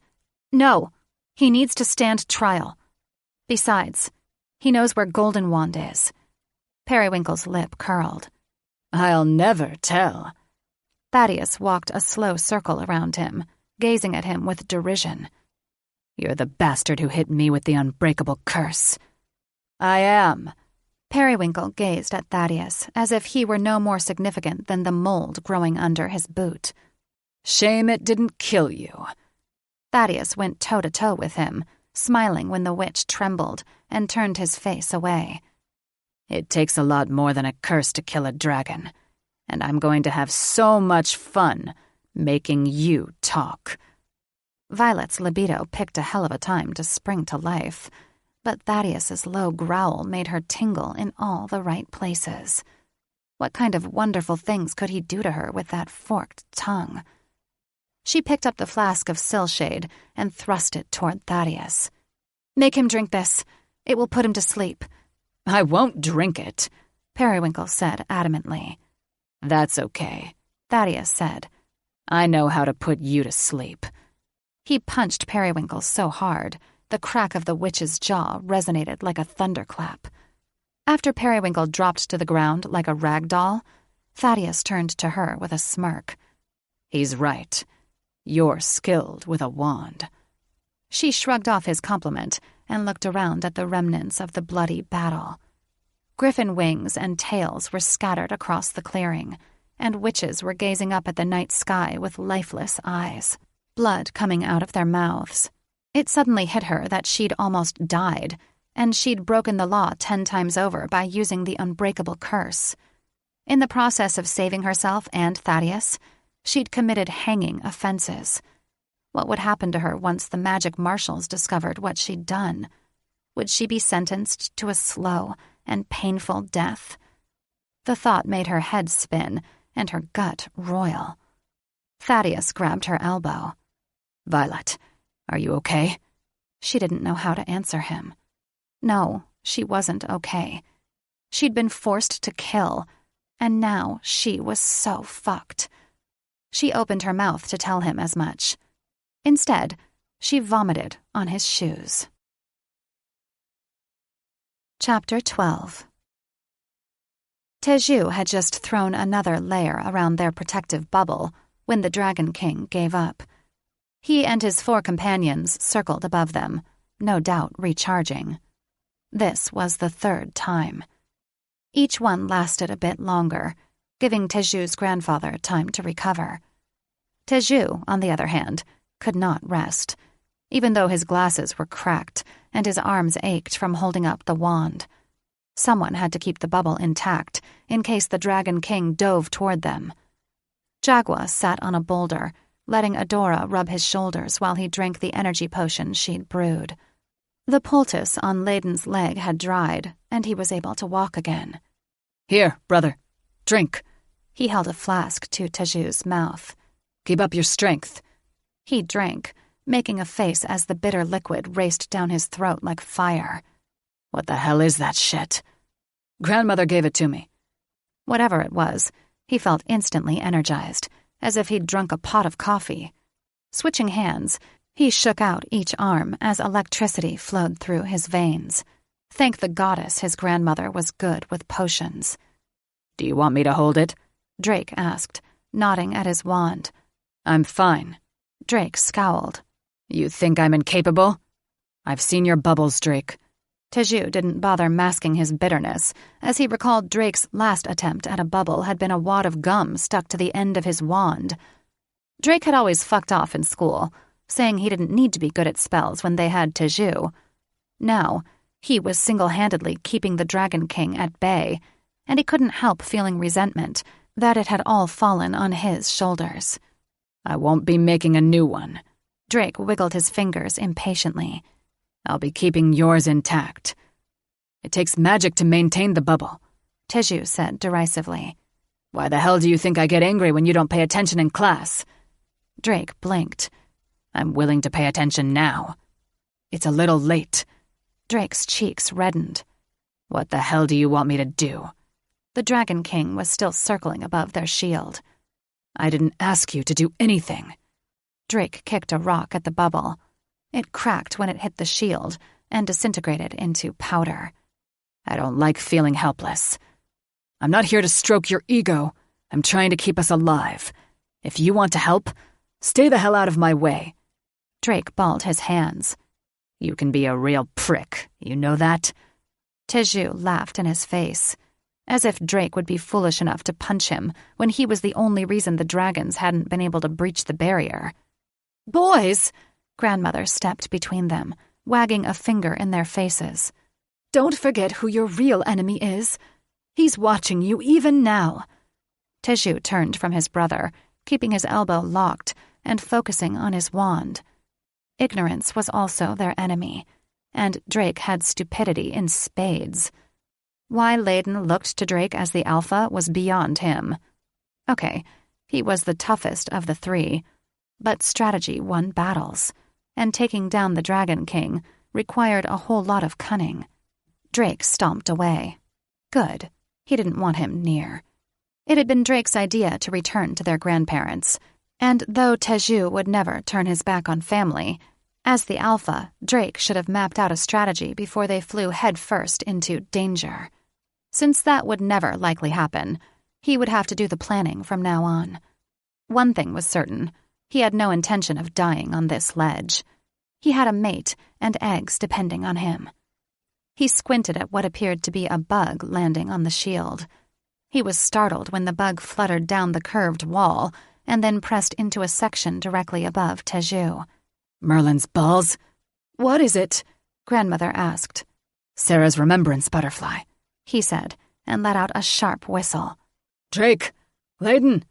They were sitting with their grandfathers on a circular stone bench. Sarah's in trouble. His voice dropped to a dark rumble as he did his best to keep himself from losing his cool. His brothers jumped from their seats. What do you think happened? Layden asked, rushing over and looking fearfully at the butterfly. Her father is what happened, Drake said, stalking toward them like a lion on the hunt. I'll kill that sneaky fae if anything happened to our mate and eggs. What do we do? Teju asked Drake, the irony not lost on him that just moments earlier he'd resented his brother being the alpha. Drake gave him an incredulous look. We follow the butterfly. Jagua stood, his knees creaking. Just the act of him pulling his wand out of his coat was painful to watch, but he managed and held it up, his magic shooting out at the bubble. Grandpa, Teju cried. You can't hold the shield by yourself. I can and I will, he growled, his lips twisting as he pulled back his wand, and the bubble snapped with a pop. Go save your mate. He glanced at King Tormung in the clouds above them. Now, before he attacks again. Without a second thought, Teju shifted and jumped into the sky, his brothers at his heels. He followed the butterfly as it dipped and fell, sunlight glinting off its wings. Casting a glance over his shoulder, he saw his grandfather rebuild the shield seconds before Tormung descended. As if the butterfly sensed their urgency, it changed shape into an arrowhead and dove into the clouds below. Drake and Layden followed, flying blindly in some spots through fog so thick, Teju could barely make out his snout. Teju looked behind him again to see Tormung cutting through the clouds, chasing after them. Behind you, he said, alerting his brothers. Drake flipped around and landed on top of Tormung in a surprisingly acrobatic maneuver. The king howled and tried to shake Drake off, but not before Drake tore into his injured wing. Another dragon joined the fray, digging his rear talons into Drake's back. Drake launched off Tormung and spun, grabbing the other dragon's tail and sending him careening into the flat face of a mountain. With a cry of anguish, it slid down the rock onto a small ledge, going limp. The Dragon King tilted, then dipped, his injured wing bent like a broken kite. He struggled to catch air pockets with his good wing, but the broken one worked against him. He dropped into the clouds and disappeared. It was then Teju realized why Drake was the alpha. Brute strength was critical in warfare, and there was no doubt Drake was strong, brave, and tenacious, required qualities in a leader. But he didn't regret berating him. Drake needed to take his studies more seriously. They flew through another thick patch of clouds, into clear sky. Teju swallowed bile when he saw how precariously close they flew to mountaintops. They could have easily slammed into one. He searched for Tormung, but didn't see him. Could he have fallen to his death? He rarely wished for the death of another, but he prayed this was the case. His grandparents would be able to escape, thanks to his brother's bravery.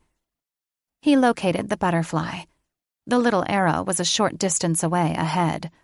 It was flying away from the Fae Kingdom, which made Teju's veins solidify with fear.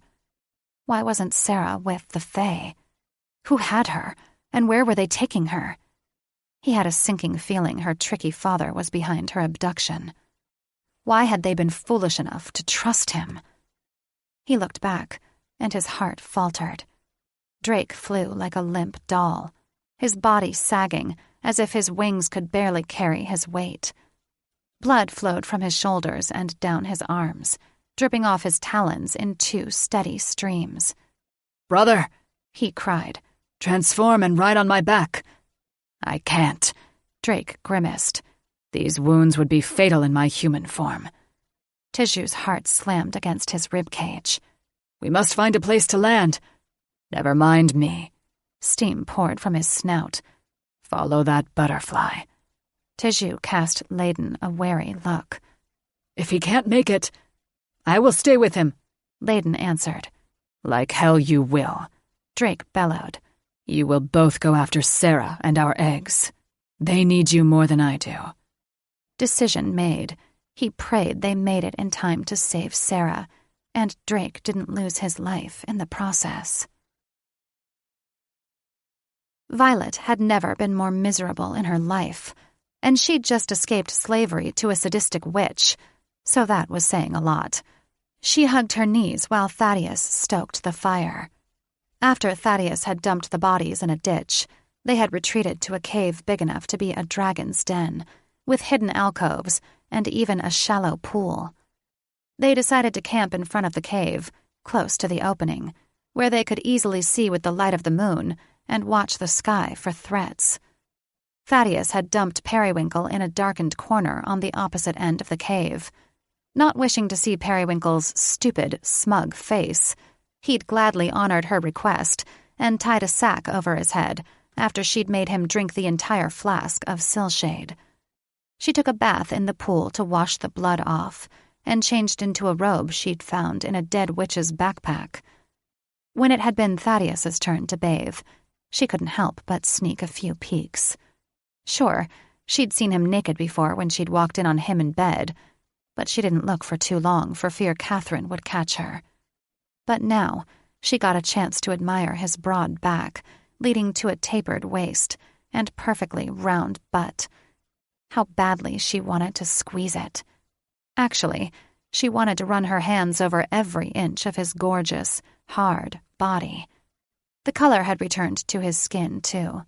He was no longer ashen, but a beautiful golden brown, a sign he was recovering. She had been sorely tempted to activate an invisibility spell on herself when Thaddeus had cleaned the vomit off his shoes and left them to dry by the fire. So much for those fantasies about her high school crushes. She imagined Thaddeus telling his brothers all about the awkward witch who puked on his shoes. Not that it mattered what they thought of her. She'd probably be sentenced to death soon anyway. He sat across from her, the fire's flames casting shadows across his features. She swallowed back a lump of regret. "I'm sorry about your shoes." Pity reflected in his large, brown eyes, making her feel even more ashamed. "I already told you not to worry. Catherine gave me those. I planned to burn them when I returned home. Can I get you anything?" "No." Choking back tears, she hung her head.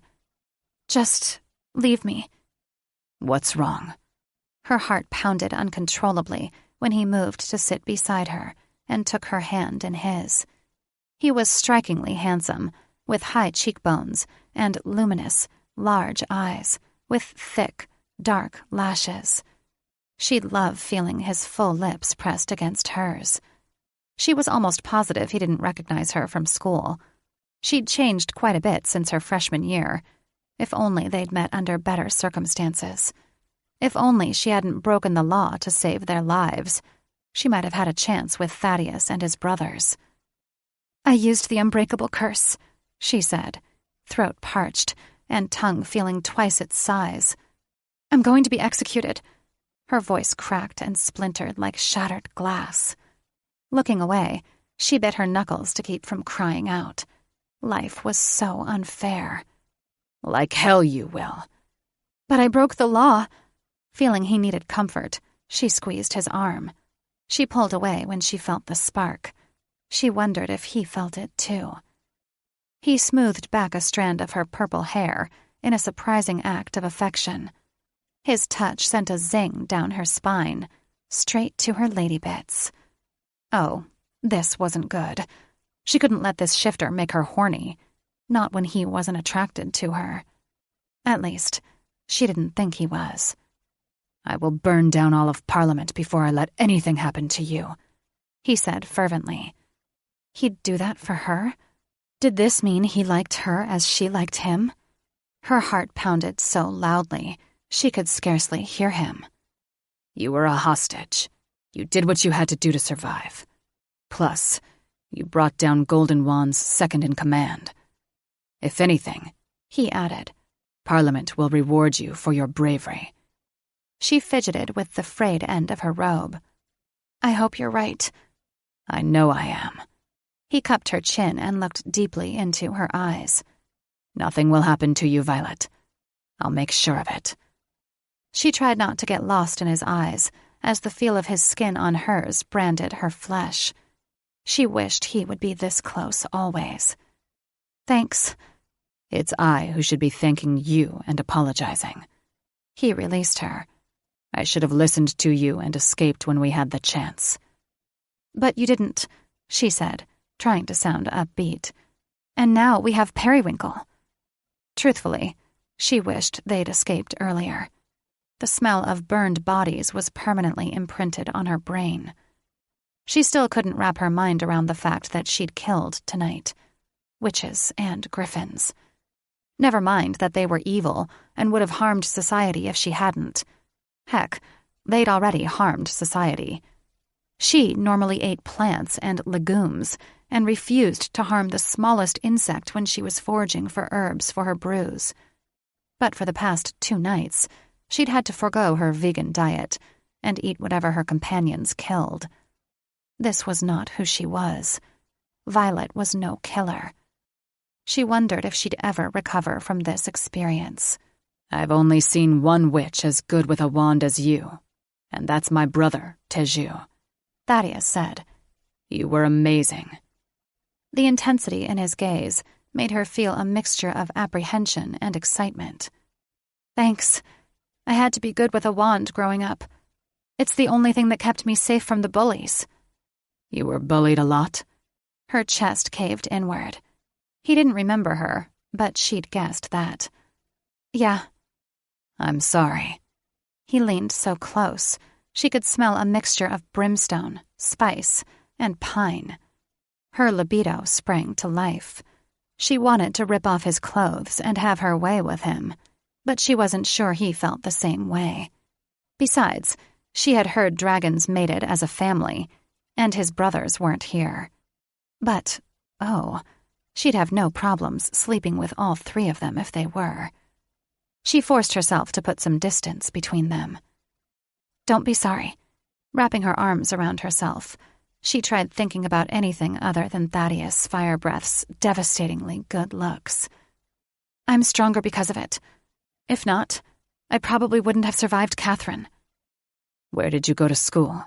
Crossing his ankles, he leaned back against a flat stone jutting from the ground, looking far too comfortable and sure of himself, considering he was still recovering from being poisoned for a year. She'd been hoping he wouldn't ask about her past. You don't remember? No. Should I? My freshman year. She swallowed nervously. You and your brothers were seniors. You saved me from my tormentors. You went to our school? I did. You probably don't recognize me. I was a late bloomer. That was an understatement. She'd gone from a skinny, freckly broomstick to the curves of a siren and then some. Some of those curves could be attributed to her love of blueberry scones and cherry tarts. Not that she'd had any of those luxuries in a year. With the exception of the twin cauldrons attached to her chest, she was probably on the emaciated side. Slavery would do that to a witch, but she knew her dear mother would remedy that as soon as they were reunited. What did you do to get sent to Dame Doublewarts? He asked, looking at her as if seeing her for the first time.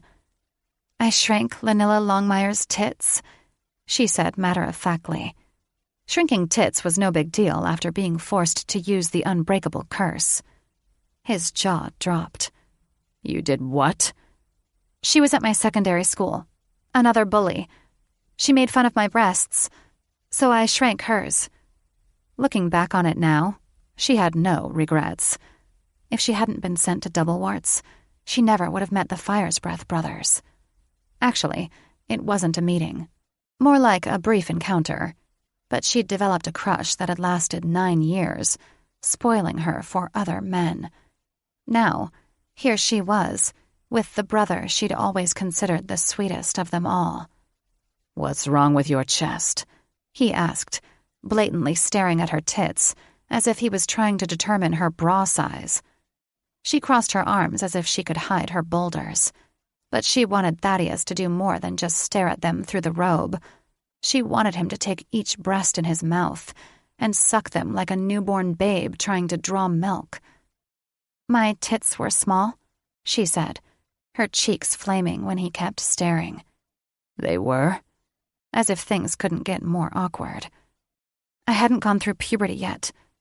"Oh, because your tits look nice to me," he blurted. He dragged a hand down his face with a groan. "I'm sorry. I haven't had to act civilized in a while." Her cheeks burned so hot, she swore she was about to combust. "It's okay, Thaddeus," she chuckled. "I'm not offended."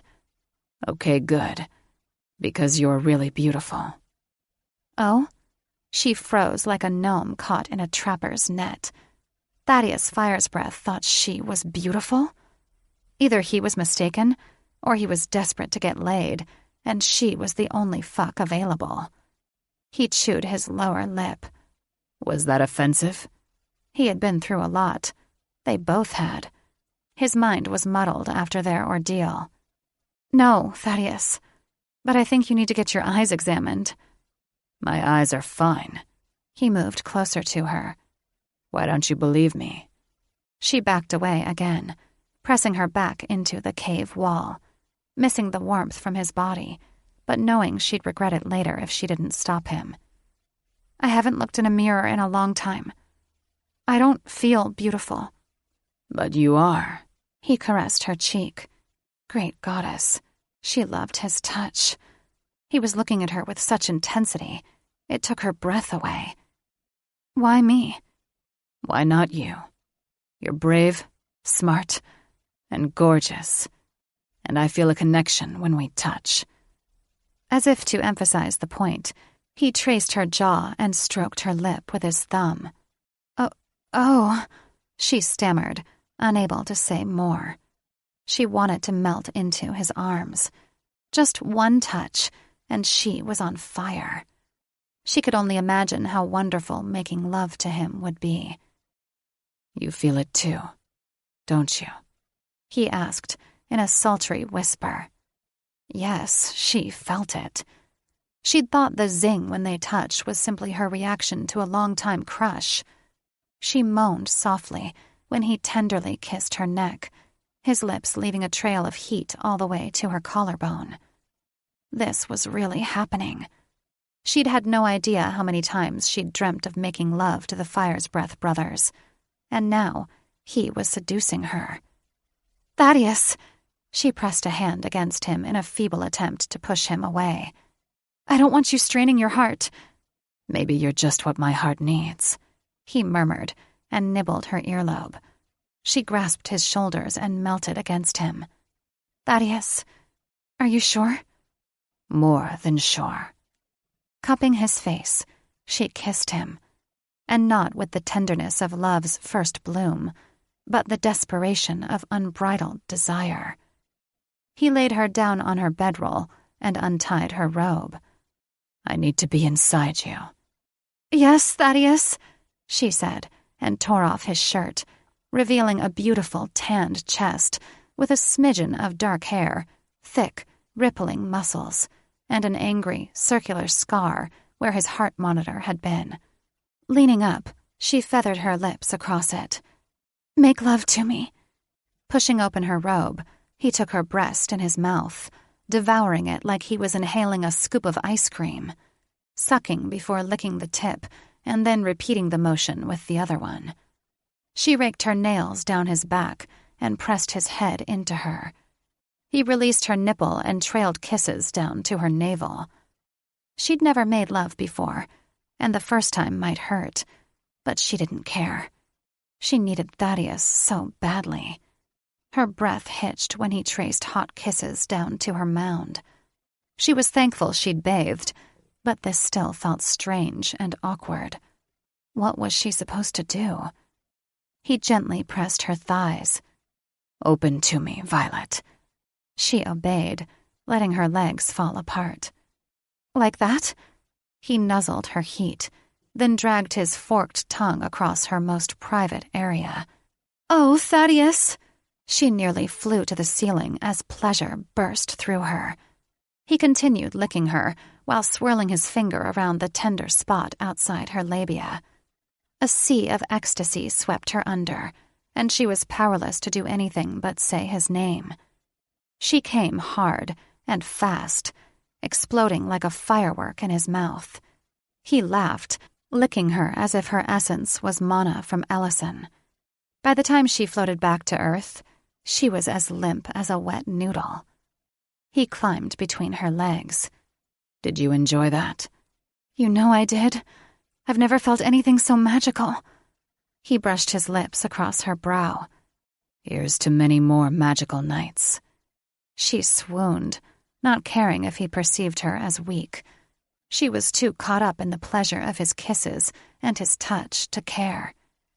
At some point, he'd removed his pants, and his thick cock pushed against her mound, probing the entrance. With a shudder, she opened her legs, welcoming him. He leaned over her and kissed her. She tasted her essence and opened her mouth when he probed deeper. She gasped when his cockhead slipped inside her, stretching her tight entrance.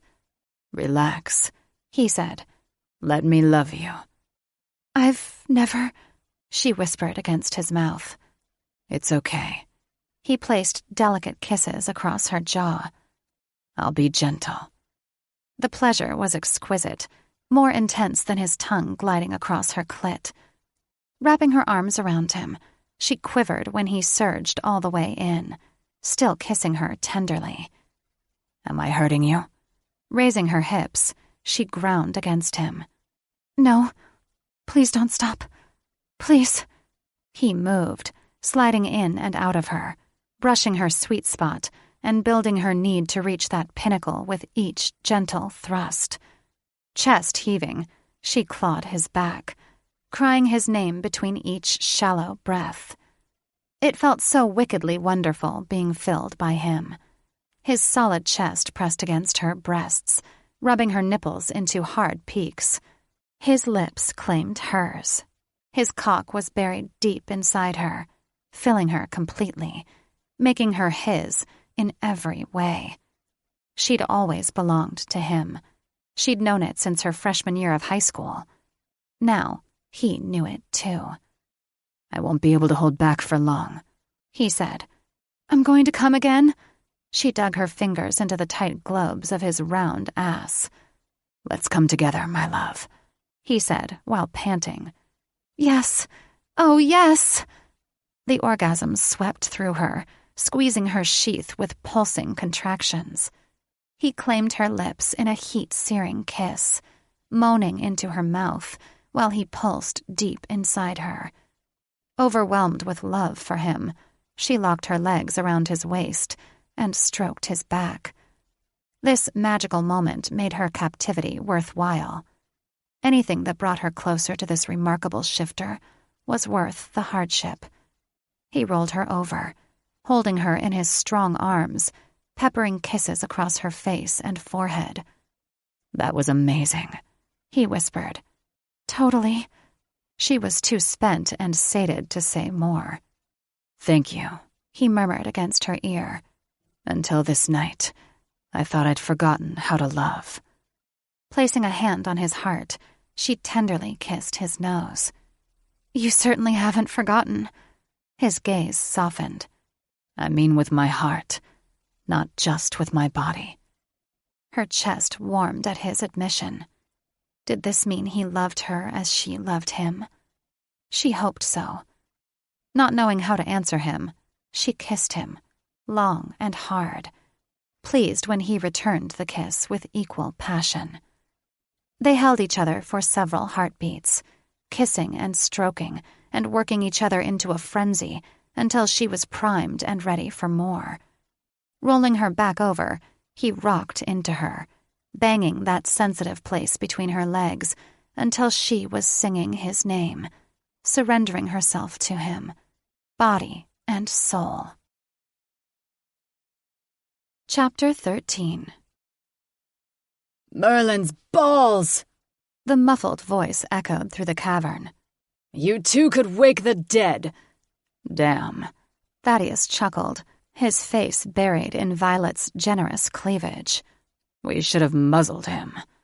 Heat raced through Violet's cheeks. She shouldn't have cared what Periwinkle thought of her, but she was still mortified that anyone listened to their lovemaking. I gave him the entire flask of Silshade. Can someone untie me? Periwinkle called. Guess it wasn't enough. Thaddeus got up on his elbows and tapped her nose. Not everyone brews potions as well as you. You should have let me turn him to ash. She rolled her eyes when Periwinkle started sobbing. He has valuable information. She sat up, grabbed her robe, and wrapped it around her. Besides, you need to save your strength. His ashen cheeks reddened. You don't think I can do it, do you? She thought about what to say next so she wouldn't sound patronizing. I didn't say that. Can you shift? I don't know. He hung his head, his long dark hair falling over his eyes. The last time I tried, it didn't work. She ached for him. Catherine and her father had brought this once powerful dragon low, and she loathed herself for helping them. Now that she was free, she'd do everything in her power to help him recover and shift again. She squeezed his hand, smiling when she felt the familiar spark. Could he be her fated mate? If so, did that mean his brothers were, too?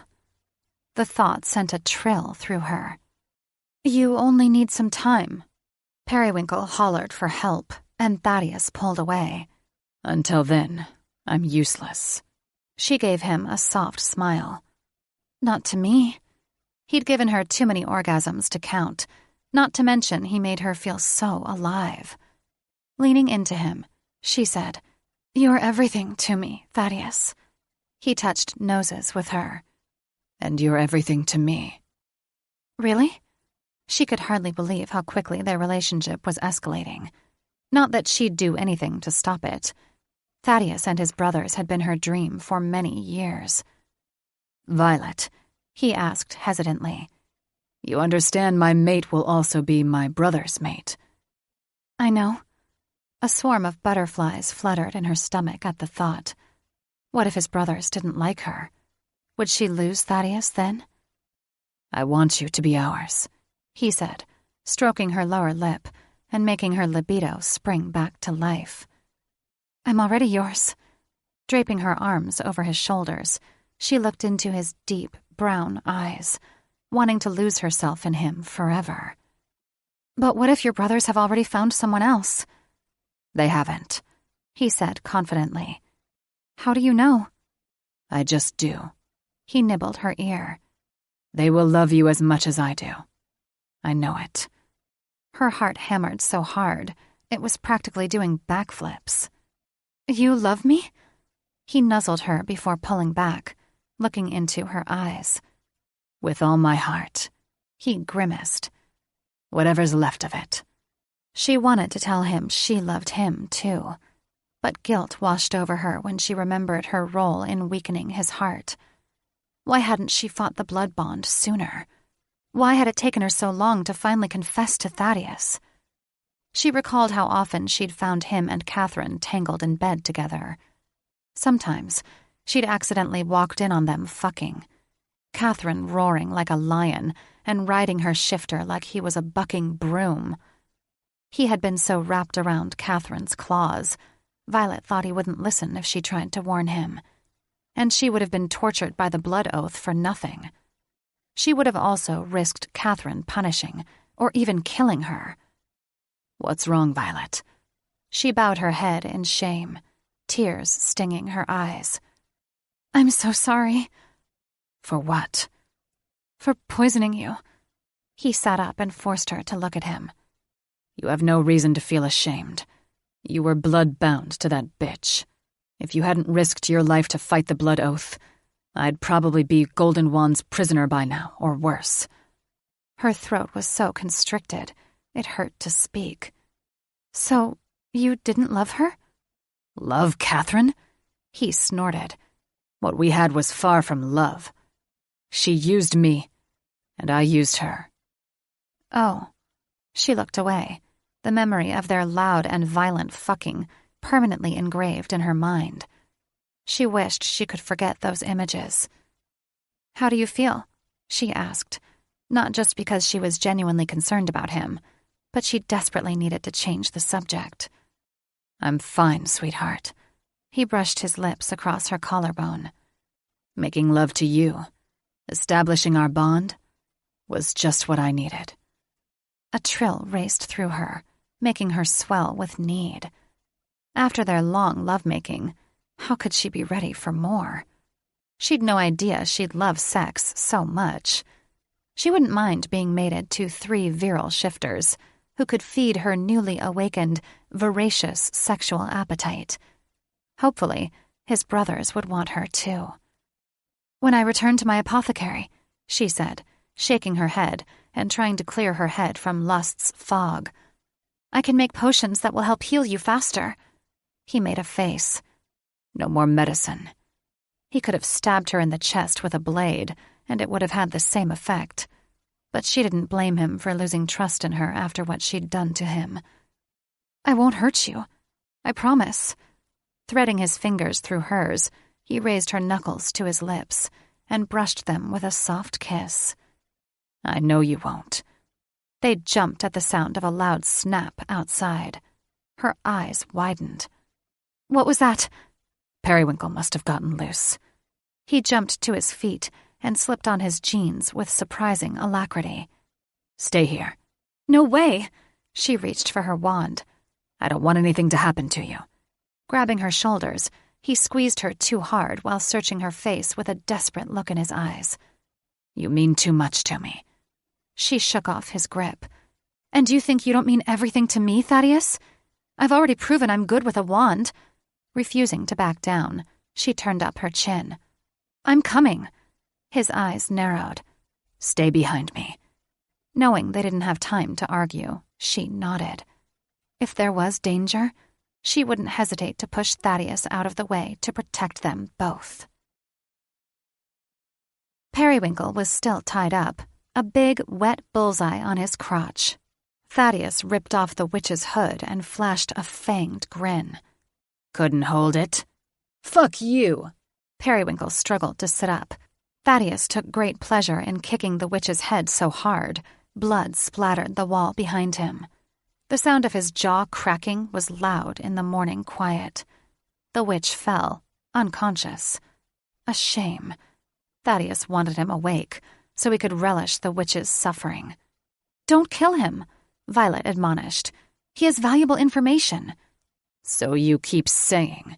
Thaddeus drawled as he secured the hood back over the witch's head. When they heard another loud noise outside, Thaddeus instinctively shielded Violet, ignoring her protests as he crept to the cave entrance and peered over the ledge.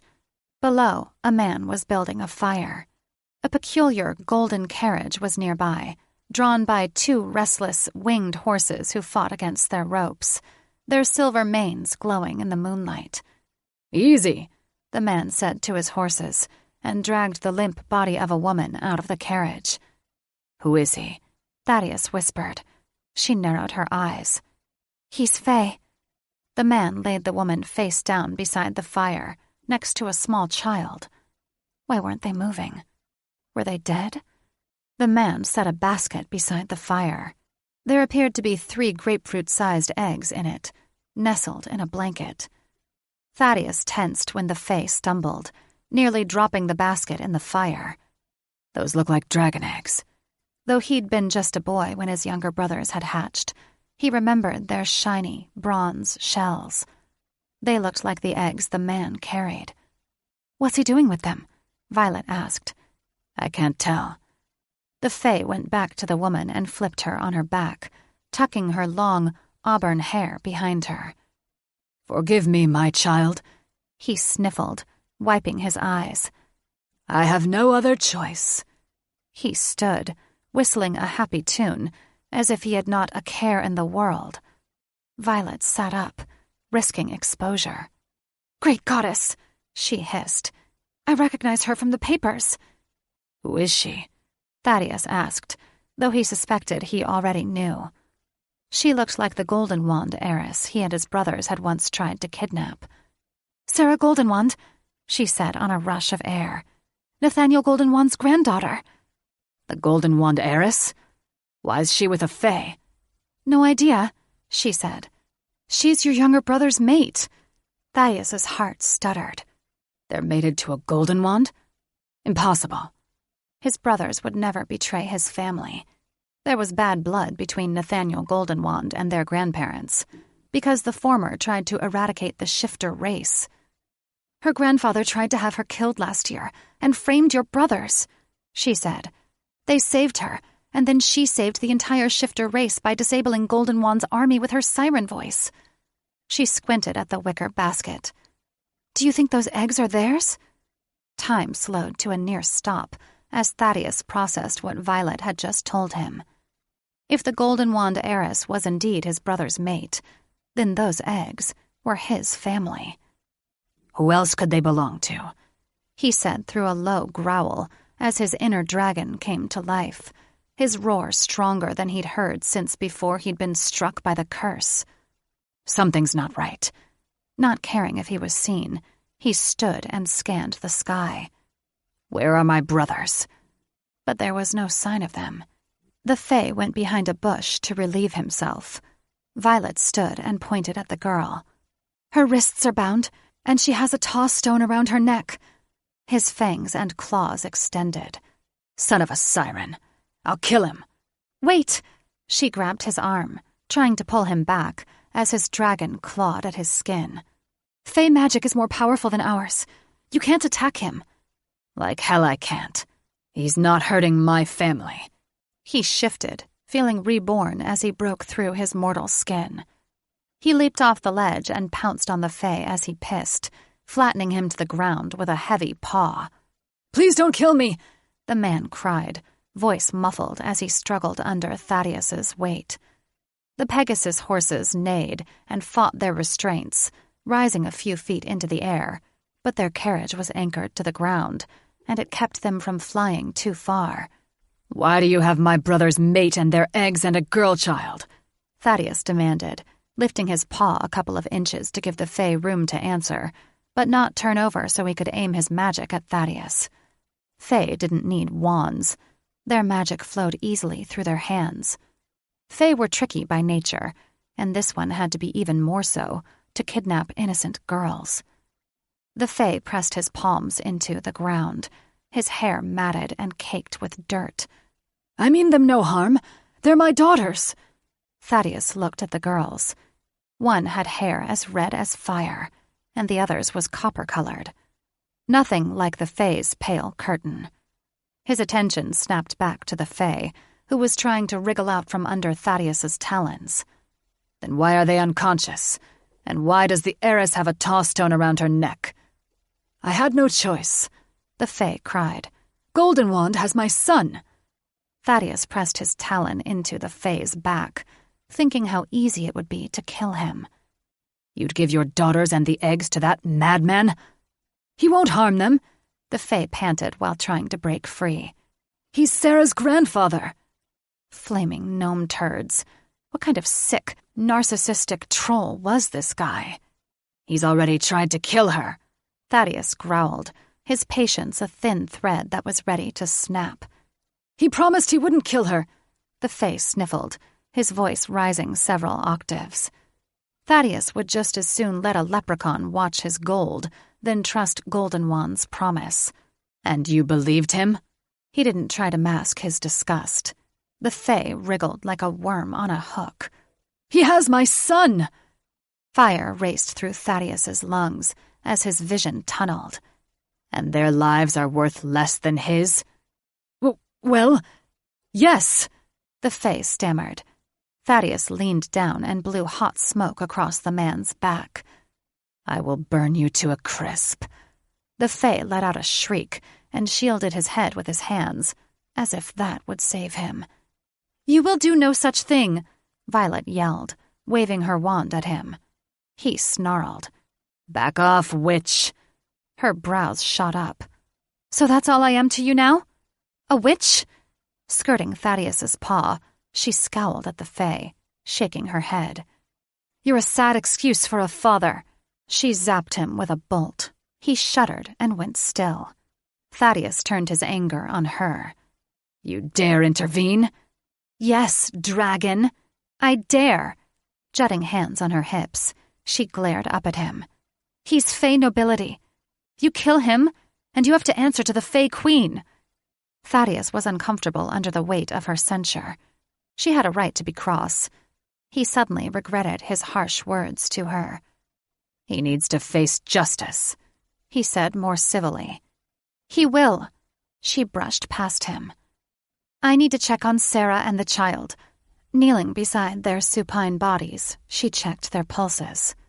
Feeling more and more like a big, angry jerk, Thaddeus waited in silence. He shouldn't have called her witch. He hoped his insult didn't damage their budding relationship. He sidled up to her, not easy in dragon form. Are they okay? I'm not sure yet. The girl with the flame-colored hair looked frail, as if her bones might disintegrate in the slightest wind. She removed the taw stone from Sarah's neck and untied her hands. She then bound the Fae's hands behind his back and slipped the taw stone around his neck. Thaddeus was proud of how capable and smart his mate was. The stone prevented shifters from shifting and witches and Fae from using magic by trapping it. He would have shifted and helped her, but he was on alert for more threats, his dragon eyes seeing every branch and leaf, and his nose sniffing for anything out of the ordinary. Violet went back to the girls and draped blankets over them, tucking them in. She cautiously approached the flying horses. They had bloody necks from fighting the ropes. She pulled 2 apples out of a sack near the carriage. She said to Thaddeus, "Shift. You're scaring them."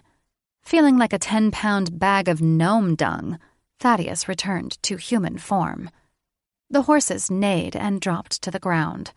Violet handed them each an apple and stroked their manes until they calmed down.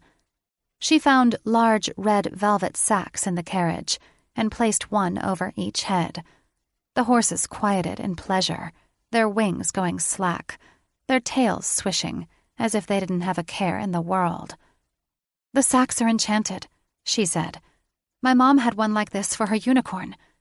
It displayed a pretty meadow and blocked out all sound." She smiled. "You can shift back into a dragon if you want." He didn't need to be told twice. He became a dragon again, his heart not giving him any pain. "Look at you, Thaddeus!" Breaking into a broad grin, she waved at his glistening golden scales. "You're a dragon!" She wasn't cross with him. How odd. Catherine could hold a grudge for days if he so much as raised his voice for a second. He swooshed his tail, knocking down a small, petrified tree. "So I am." "Your heart must be getting stronger." "You make me stronger." Bending down, he rubbed her cheek. "I'm sorry I lost my temper." She kissed his snout. "It's okay. You've had a trying few days." "I've had a trying year." He frowned. "We both have. It doesn't excuse me getting short with you." "Don't worry about it." She glanced at the sleeping girls. "Since you're in dragon form, how about carrying them to the cave? Get them out of the elements." Pinning his wings behind him, he nuzzled her once more. "As you wish." Before he picked up the girls, he scanned the night sky, hoping for a sign from his brothers, and fearing the worst had happened to them. After he placed the girls in the cave beside the fire and shifted into a human again, Violet led the horses up a steep, narrow path toward the cave. After slipping on the gravel a few times, Violet feared their path wouldn't hold out for much longer. The horses were reluctant to make the climb, but a few carrot sticks did the trick. Luckily, the Fae had packed plenty of treats for his horses. Too bad he didn't take care of his daughters half as well. After the horses were inside, she gave them water and then replaced their enchanted hoods in case Thaddeus decided to shift again. Violet kissed his cheek and checked on the girls, making sure they were breathing and their heart rates were steady. She wiped crusty yellow sludge off Sarah's lips, then smelled her fingertips. As she'd suspected, it was the silshade herb. She had no idea how much the heiress and child had been given or when they'd wake, but she made them comfortable. The child slept in the crook of Sarah's arm. Suspecting the eggs would wish to be near their mother, she tucked them in their blankets and set them beside Sarah. She pressed a hand to each bronze shell, pleased at the warmth within, and feeling a mixture of wonderment and jealousy. She wondered if she'd ever conceive dragon eggs with Thaddeus and his brothers. She secretly hoped so.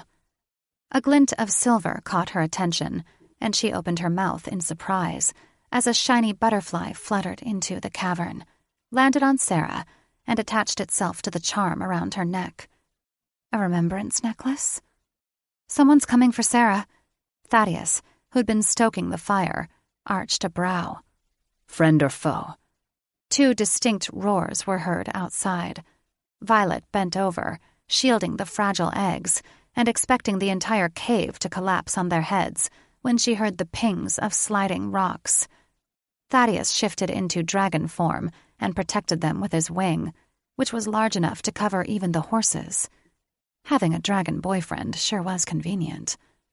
Your brothers? He flashed a fanged smile. Yep. Then he let out a roar of his own, triggering another wave of rocks. She looked over at the horses, who seemed oblivious to the dragon roars with their hoods in place. A massive dragon landed on the ledge, ruffling his wings like an agitated bird as thick, black smoke poured from his snout. A robed witch with long, dark hair tied back in a queue, tanned skin, and cracked, round spectacles jumped off the dragon, brandishing a wand. Thaddeus? He asked, moving toward them. Thaddeus shifted back into a sexy shirtless stud, dusting debris off his arms.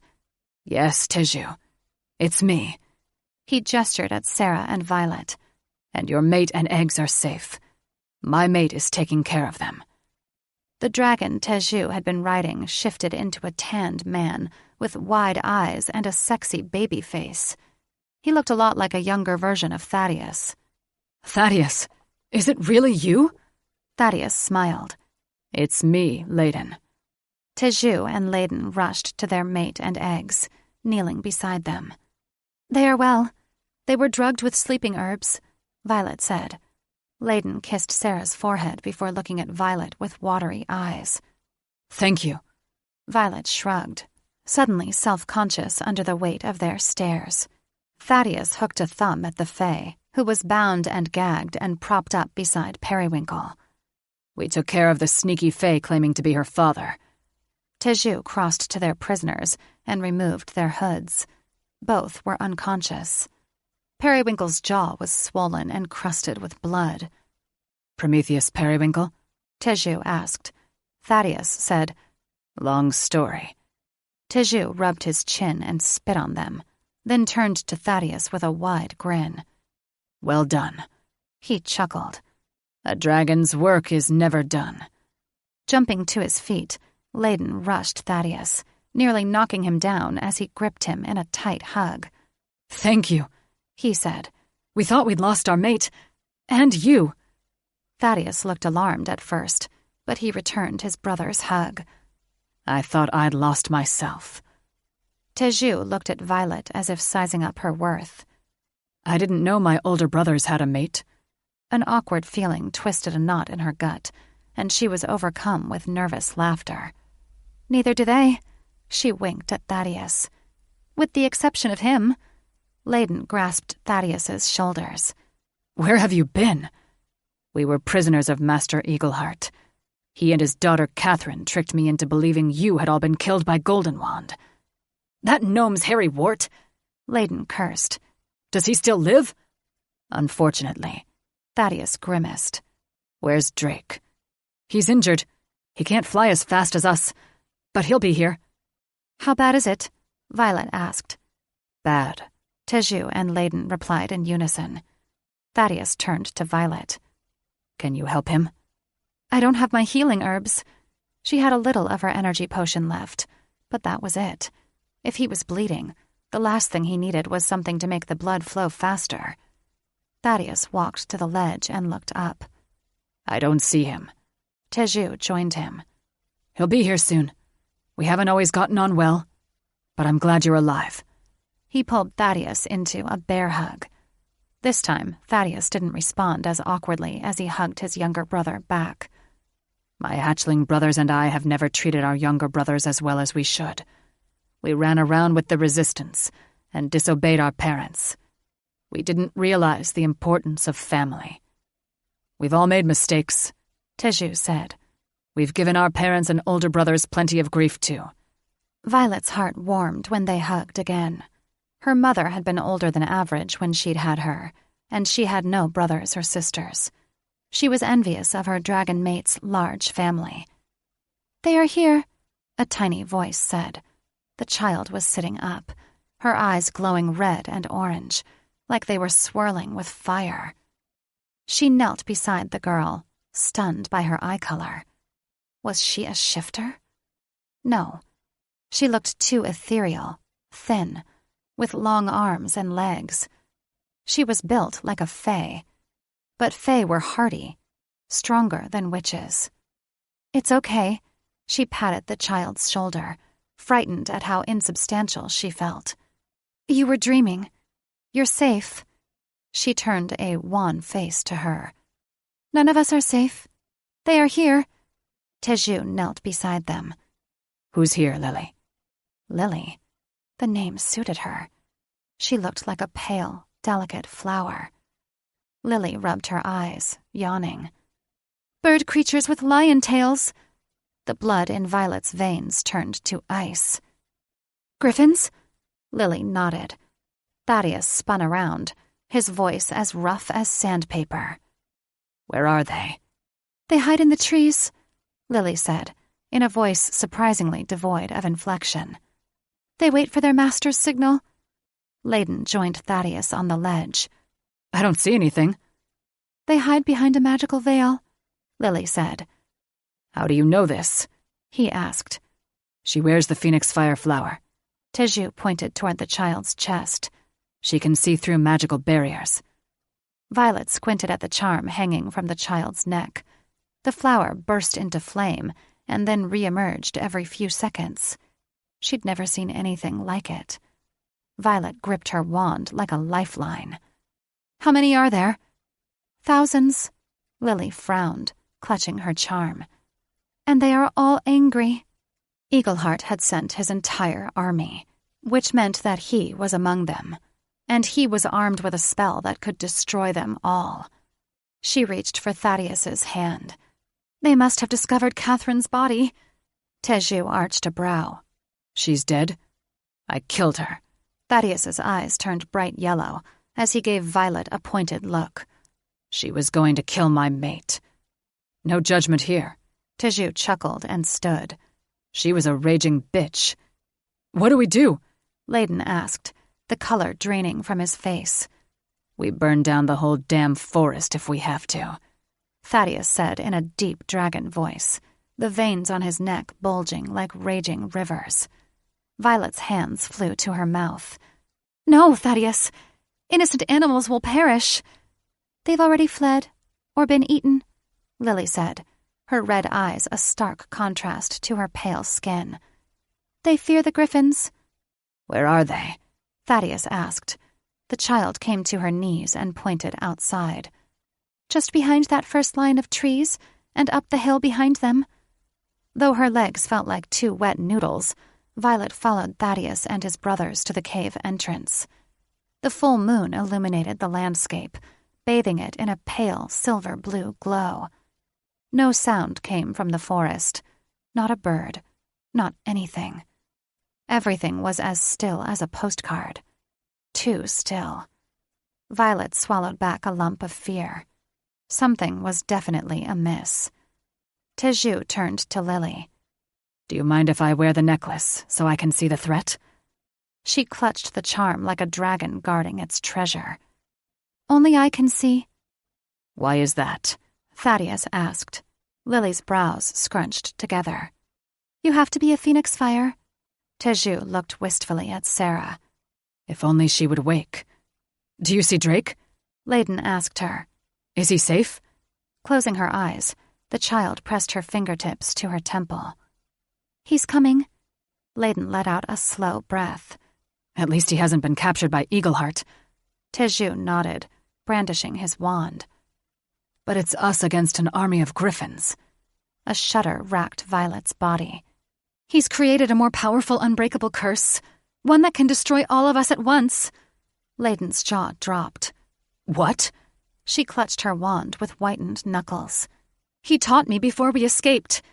How was she supposed to use it with her lover and friends so near?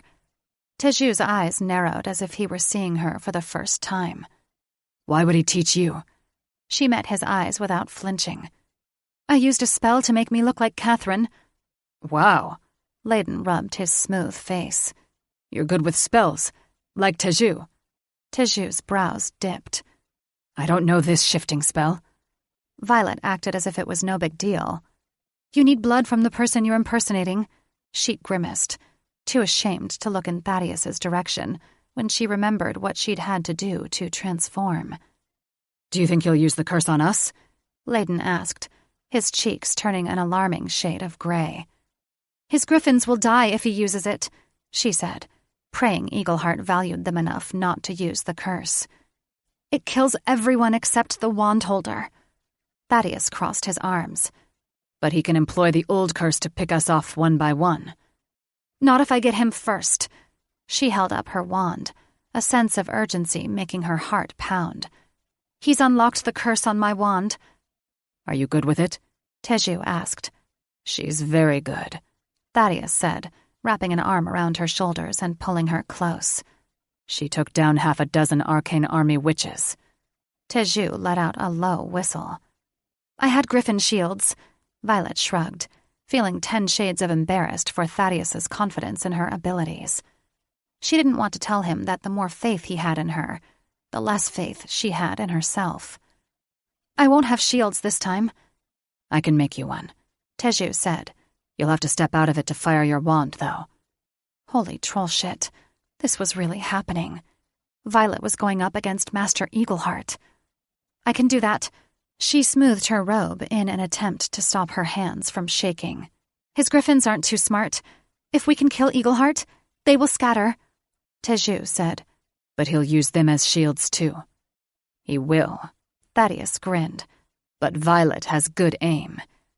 Now was probably a bad time to tell him how afraid she was.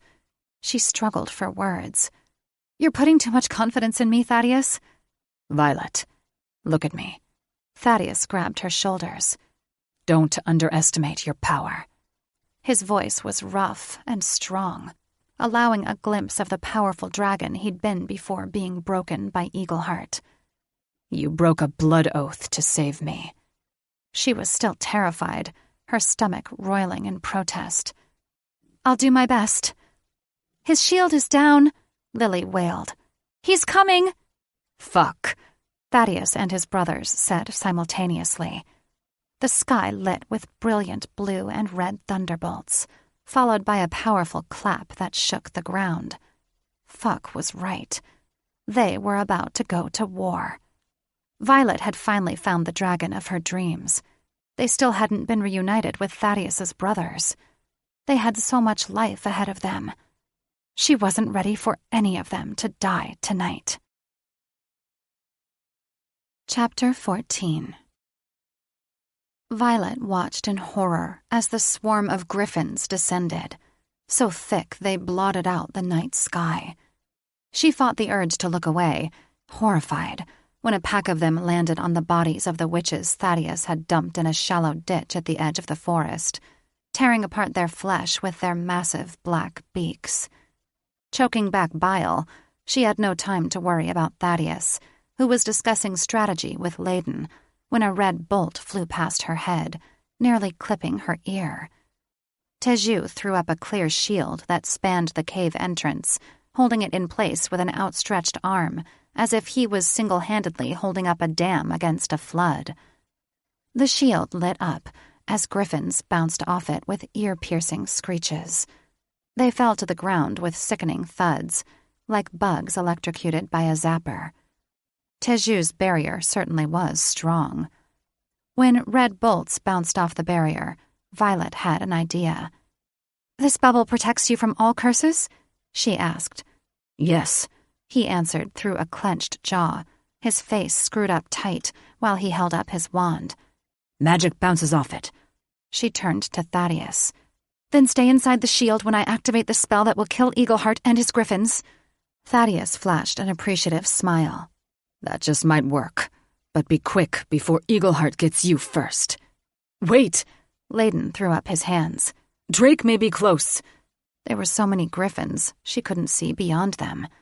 A roar was heard in the distance, and her heart sank. "Who is that?" she asked Thaddeus, though she already knew.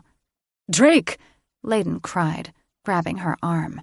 "Our brother will die if you use that spell now." She nodded. "Use your telepathy to call him here." A burst of fire burned a giant hole through the griffin barrier.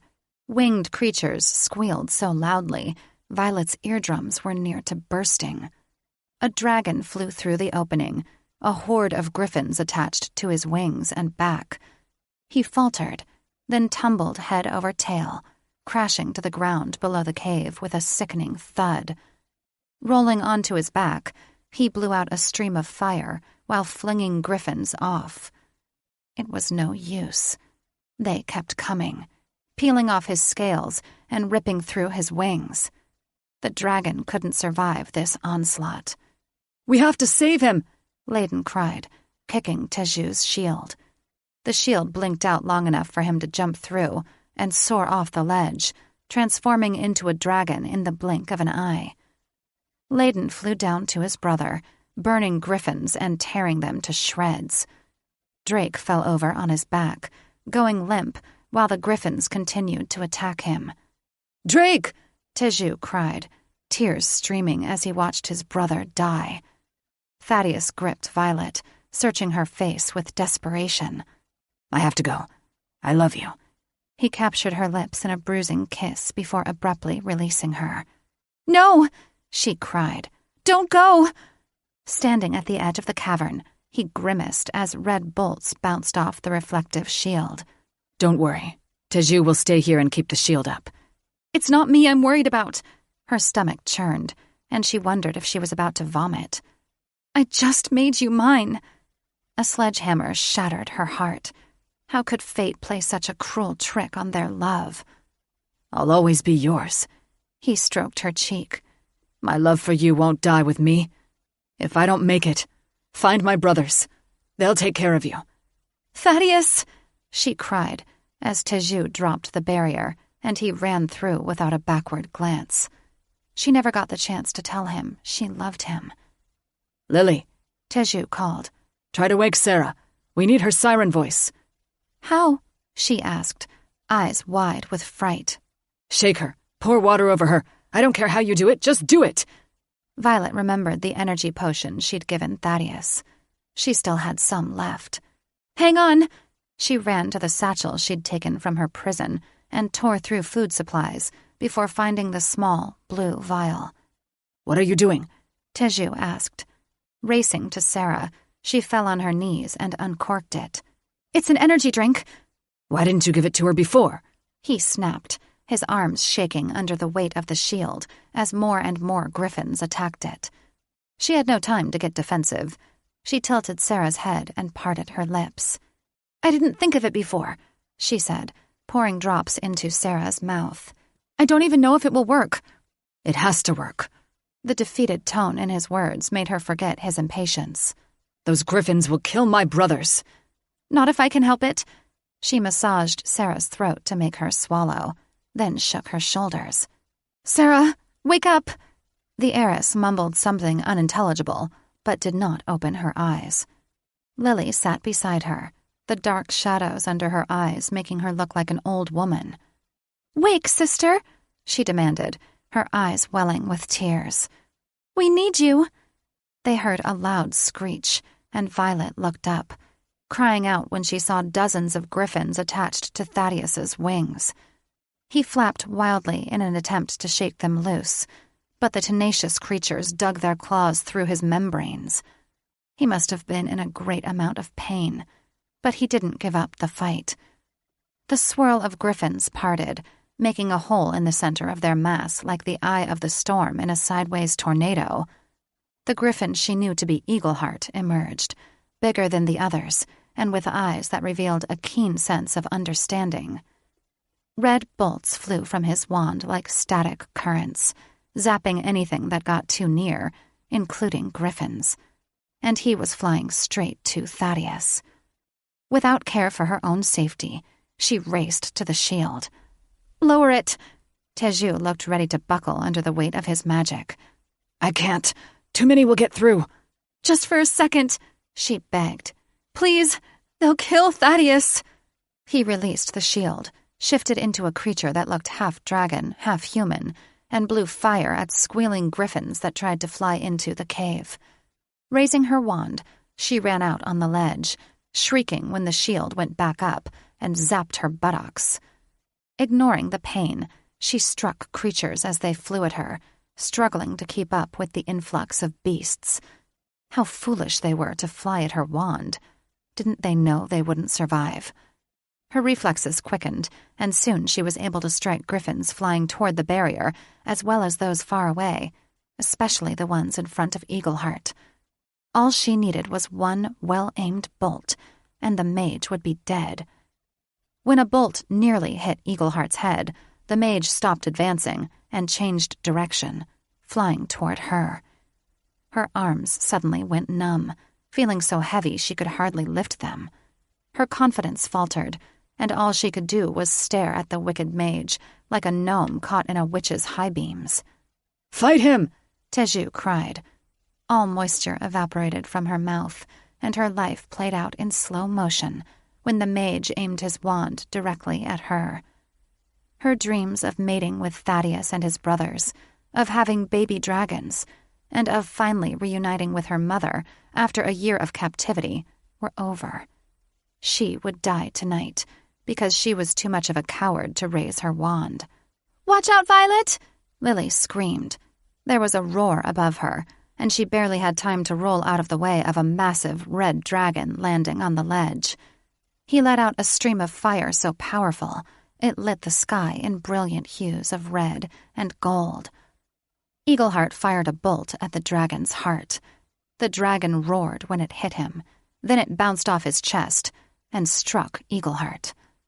The mage faltered, shocked, and fell like an earth-bound comet. The griffins broke formation, darting in all directions and ricocheting off each other like bugs in a jar. Ignoring their squeals of protest, Thaddeus went after them. Her heart swelled 3 times its size. He was covered in lacerations, but nothing looked life-threatening. They were going to live. She turned to the red dragon. "I don't know who you are, but thank you. You saved us." His eyes glowing as red as the burning embers of hell, he sucked in a breath, a ball of fire racing up his neck. A strong hand yanked her back, and she fell against Teju, safely inside the cave again, as the shield went back up. She was horrified when the dragon released fire on the exact spot where she'd been standing. She blinked. What just happened?" He flinched when the red dragon coated his shield with flame. King Tormung is what happened. Magic bounces off him. "The Dragon King of the Fey Realm? Why would he want to kill me?" Because he's gone mad. Well, fuck. Her heart hit her stomach when the Dragon King launched off the ledge, headed straight for Thaddeus. She wanted to zap him, even knowing the magic would bounce back. "How do we stop him?" "We don't," he said. "Layden and Thaddeus are our best chance." "He's twice their size," she said in a shaky voice. The red dragon tore through the remaining griffins before launching at Thaddeus. They grappled mid-air like two eagles fighting for dominance. Flame engulfed them as they clawed fiercely at each other. The griffins scattered, disappearing into the forest. Even those mindless beasts were smart enough to know it was time to flee. Layden left Drake, who was eerily still, his wings flat on the ground. Teju's eyes misted as he continued to hold up the shield. What a burden he had to bear to helplessly watch his brother die while protecting his sleeping mate and eggs. Violet clasped her hands to her heart when Layden landed on the Dragon King, ripping through his wing. The king roared, releasing Thaddeus and spinning to the ground like a butterfly with a broken wing. Thaddeus and Layden landed in front of him, shielding their lifeless brother, when the injured king released a stream of flame. "The king dragon has a thorn in his tail." Violet looked at Lily, whose pale skin looked even more translucent than before, like tissue paper stretched over bone. What did you say?" Standing on bony legs, she walked over to Violet and pointed at the red dragon below. "It's enchanted with a memory spell. That's why he's angry." She squinted at the king. "So if I remove the thorn, he'll calm down?" "I think so." A memory thorn sounded far-fetched, but Lily had been right so far. Could something as simple as a thorn have driven the king to madness? "How do you know this?" she asked the child, a nagging voice of doubt ringing in her brain. Lily hung her head. "The Phoenix Fire Flower Curse." Kneeling beside her, Violet reached for the charm, holding it in her palm and surprised by its warmth. Closing her eyes, she asked the charm to reveal its secrets to her. But there was nothing. She opened her eyes. "Lily, the Phoenix Fire Flower is no curse." She sniffled and wiped her wet nose with the back of her hand. "It is to me." "I'm sorry you carry this burden." Violet released the charm. "I'm sure when your sister wakes up, she will offer to wear the charm in your place." She cast a forlorn gaze at Sarah. "It doesn't work that way." The child pouted. "Nobody understands." She wanted to comfort the girl, but now was not the time. She had to get that thorn out of the Dragon King's tail. But how? A neighing horse caught her attention. She looked over at the Pegasus pair. They were getting restless. They were likely hungry and thirsty and would need nourishment soon. A thought struck her. She raced over to the horses and chose the smallest of the two, a mare who was hopefully more docile than the stallion. After untying her, Violet jumped onto her back. "Do you know how to fly one of those?" Lily asked. "No, but I'm a fast learner." She'd ridden her mother's unicorn only once. 3 broken ribs later, she'd learned the hard way. Magical horses didn't like to be ridden. Wrapping her arm around the mare's neck, she removed the hood. The horse neighed and bucked, but she hung on. Now wasn't the time to worry about a few broken ribs. She screamed at Teju to lower the shield as the horse ran to the ledge and launched into the air. Circling the Dragon King, Thaddeus was about to unleash his fire when he saw a white-winged horse nosedive to the back of the Dragon King. Violet, who had to have gone mental, was screaming and clutching the horse's mane, only halfway on the horse. They landed on the ground with a hard crash, and Violet flew over the top of the horse and landed precariously close to the Dragon King's spiked tail. Ruffling its wings, the horse nearly stomped her head before flying back to the cave. The Dragon King spun around, snarling at Violet. Thaddeus charged, slamming into the king's chest and throwing him off balance. The red dragon staggered, then turned toward him and engaged. Thaddeus quickly retreated, meeting fire with fire, but not before he saw his crazy mate climb up the Dragon King's tail. Icy fear coursed through his veins. Did she have a death wish? Why had she left the safety of Teju's shield? The Dragon King pushed him until he nearly tripped over Drake. With nowhere left to go, he and Layden slowly surged forward, blowing fire at their opponent, sparks singeing his eyes. Blood oozed from the Dragon King's torn wing, but he showed no signs of slowing. With a snarl, he swung his head around, swishing his tail like an agitated cat. Fearing for his mate's life, Thaddeus charged again. "I found it!" she screamed, holding up what appeared to be a stubby wand. The Dragon King let out an ear-shattering howl and flung Violet off. She careened face first into the bushes. Ignoring the dark looks the king shot him, he gave him a wide berth while slowly making his way to the bushes. "Please don't let her be dead," he prayed to the goddess. The Dragon King shook his head like he was trying to clear water from his ears. "What happened?" he asked, looking nothing like a fierce monster, and more like a lost puppy. "You don't remember?" Layden asked. The red dragon sat on his haunches and licked his wounds. "No. Where am I?" I think you were hit with a memory spell." "Impossible." The dragon shook his head. "Spells bounce off me. Not when they're stuck inside you," Layden answered. After Thaddeus was assured the king wouldn't harm them, he transformed into a human and ran to Violet. She was covered in blood and leaves. "Why did you do that?" he asked, brushing debris out of her hair. She held up what looked like a wooden stake. "I got it!" He took it from her and turned it over in his hands. "Are you okay?" Smiling, she cupped his cheek. "Believe it or not, it hurt worse when I fought the blood bond." He hugged her, then jerked away when Layden let out a wail so heartbreaking, his heart lurched. Layden, still in dragon form, hovered over Drake.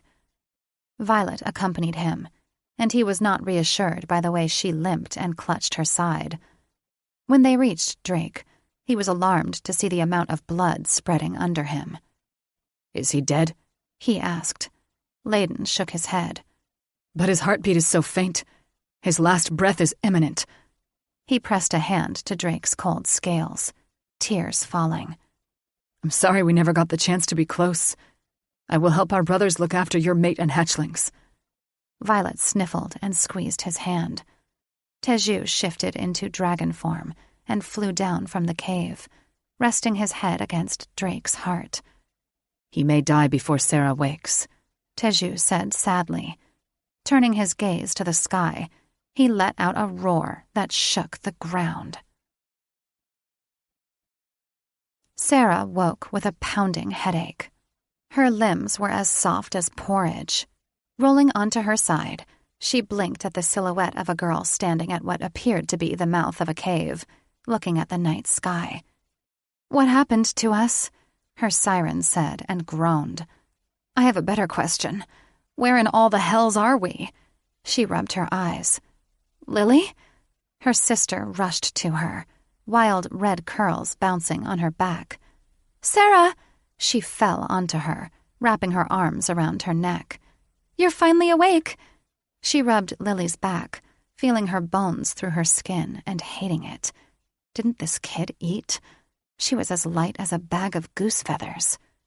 "Your sperm donor neglects her," Felix said. "Where are we? What's happening?" Lily pressed her down. "Don't sit up too fast." Memories came back. The yellow tea, brain hovering over her. Had he said he was taking her to her insane grandfather? No, she had to have been dreaming. "You weren't dreaming," Felix said. "He is a first-rate gnome-wart." They were in a large cavern with black walls, and there was a small fire in the center. She squealed with delight when she saw her eggs tucked in a basket beside her. She touched each warm shell, pleased when she found no cracks. 2 winged horses were nearby, hoods over their heads, wings tucked back, and tails swishing as if they were happy. Lily beamed. "I put the hood back on the Pegasus all by myself." Sarah wasn't sure what that meant. 2 men were tied up in a corner, asleep or dead. One had a face so disfigured, with a knot the size of an apple on his chin, and bruises and blood all over his face. He looked like he'd been struck by the plague. He looked too familiar. Prometheus? The thought of being in the same cavern with her former lover, the witch who'd framed and then tried to murder her, made her feel faint. He'd used her and broken her heart. She placed a hand to her chest, feeling the steady beating beneath. Her heart no longer pined for Prometheus Periwinkle, now that she had 3 loving dragon-shifter mates.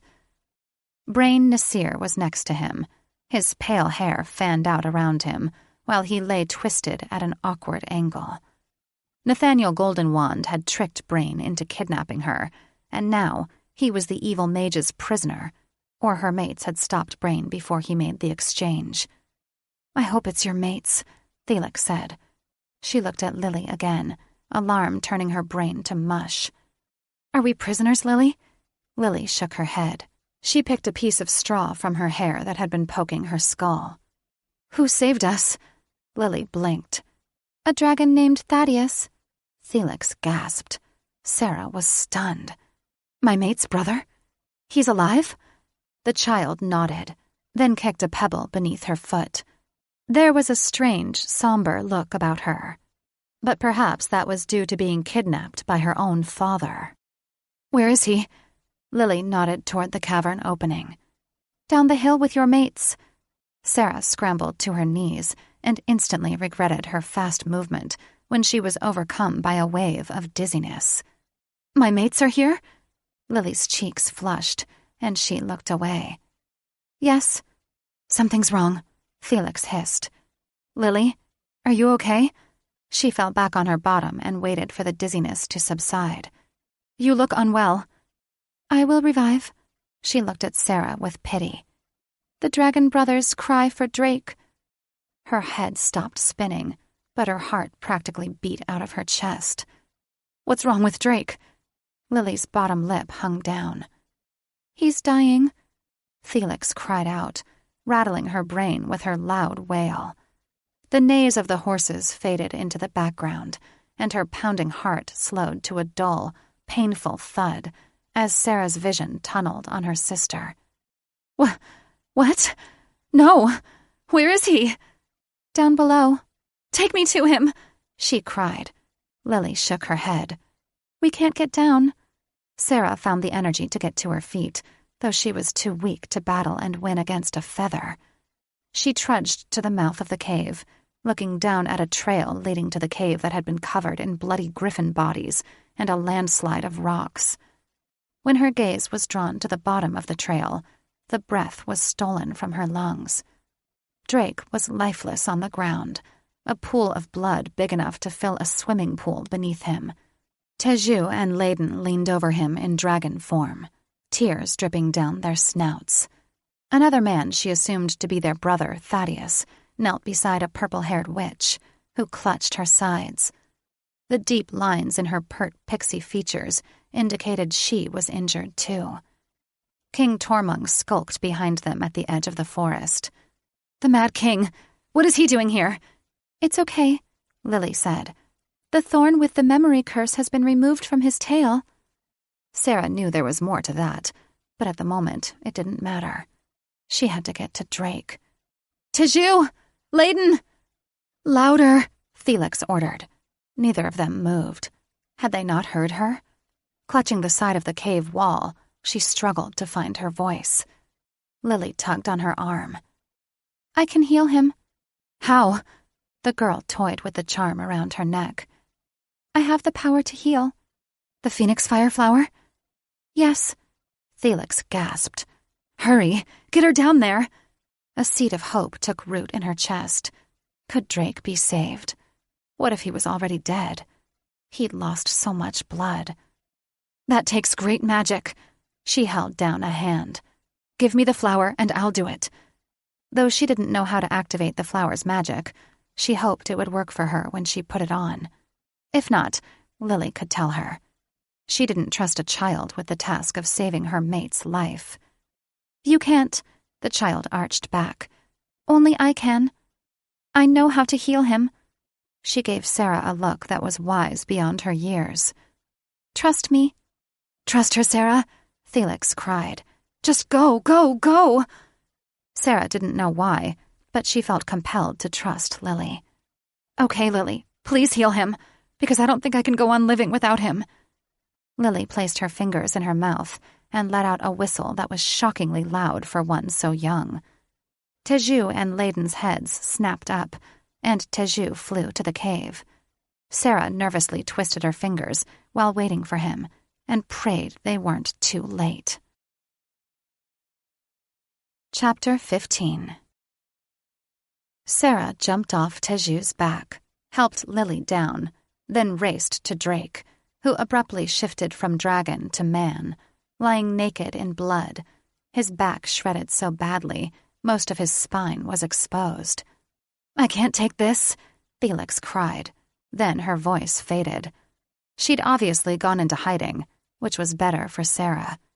She was upset enough without the siren making things worse. Heedless of the blood, she trudged through the muck and fell on her knees beside Drake. She cradled his head in her lap, frightened when she didn't feel a pulse in his neck. She looked at Teju through tear-soaked eyes. "What's happening?" Teju knelt beside them and closed Drake's hollow eyes. He let out a strangled sob. "He's dead." "No!" It was as if her entire world had imploded. "He can't be dead!" Her chest hurt so much she could hardly breathe. Layden knelt and took her in his arms. "When a shifter dies, his animal leaves him. His dragon has departed." "No!" she wailed. How could this happen? Drake was the strongest of her mates. How could he leave her when their eggs hadn't hatched? How was she supposed to live without him? Layden held her tight, letting her sob against him, while Teju wrapped his arms around her from behind. She wanted nothing more than to sink into the muddy pool of blood and join Drake in the afterlife. "He hasn't been dead long," Lily said. "I can still bring him back." She grabbed the girl's sleeve. "Are you sure?" "Yes." Lily glanced at the witch with purple hair. "But I must heal her first." "No!" Sarah clutched Lily's collar like a lifeline. No way was she letting go. "Heal Drake before it's too late." Lily pulled away with surprising strength for one so young. "After I heal him, I won't be able to heal the witch." She plastered on a smile that looked forced. "Why?" "You will see," Lily said flatly. When Lily walked away, Sarah felt as if her sister had taken her heart with her. Sobbing, blood dripped from Sarah's fingers as she reached for Lily, who walked further and further away.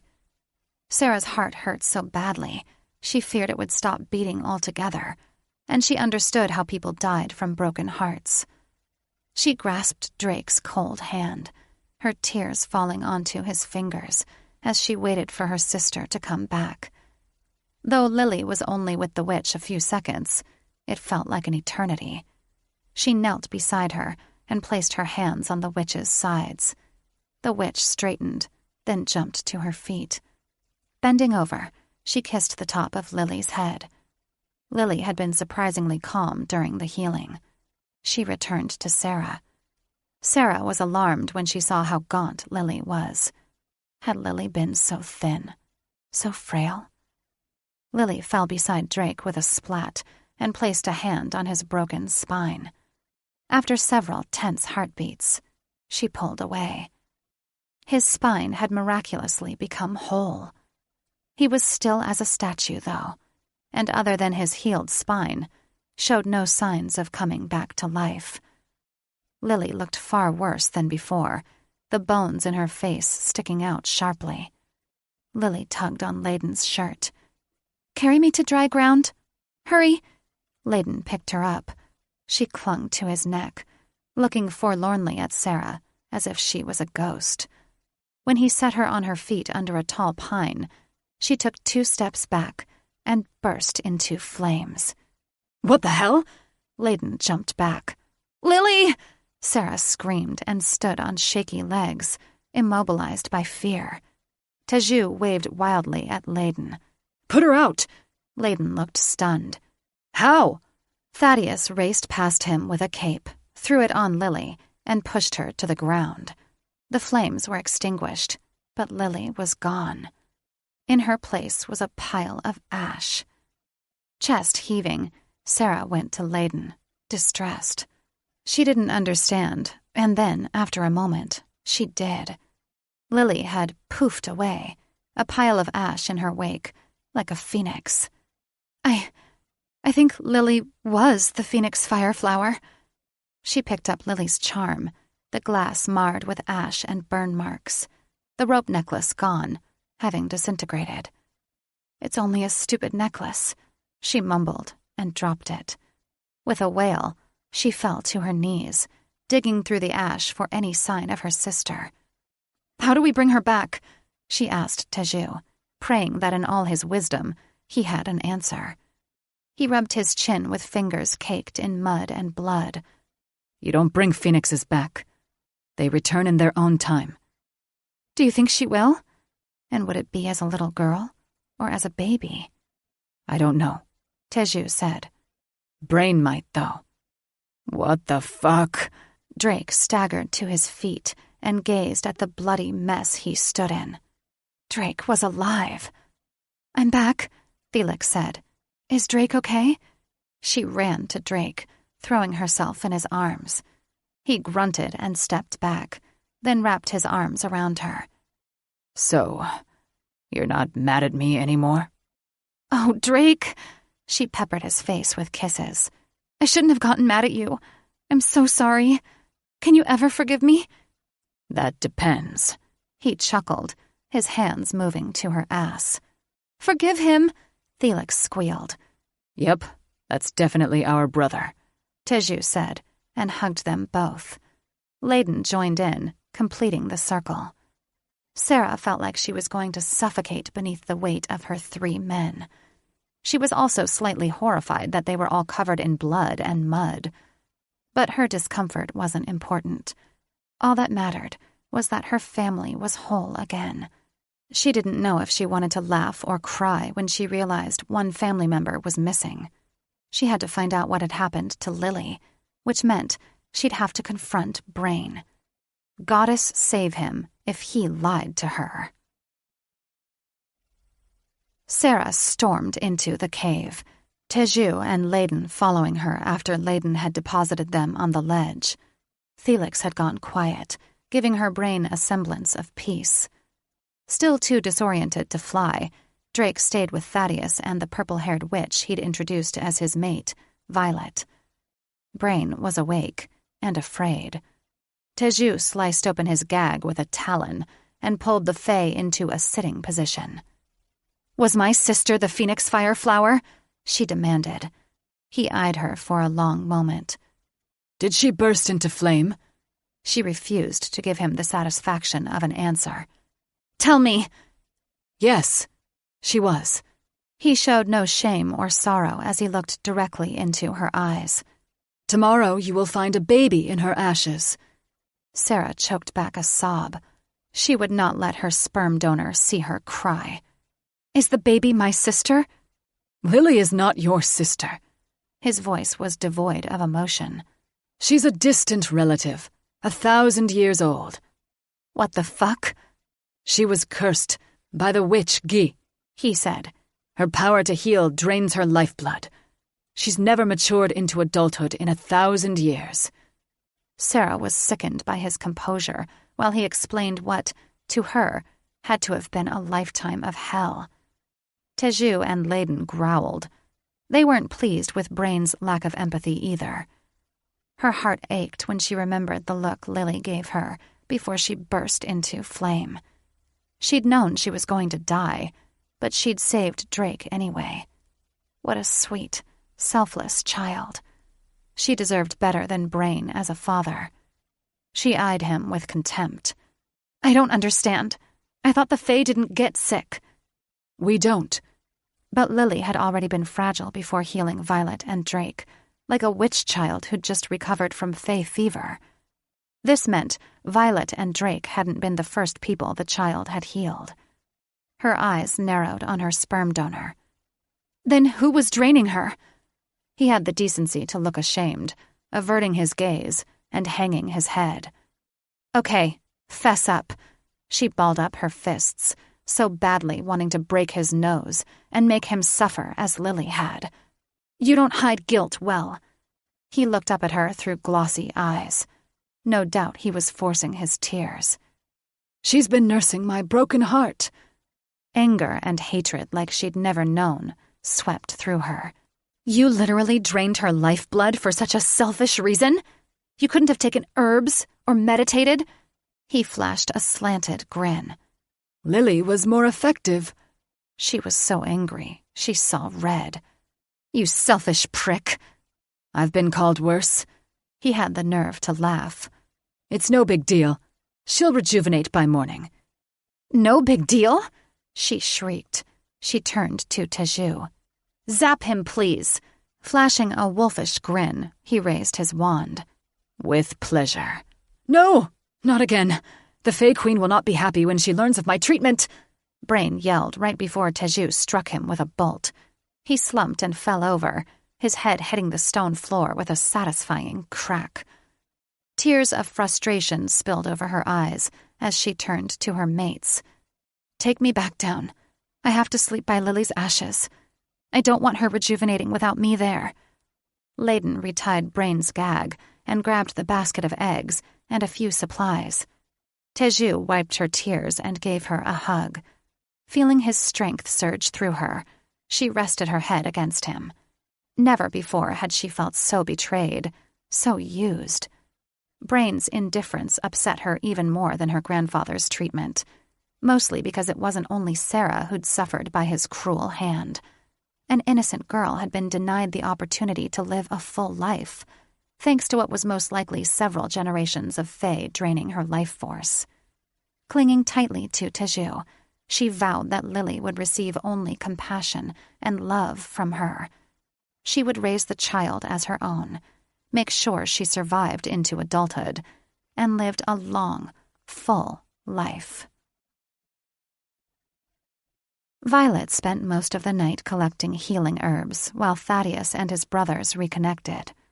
Even though she stayed close to the campfire, she felt Thaddeus's eyes on her, making sure she was safe. He had not been pleased when she left their camp in search of King Tormund. After eating his fill of griffins, the king had skulked off, preferring to sleep alone. He would not be able to fly with them in the morning because of his injured wing, and she didn't like the thought of leaving him behind. The herbs weren't as potent as those that grew in the caverns of Valhall, but they would do. After she ground them to dust with a stone, she poured the rancid bean soup out of the cauldron and brewed the herbs until they were reduced to a thick paste. The cauldron was heavy, and she was relieved when Thaddeus took it from her. You going to heal the king? I'll try, but first I'll heal you all. After Violet applied the salve to Thaddeus and asked Sarah to tend to her mate's wounds, she and Thaddeus went in search of the king. They found him in a shallow cave, not too far from their campsite. This cave was at ground level, so she didn't have to scale any cliffs. She was beyond exhausted. The sun was almost up, and she hadn't slept much these past few days. The dragon glared at them, and she wondered how much of his bad attitude was due to the thorn and how much was part of his natural disposition. "Hello, King Tormund," she forced a smile. "How do you feel?"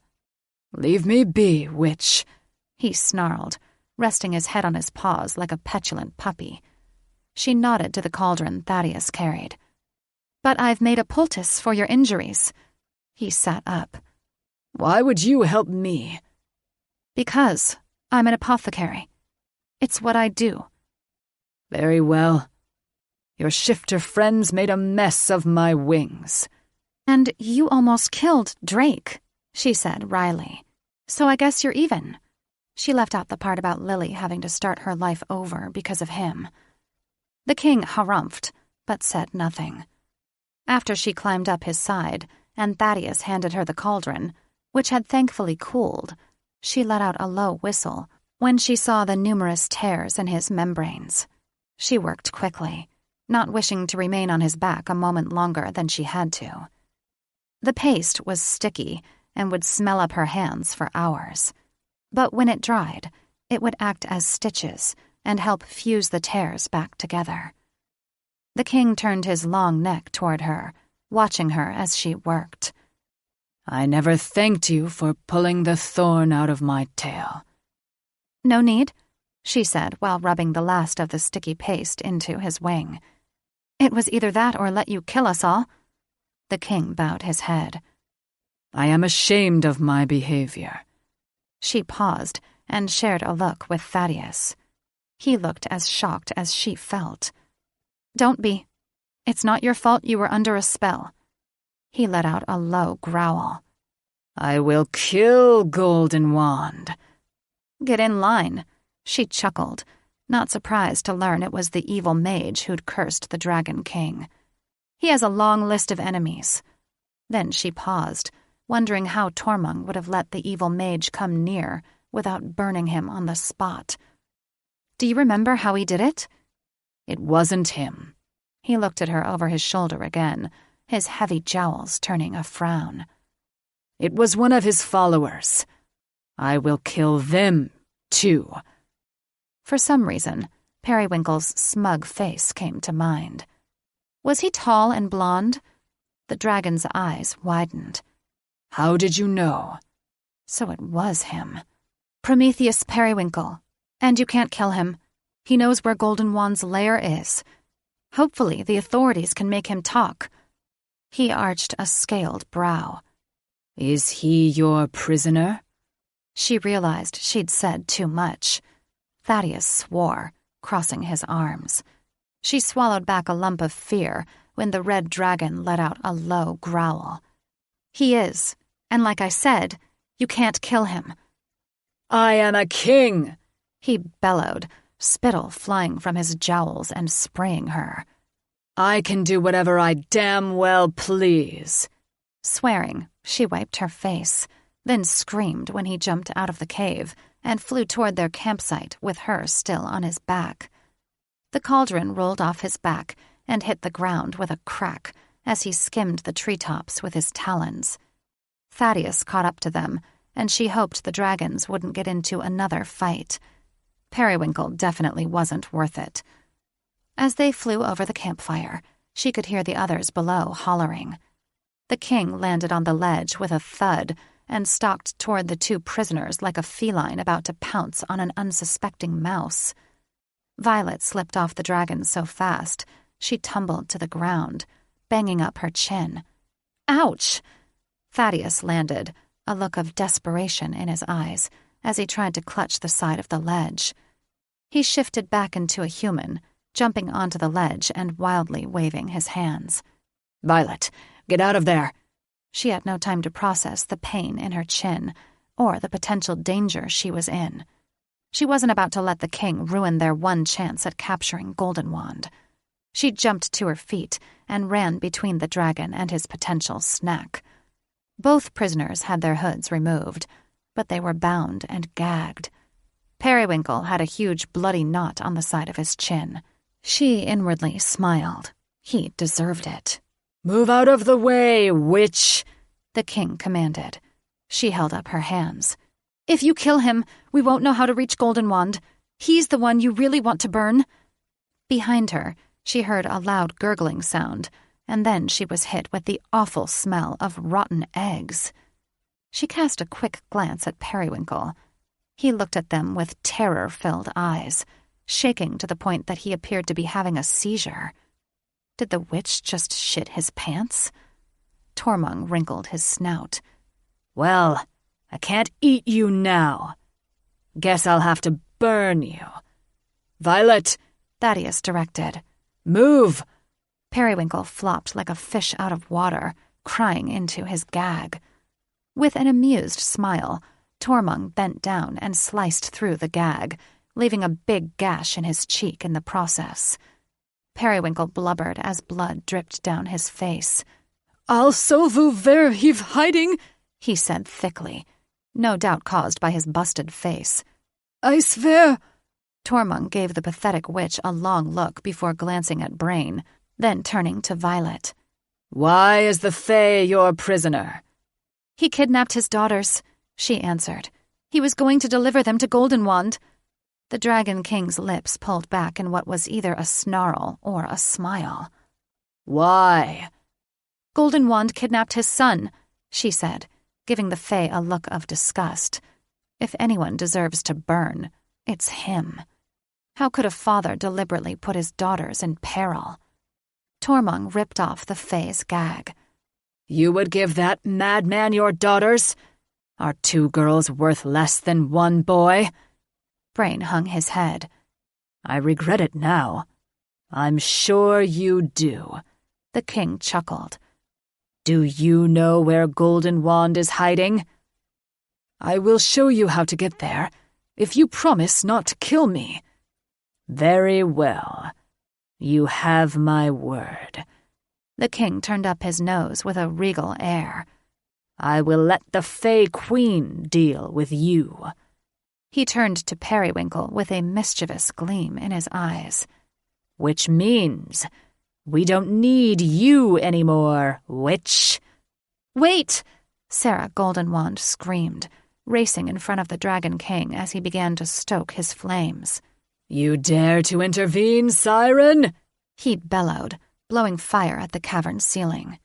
Drake and Teju ran in, yelling at her to back away. Ignoring them, she turned up her chin. Seemed the Fire's Breath brothers had a habit of mating with women who didn't follow orders. I'm not trying to stop you, Sarah said, but I have something to say to Periwinkle first. The Dragon King lay down on all 4 haunches, waving a claw with a disinterested flick.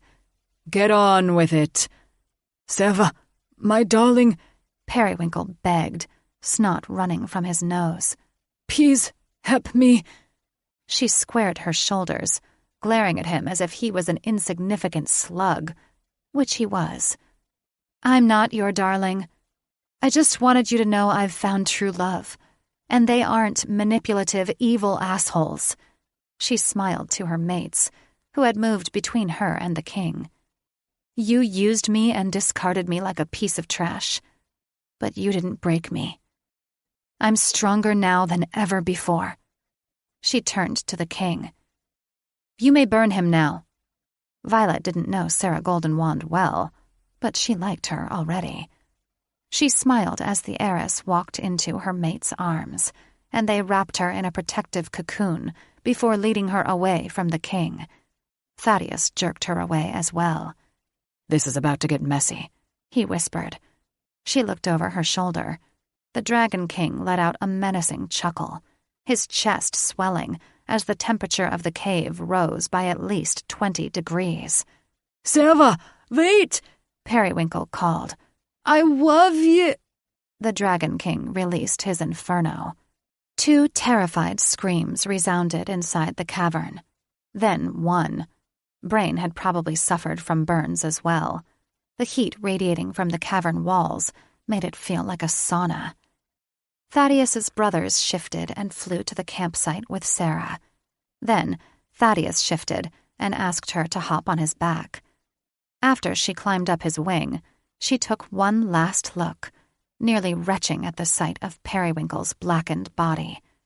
She reminded herself never to get on King Tormund's bad side.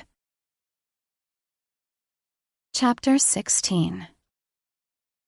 The sun's morning rays were peeking over the horizon when King Tormund let out a satisfied roar before jumping from the ledge.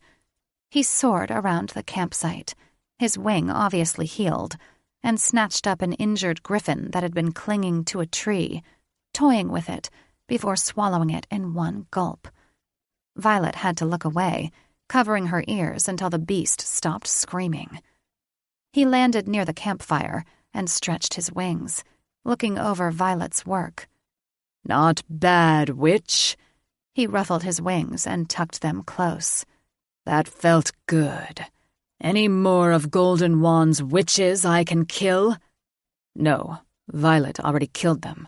Thaddeus sipped his morning coffee, which he'd found in Periwinkle's supplies. He winked at her, obviously forgetting her chagrin over the deaths.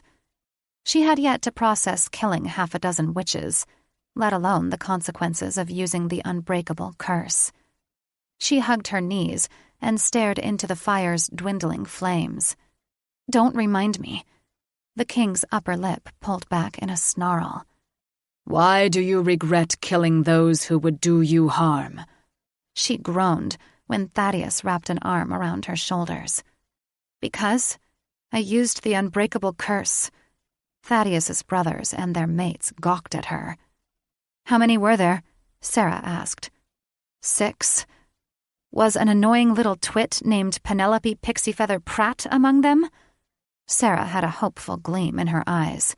"You mean Periwinkle's fuck buddy?" Thaddeus laughed.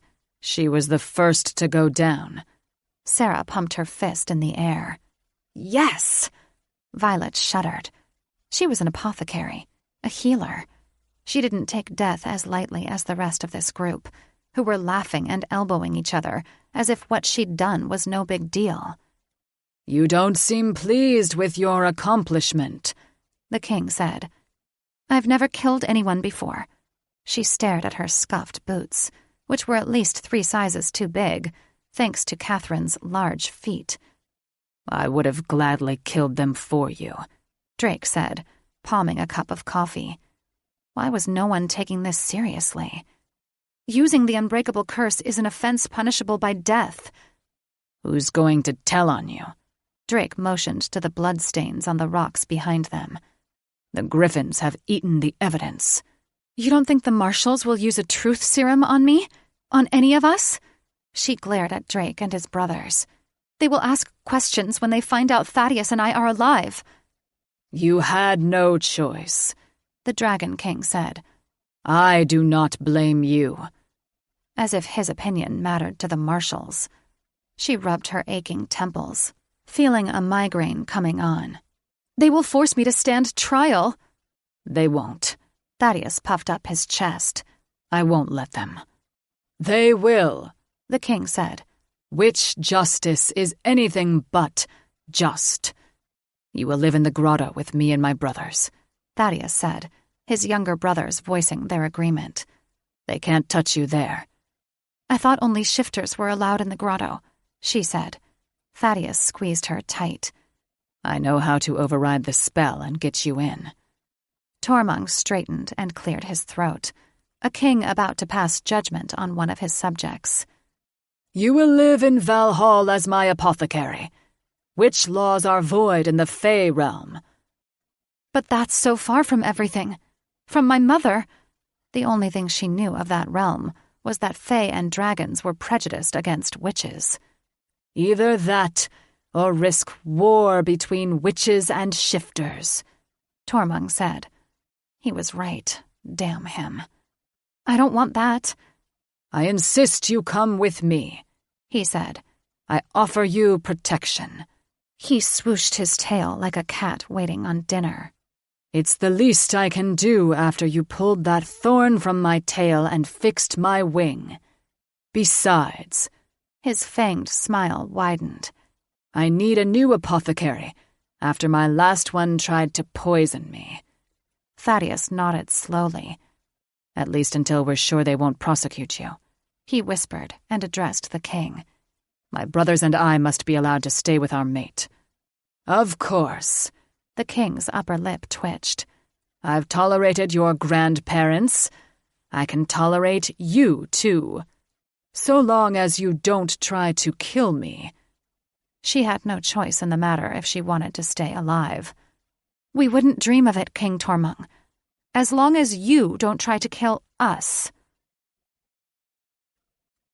Teju followed Thaddeus, stepping over the bloody, butchered carcasses of forest animals left by the griffins, until they were a safe distance from camp. "Do you have it?" "I do," Thaddeus said. "Did you find the other one?" "No," Teju grimaced. "I found only ash where Eagleheart had been. I believe Tormund incinerated the wand along with the wizard." "Let us pray that is the case," Thaddeus said. "A wand like that in the wrong hands will send the world into chaos." Teju impatiently held out a hand. Which is why we should destroy this one. Thaddeus's jaw hardened. You can't destroy it. You must give it to our parents. They can decide what to do with it. Thaddeus, that's a bad idea. It's not for us to decide. Our parents are the dragon rulers. Think of how angry they will be if they found out we had a wand with such power and didn't turn it over to them. Teju cringed at the thought. They would be furious. Very well, but let us pray they do the right thing and burn it. Thaddeus gave it to Teju. If Violet asks, tell her we incinerated it. You'd start your relationship with a lie? I don't want her to worry, he said, averting his eyes. Teju decided not to press his brother on the matter. He thought it was a mistake to lie to Violet, but he wouldn't interfere with their relationship when he had enough to deal with. He wrapped it in cloth and stuck it in his pocket. Then he marched back to the campsite, trying to put it out of his mind. His heart was heavy enough after watching Lily sacrifice her life and almost losing Sarah and Drake. But how could he not obsess over it? If a dark witch discovered that wand, they would all die. Sarah had been fighting sleep all night. Now that the sun was peeking over the horizon, she should have been preparing to leave, but she refused to budge from her spot until Lily rose from the ashes. She'd slept all day yesterday, thanks to Brain's potion. She shouldn't have been so tired, but she was exhausted. Probably the side effects of the sleeping drug. One more reason to hate Brain. Resting her head against Drake's shoulder, she'd shut her eyes for only a few minutes when she heard the sound of a baby crying. A pale, naked baby with tufts of flame-red hair kicked and wailed on the cold ground. She knelt beside her, suddenly realizing she'd never held an infant before. Layden scooped the baby into his arms and handed her to Sarah as if he cradled a fragile egg. He helped her wrap the child in the blanket they'd found in Brain's carriage, and then escorted her to the fire, where they sat for several minutes, rubbing warmth into the infant's limbs. The babe calmed down, except for a pitiful cry that broke her heart all over again. The child needed milk, but she had none. "She's hungry," she said to Layden, rocking her. "There's no grocery stores around here, Sarah." Violet sat beside them, stroking the babe's cherubic cheek. Thank the goddess she appeared strong and healthy. "It's almost 2 days' flight back to my apothecary," Violet said. "Ellison is closer," King Tormund said. "The Fae will have milk." Sarah thought of Brain's big, empty house and decided that's where she would take the baby. Brain wouldn't be needing it, since King Tormund had promised to take him to the Fae Council. The Fae Queen looked down on Fae men mistreating their women, and he would be punished accordingly. Sarah didn't care what they did to him, so long as he suffered harshly. Drake grabbed her elbow. "King Tormund is right. The Fae realm is much closer." "I know. I'm okay with it, as long as Lily gets food." She smiled at the child, whose cries had become a fitful whimper. Layden stood, brushing dirt off his pants. "We need to hurry." He held out his arms. "Do you want me to carry her for you?" She shrank back, clutching her sister tighter. "No." "Okay," Layden said, smirking. "Give me a minute. I'll make a sling for her." He fashioned one out of a blanket, then Sarah put the baby inside. "You're going to make a great mother. You know that?" He kissed her cheek. "Layden, I am her mother," she said, cooing to the baby. "I'm the eldest Phoenix Fire. I must take care of her. But it means I won't be able to finish school." "We'll work something out," Teju said, and helped Drake put out the fire. "We can use fosters until you finish." She wasn't leaving her baby sister with foster parents. What if they didn't treat her well? She twirled a tuft of red hair around her finger. "So they can take advantage of her powers too? You heard Brain. She hasn't made it to adulthood in 1,000 years." We can give her to our parents, or grandparents, Layden said, rubbing her back, as if a back rub would make her give in. They will look after her. You only have 1 semester left. Sarah shrugged. What do I care about high school? I'm an heiress. I don't need the diploma, and it's not like I need a job. She would never leave Lily unprotected. What if Golden Wand attacked the school again, killing her and leaving Lily an orphan? She wouldn't take that chance. Drake gave her a severe look. You can finish, and you will. I learned the hard way the importance of a good education. It can mean the difference between life and death. I'm glad to hear you say it, Teju said, returning from his trek with Thaddeus in the forest. Considering all they'd done was relieve themselves, they were gone a long time. Drake patted Teju on the back so hard, he lurched forward. I'm sorry. I didn't listen to you in class.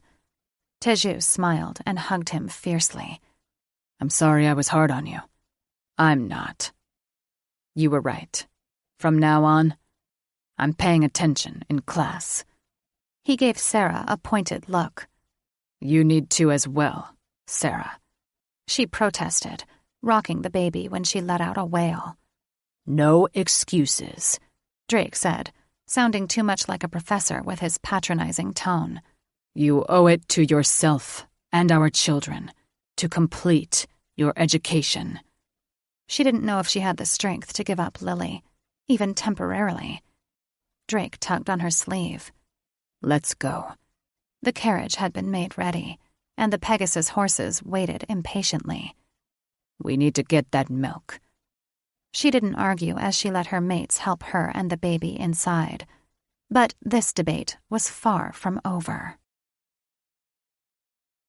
Chapter 17. King Tormund left Violet and Thaddeus in their grandparents' home. It was a massive cavern with several smaller, but still huge adjoining caves, each with openings wide enough to fit a dragon. The bedroom was separate from a bathroom with a clawfoot tub and a pipe contraption connected to it that she assumed led to a cistern. There was also a primitive kitchen and an herb room. Violet had wanted to sleep for the next century, but Thaddeus had other ideas. She'd tried to push him off, considering the large feather bed they were sleeping in belonged to his grandparents, and it not only felt weird, but wrong on so many levels. He continued teasing her to a sweet burn until she no longer cared where she was. She needed him now. At least Thaddeus had changed the blankets. They enjoyed a vigorous round of lovemaking, and then another, this one long and slow and sweet. She held him as he gently thrust into her, whispering words of love in her ears. Oh, how much she loved him. She'd told him so over and over. After their marathon lovemaking, she was somehow left wide awake while he snored like a dragon. She went through his grandmother's herbs and potions, amazed to find everything she'd need. There was even an inventory of plants she thought had gone extinct. She found a bag of Pegasus feather wands and pocketed one for safekeeping, since Thaddeus and Teju had destroyed the cursed wand Eagleheart had given her. At least, she prayed they'd destroyed it. She discovered her favorite sleeping herb, Torengni root, which was not as strong as silshade, but a mild sedative used for anxiety. Goddess knew she was anxious. After brewing it into a tea, she sipped it sitting on the ledge, making a wish as a falling star streaked across the night sky. Inhaling a deep breath of mountain air, she slowly released it. She loved it here in Valhall. It certainly beat the sulfuric, stagnant air she'd been forced to breathe as Catherine's slave. After disrobing, she crawled into bed beside Thaddeus, snuggling naked against him, loving the feel of his warm skin pressed against hers. If his brothers liked her too, she would enjoy 3 times the warmth. This life wasn't the one she'd planned, but it didn't matter as long as she had Thaddeus. Violet Mystique and Thaddeus Firesbreath. She sat up with a start, pulling the blanket over her breasts. Yes? How long had she been sleeping? And who were these men standing in her bedroom? The morning sun spilled in from the main cavern, illuminating their ugly faces. Dressed in black, chains hung from their belts, and they carried wands the size of clubs. These weren't ordinary witches. They were mercenaries. You have been summoned by Sir Goblin Gout, said the largest one, who had a long, scraggly black beard and an eye patch that made him look like a pirate. You are to come with us. Thaddeus jumped out of bed in all his naked glory, his corded muscles stretching across his broad back as he stood protectively in front of Violet. We're not going anywhere. The other mercenary, who had a bald head as shiny as a marble and flame tattoos trailing up his arms, let out a deep chuckle and held out a piece of parchment with a wax seal. You cannot ignore a summons from the leader of the Third Realm. We can't? Thaddeus stormed over to him and snatched it out of his hands. Without reading it, he ripped it to shreds. I suggest you leave before you make me angry. They backed up, pointing their wands at Thaddeus. We will take you by force if we must. Violet slowly reached under the blankets for the Pegasus feather wand. The mercenaries turned at a loud roar from outside, followed by a stream of fire that licked at their heels. King Tormund stormed through the cavern, tucking his wings behind him as he ducked his head inside their room. What is the meaning of this? He glared at the mercenaries, who aimed their wands at him. Go ahead, he chuckled. Try it. The bearded one backed up, stumbling into naked Thaddeus with wide eyes. They have been summoned by... Your Prime Minister has no jurisdiction in my realm, Tormund hollered, pelting them with spittle and what appeared to be a goat hoof. Now go. We were given strict orders to... Don't provoke me, witches! Tormund blew a stream of fire over the tops of their heads, showering them with smoking embers. Yelping, they jumped from foot to foot, swatting fire off their clothes before ducking under Tormund and racing out of the cavern. Wrapping the blanket around her, she jumped to her feet in time to see them run to the ledge and jump on their brooms without a backward glance. There are no guardians at the gate. The Dragon King frowned. I'm gone for a day, and my realm descends into chaos. I can assure you it won't happen again. Thank you, King Tormund, Violet said, clutching the blanket. How did they know we were here? Thaddeus asked, slipping into a pair of boxer shorts. I'm not sure. Tormund stuck his head outside and sat on his haunches, picking fur out of his teeth. They must have spies. Do you think they know I used the curse? She asked, her innards churning. Why else would they have sent mercenaries? Doesn't matter. Thaddeus took her hands in his. I won't let them harm you. She looked into his eyes, knowing he believed his words, but fearing he could be overpowered by enough witches, which meant they might be stuck in Valhall forever. The king sniffed the air. Someone's coming. Violet reached for her wand with a trembling hand. Who? Tormund turned up his snout, nostrils flaring. Dragons. He gave Thaddeus a pointed look. They smell like you. Thaddeus's scowl instantly turned into the widest grin she'd ever seen. My brothers. Butterflies fluttered in Violet's chest. He referred to his hatchling brothers, and possibly her future mates. King Tormund glared at Violet. I did not sleep, witch. Tonight, I expect you to attend me with your healing potions. Yes, Your Highness, she said, nervous about the upcoming meeting. The king broke into a grin. I'll leave you alone with your mates now. He leaped off the ledge and disappeared. Thaddeus ran out, wildly waving his hands. Hector. Bastion! She heard twin roars in the distance and was suddenly self-conscious about being wrapped in only a blanket. Scrambling across the bed, she wrapped her robe around her as the two dragons landed. "Thaddeus!" they cried, shifting at once into their human forms and rushing across the cave to their brother. There was lots of hugging and good-natured joshing as they greeted each other. "Brother, you're alive!" they cried. "You're really alive!" Violet sat on the edge of the bed, awkwardly watching their reunion. Witnessing their love for one another was a beautiful thing. If she'd had a sister growing up, she would have loved her like this. The tallest one was the alpha. Hector had changed a lot since high school, filling out more in the chest and shoulders, and growing a thick but well-trimmed beard to match his shoulder-length, dark hair. He was still devastatingly sexy, even more so with the facial hair. "We need to explain why we left you," he said. Thaddeus wiped his eyes. "No, you don't." "Dame Doublewort placed a concealment spell on you," Bastian, the other brother, said. "We went back for you, and you were gone." "You don't need to explain," Thaddeus said. "I would have done the same thing in your situation." Bastian, who'd probably changed the least, flushed. Other than growing a few inches and filling out more, he still had a sexy, dimpled smile and wise eyes, making him look older than his mid-20s.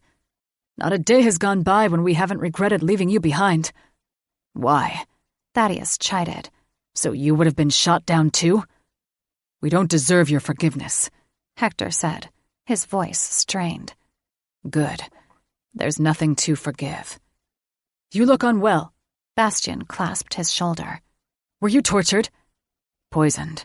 But I have an excellent apothecary who's helping me recover," Thaddeus said, and motioned to Violet.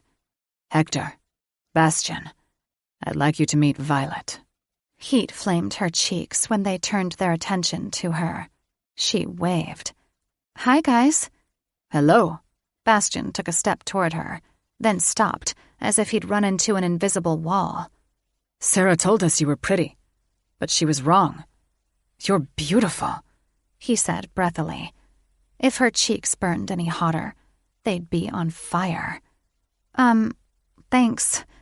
"I'm alive because of Violet," Thaddeus said. "She fought a blood oath to save me." "Amazing." Hector walked toward her. "I imagine that hurt." "Like hell." Nervous laughter escaped her when he sat beside her, his deep, musky smell coiling around her senses. She couldn't control her trembling when he pulled her hands into his lap. The spark between them electric, and she almost flew off the bed. She knew instantly he was her destined mate, but instead of feeling relief, she was even more anxious. Hector had seduced all the pretty girls in school, easily convincing them to join him and his brothers for a tryst in the bathroom, or if they were lucky, in their dorm room. "Why are you shaking?" he asked. She stared down at their joined hands. "I'm nervous." "There's no reason to be." His words were as smooth as silk. "Our brothers told us you and Thaddeus are lovers." "We are." Thaddeus sat on her other side. "She's the one. I can feel it when we touch." She felt better when Thaddeus's strength surged through her, making her more relaxed. Hector leaned into her, purring in her ear. "Do you know that dragons mate as a pack?" When he stroked her palm, she thought she'd come undone. Her insides liquefied. Oh, he was so good at seduction. I do?" He arched a brow, a look in his eyes like he was a kid in a candy store. "And you're okay with that?" "I am," she said, thinking she should pull away but lacking willpower. "After we get to know each other." "Of course." His eyes sparkled with mischief, and that's when she knew he'd try to seduce her today. As horny as he was making her, she'd probably give in. "How lucky we are to have regained our brother and discovered a brave, beautiful mate," Bastian said, kneeling in front of her, looking up at her with big, dark eyes. Thaddeus moved closer to her. "Plus, She's wicked fast with a wand, and she can brew anything. Not anything, she corrected, afraid her head would swell to 3 times its size if they kept up their praise. He nuzzled her neck. Don't be modest. When Hector's hand disappeared under her robe, she jumped up, nearly tripping over Bastian, who scooted out of the way. This was moving too fast. She and Thaddeus had known each other for almost a year before they slept together. She'd been a tortured slave, and he a poisoned prisoner, but they'd become accustomed to each other. She knew Thaddeus liked a 12-egg omelet with extra peppers for breakfast. She knew his smell, his walk, his touch. She knew everything about him. All she knew about his brothers were that they'd once saved her from a bully.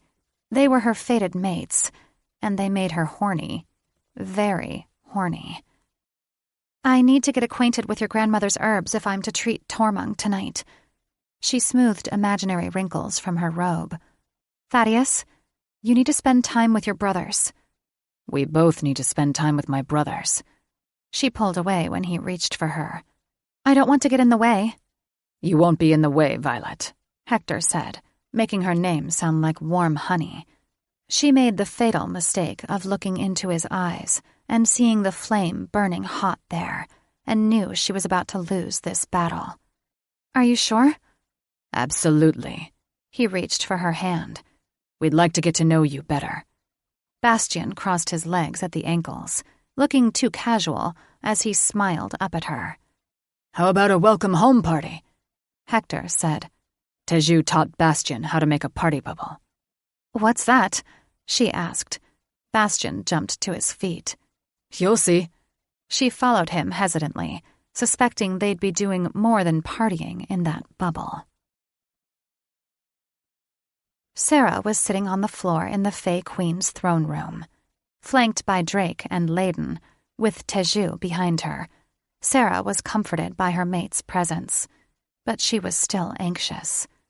She was about to meet the Fey Queen, and Sarah had no idea if she'd be as prejudiced as other Fey, or welcome a siren. Leyden was caring for their eggs, but Sarah kept her newborn baby sister close to her heart. After devouring 2 bottles of ambrosia milk prepared by Brain's pixies, she was sleeping peacefully. Sarah made it a point not to look at the prisoner sitting on the floor in front of her, with his hands bound behind his back. Covered in grime, his hair and clothes charred from dragon fire, Brain looked like a homeless witch begging on the street for coin. He'd craned his neck several times and tried to talk to her, until Drake knocked him across the back of the head. Brain turned around again, and Drake shook his head, as if he had water in his ears. He'd done that a few times since they'd been reunited, and she wondered if Lily hadn't been able to completely heal him. She'd implored him to see a healer, but he'd told her it was nothing. The wait in the Fey Queen's throne room felt interminable. She'd had no idea it would take this long, or she would have asked Leyden to pack extra diapers and bottles. Bored and agitated, she looked around, feeling as if she was drowning in a sea of purple. The room was hung with purple velvet drapes and tapestries depicting various scenes of Fae at leisure. The throne's cushions were purple, and the chandeliers gave off a soft lavender glow. Even the food and drink on the buffet table beside the throne were purple. Hey, Leyden elbowed her. Do you think the Queen likes purple? The sound of Felix's laughter echoed in her brain. She buried her head against his arm, laughing. She didn't know why his lame joke was so funny. Maybe it was just her nerves. Straighten up, you two. Leaning over her shoulder, Teju spoke in a hushed whisper. I think she's coming. There was a commotion in the hall. A tall, slender Fae with dark skin, wearing a purple velvet robe and matching purple hat that resembled a sailboat, a ridiculous, ginormous lavender feather in place of the sails, walked to the front of the room and blew a loud horn. All bow to Queen Rhea, he hollered. Lily let out a wail, her chubby fists waving in protest. Sarah heard the swish of skirts behind her and stood when a hand lifted her elbow. She looked into the eyes of the most beautiful woman she'd ever seen. She had skin the color of mahogany, long, black hair, and sparkling lavender eyes that matched the jewels on her crown. Queen Rhea touched Lily's forehead with an amethyst-tipped staff, and she instantly stopped crying. "There, there, little one," she cooed, stroking the baby's cheek. "No need to cry." Sarah smiled. "Thank you." The queen gave her a long look, not a kind or hateful one, but an indifferent one. She walked up steps padded with a purple velvet rug and sat on her throne. "I'm out of here," Felix said. "I don't like the bitch already." Queen Rhea sat at the edge of her throne, head held high, and glared at Brain. "Lord Phoenixfire, serious charges have been made against you, including abduction and endangerment. How do you answer them?" Brain sobbed like a child who'd skinned its knee. With a huff, the queen stood and stormed down the stairs, then banged him on the head with her scepter. "Answer! Ow!" He looked at her fearfully. "I had no choice. Golden Wand made my son his hostage." She pulled back her shoulders, her entire body rigid. "You had a choice. You always have a choice. For instance, you could have come to your queen." "He said he'd kill Alexei if I told you." "And you trust anything that comes out of his mouth? Your son is probably long dead." Brain let out a wail that could have shattered purple glass. "Half-blood." She pointed her scepter at Sarah. "Step forward." "Half-blood?" she mumbled, thinking the queen wasn't so pretty after all. She stepped forward, her mates following her as if they were one body. Queen Rhea arched a brow. "I didn't ask for you, dragon shifters." "She's our mate." Drake puffed up his chest. "We go where she goes." Though she didn't want them getting in trouble with the Fae Queen, she was relieved to have their support. But she hoped the queen didn't use her scepter to shrink their balls. "Very well," Rhea said, with a disinterested flick of the wrist. "Is that the Phoenixfire flower you carry?" "She is," she said, holding the baby tighter, afraid the queen would deem a half-blood unfit to raise her. "How did she die this time?" She was dumbstruck. How could she answer without looking like a terrible guardian? Drake cleared his throat. "Healing me, Your Highness." The queen glared at Sarah. "And you let her?" "I didn't know she'd die." She withered under the weight of the queen's censure. "I thought the charm around her neck was the Phoenixfire flower. Not her." The queen cursed. "Do you think a simple charm could hold that much magic?" Sarah wished she could somehow disappear into the obnoxious purple carpet. "I had no idea." "Magic comes from living beings, not trinkets," she explained in a condescending tone. "The wand you carry has no magic. It is used to draw your magic from you." "Yes, Your Highness." Sarah gave the queen a curt nod. She may not have been an honor student, but this was something she'd learned in rudimentary magic. She didn't know why she'd expected Fae magic to be different.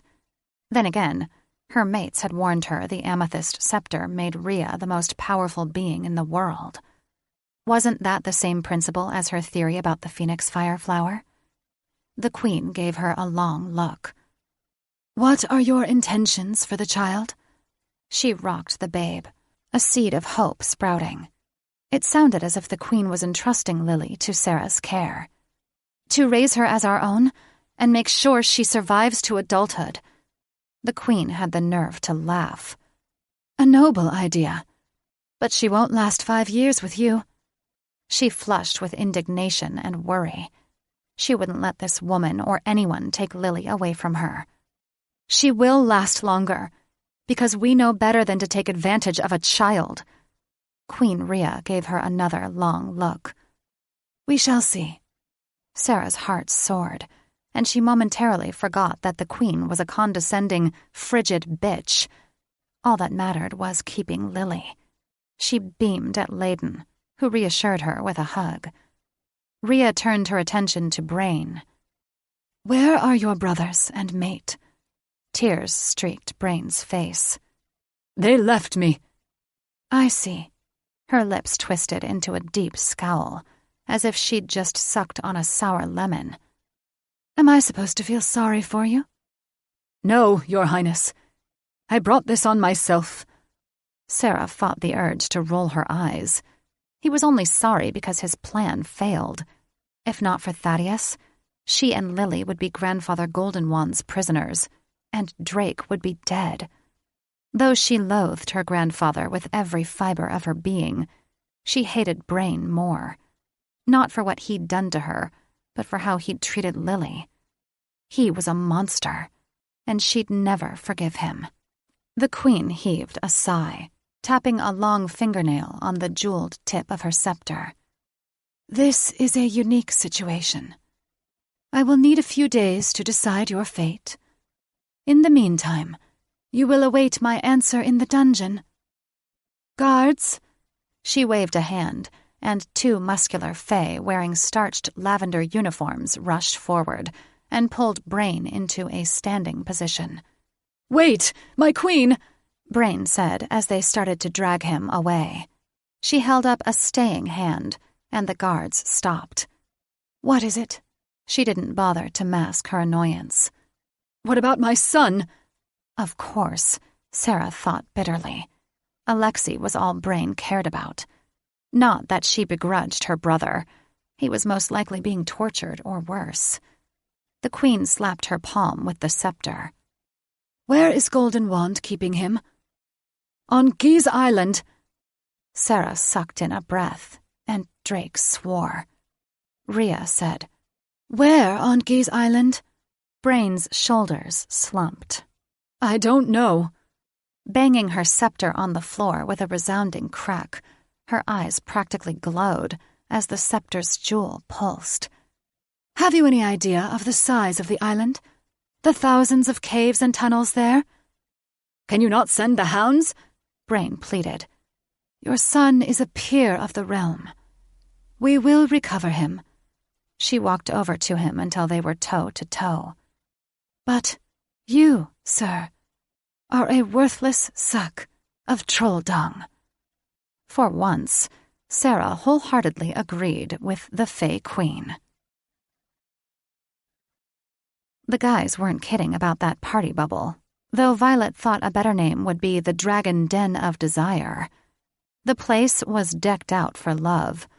In the center of the bubble was a round velvet sofa as big as 2 king beds, recessed into the floor. It had an awful lot of bounce for a sofa, too. In the center of that was a circular hole for them to put their feet and a few folding table trays, or in their case, for Bastion to kneel while licking her pussy. She had a feeling he'd be very good at it. There was a flat-screen TV, a pool table, a ping-pong table, and a tiki bar. They also had a full bathroom with rain shower, and she couldn't wait to use it. The bath she'd taken in the clawfoot tub the night before hadn't been enough to make her feel really clean after her travels. Violet was smack in the middle of a stud sandwich, sipping a siren sangria and licking bacon grease off her fingers, swearing she was going back to her vegan diet soon. But for now, bacon. Her mates had prepared a huge breakfast buffet. Thaddeus had already refilled his plate 3 times with stacks of pancakes. "I didn't know you liked pancakes so much," she said, nodding to the platter of eggs. "You haven't had a single egg." He popped a strip of bacon in his mouth. "And I plan to never have another egg for as long as I live." She gave him a funny look. "But I thought eggs were your favorite." "Eggs were the only thing on the menu at Eagleheart's." He grimaced. "Griffin eggs, to be precise. At least, that's what Catherine said they were." Dare she tell Thaddeus Catherine was the only female griffin? Who were those 2 ugly witches we passed on the way here? Hector asked. Violet wanted a change of subject, but she feared Thaddeus would bring up her battle with the unbreakable curse, something she'd rather forget. Thaddeus's eyes shifted from brown to deep gold. Mercenaries. Hector's features hardened to stone. What did they want? Setting his plate down, Thaddeus belched into his fist. To summon us to Goblin Gout.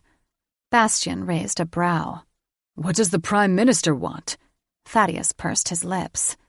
I don't know. Yes, he did. Wrapping her arms around herself, she rocked back and forth, fighting sudden nausea. Bastian touched her shoulder. Violet? What's wrong? I don't want to talk about it. Closing her eyes, dark memories resurfaced like a recurring nightmare. Violet couldn't get the lifeless eyes of the pixie who'd bullied her out of her mind. Even though they'd have killed her if she hadn't killed them, the finality of her actions was still hard to stomach. Is it okay if I use the shower? Sure. Bastian jumped to his feet, holding a hand down to her. I'll get you set up. Threading his fingers through hers, he led her to the bathroom and closed the door behind them. Towels, soap, bathrobe. Releasing her, he gently cupped her chin. You sure you're going to be okay? Choking back tears, she nodded. I will be. She loved Bastian's touch. She felt so comforted and safe when she was with him, as if she'd known him her entire life. Okay. He moved his hands to her shoulders. If you need anything, I'll be right outside. She fought the urge to swoon in his arms. She could still hardly believe these amazing dragon shifters were her mates. How did she get so lucky?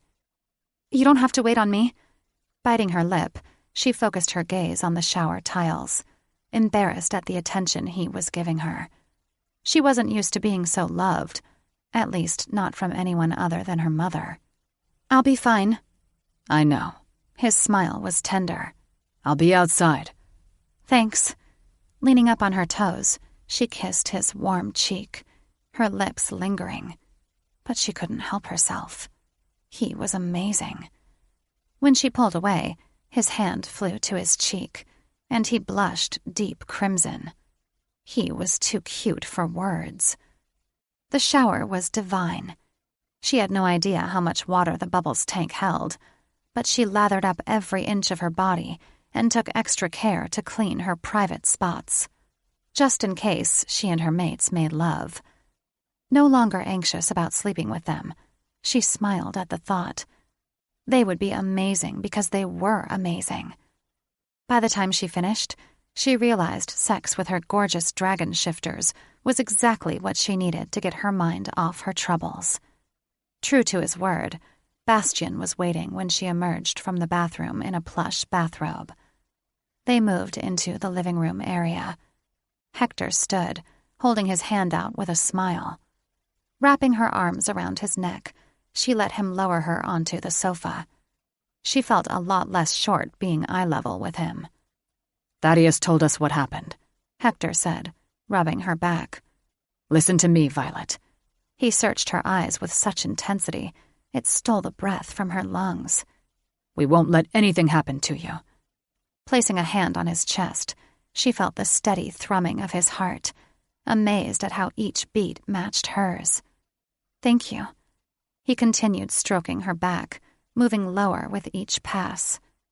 What can we do to get your mind off your worries? Do you play pool? We also have an extensive library of movies. There's only one thing that will distract me. She untied her robe, slid it off her shoulders, and let it fall. Bastian, standing beside Hector, gawked at her as if she was a goddess. Letting out a low whistle, Hector looked her over, lingering on her heaving breasts, her nipples pebbling from the cool air on her damp skin. He ran a hand across his bearded chin. Those are the most delicious tits I've ever seen. He paused. You sure about this? She held her arms out to him. Very. They roared in unison and stripped out of their clothes as if they were on fire. Sweeping her into his arms, Hector laid her down on the sofa, wasting no time as he crawled up the length of her body, his erection pressed into her mound, while he feasted on her neck and then her breasts. Threading her fingers through his long, thick hair, she arched when he traveled lower, his kisses branding every inch of her skin. Bastian spread her legs and massaged the insides of her thighs with deft strokes. Thaddeus leaned over, gently kissing her forehead. "Do you mind if I shower first?" She cupped the back of his head and brushed her lips across his. "Of course not." He kissed her back before jumping to his feet. "Don't wear her out," he said to his brothers as he left. "Can't make any promises," Hector said, then licked her pussy with one long, languid stroke of his forked tongue. She nearly flew off the sofa. She should have been nervous when Thaddeus disappeared, leaving her with two shifters she barely knew, but she was too consumed by Hector's tongue and Bastian's touch. Her eyes rolled back when Hector kept licking, making her gush in his mouth and sending waves of pleasure through her. She protested when Hector sat up, elbowing his brother. "You should taste her nectar," he said, "before I plunder her orchard." They switched places, and Bastian licked her like a dragon possessed, fucking her with his tongue, making her pant so hard she was gasping for breath.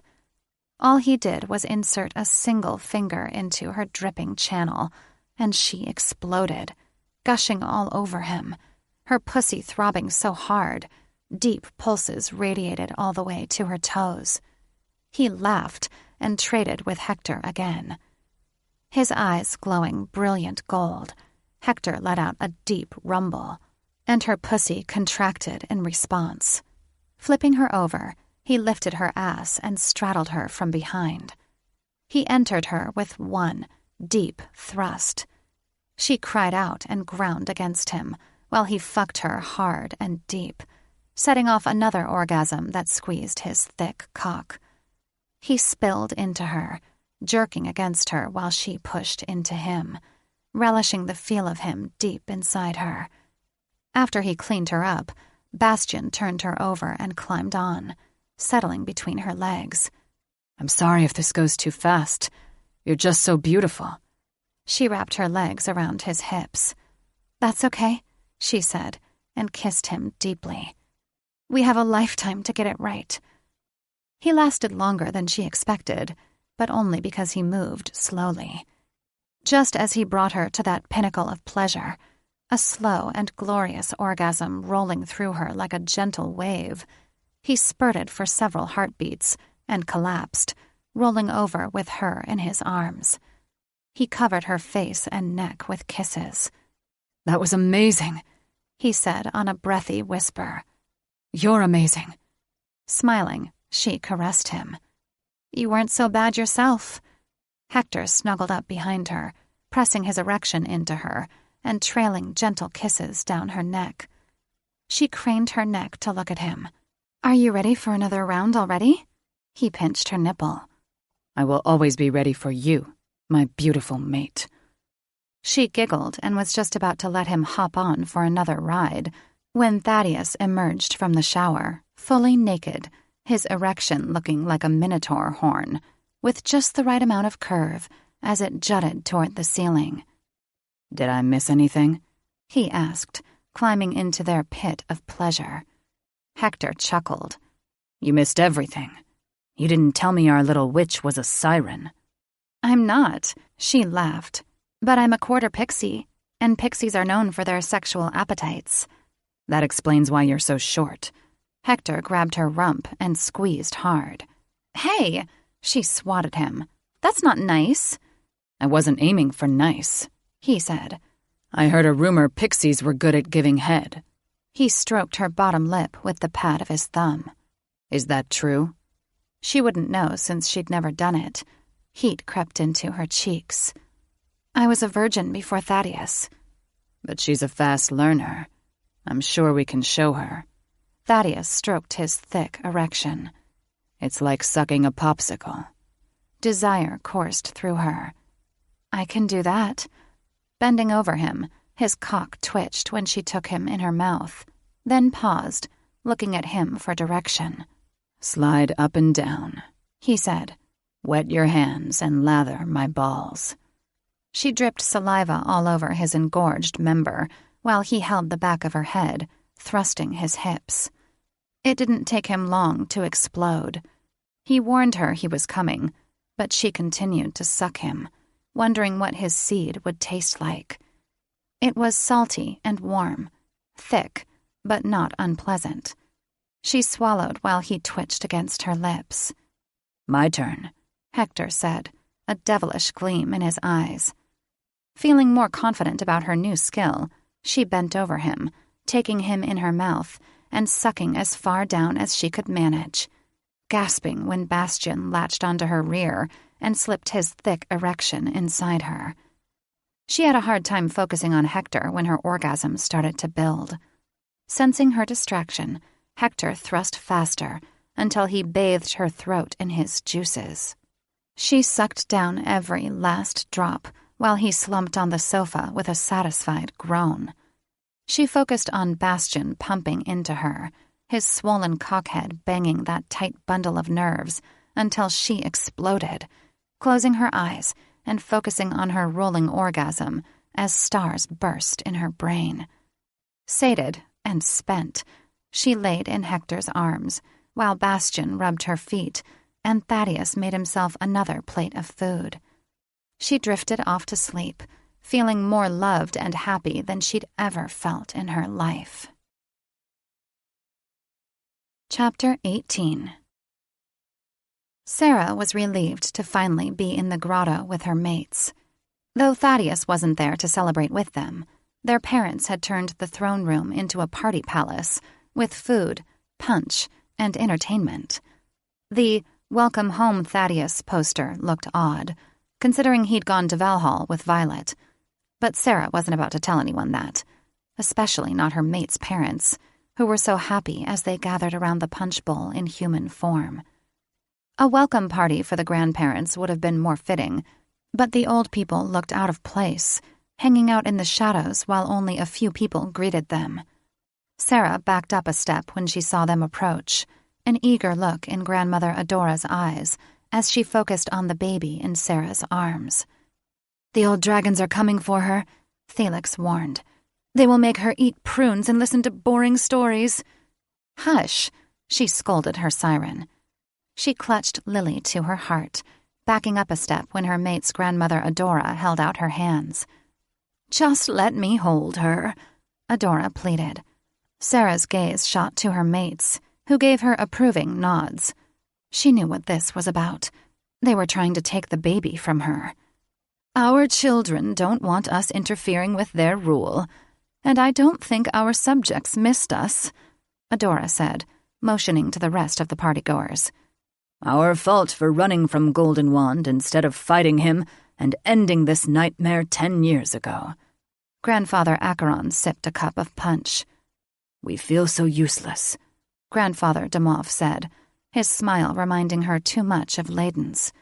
Caring for and guarding the Phoenix Fire Flower would not only be a great honor, it would give us a sense of purpose, Grandfather Jagua said. No doubt her mates had planned this with their grandparents. She should have been angry with them, but she was too tired after staying up with a fussy Lily most of the night. She wouldn't have slept at all if Grandfather Jagua hadn't relieved her and Layden, letting them sleep while he soothed the baby. He'd already proven himself to be a good babysitter. But would he and his mates make good guardians? "Of course they would," Felix said. "And Teju can't lick our pussy when you're always holding a baby." "Please stop talking," she begged, "and try to think about something other than pussy licking, for goddess' sake." "Fine," Felix said with a huff. "I'm leaving, but we're getting our pussy licked tonight." Sarah frowned at the sleeping child, her throat tightening with emotion at the thought of something bad happening to her in her absence. "I have a hard time parting from her." "You can visit her on weekends and holidays," Adora said. "The school isn't that far away." Imagine having to give up all your children and grandchildren for 10 years, like we had to." She gave Sarah a smile that reeked of a guilt trip, but Sarah didn't feel bad. They'd chosen to run from their adversary instead of fight. Golden Wand could have been defeated years ago. Maybe he wouldn't have caused so much destruction and heartache if he'd been denied the chance to increase his wealth and power. "We will love her as our own daughter and guard her with our lives. We swear." Jagua's eyes crinkled as he grasped Adora's hand, giving her a loving look. "No one will abuse her powers." Drake laid a hand on her arm. "One more semester, sweetheart. You can do this. My grandparents will take good care of her." She realized her mate's grandparents had plenty of experience with children. More importantly, Lily would be safest in the grotto. When Teju and Layden also gave her expectant looks, she finally relented, handing the baby to Jagua. "Thank you." Fighting back tears, those 2 words were all she could manage. Jagua rocked the baby and hummed a familiar lullaby. "Thank you," he said, "for trusting us with this beautiful child." The grandparents sat in a corner with Lily, doting on her as if she was their own child. When Drake took Sarah in his arms and kissed her, she heaved a sigh. "Careful," he whispered. "If you pine over her too long, our eggs will hatch." "Really?" She blinked. "I thought it took at least 3 years." "I have heard of them hatching sooner," Teju said, rubbing her back. "Though it's rare." Drake cupped her chin, smiling down at her. "And we need to finish school." She released a shaky breath, afraid to look at their grandparents sitting behind her. "You're right." "Of course I am." Drake chuckled, then banged his ear again. "Worried," she said. "Maybe you can ask Adora to examine you." "I'm fine. Come." He pulled on her hand. "We have something to show you." She reluctantly followed them to their private bedchamber. Drake wasn't going to brush her off so easily. Tomorrow, she'd enlist Layden and Teju's help to figure out what was wrong with him.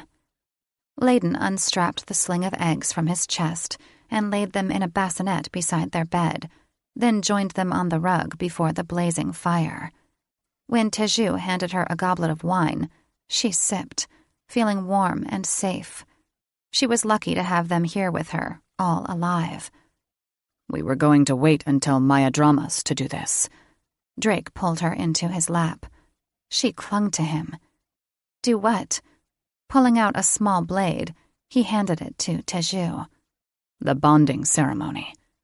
Her breath hitched. Though she'd been afraid of bonding before, she wanted nothing more after nearly losing her mates. "Are you sure?"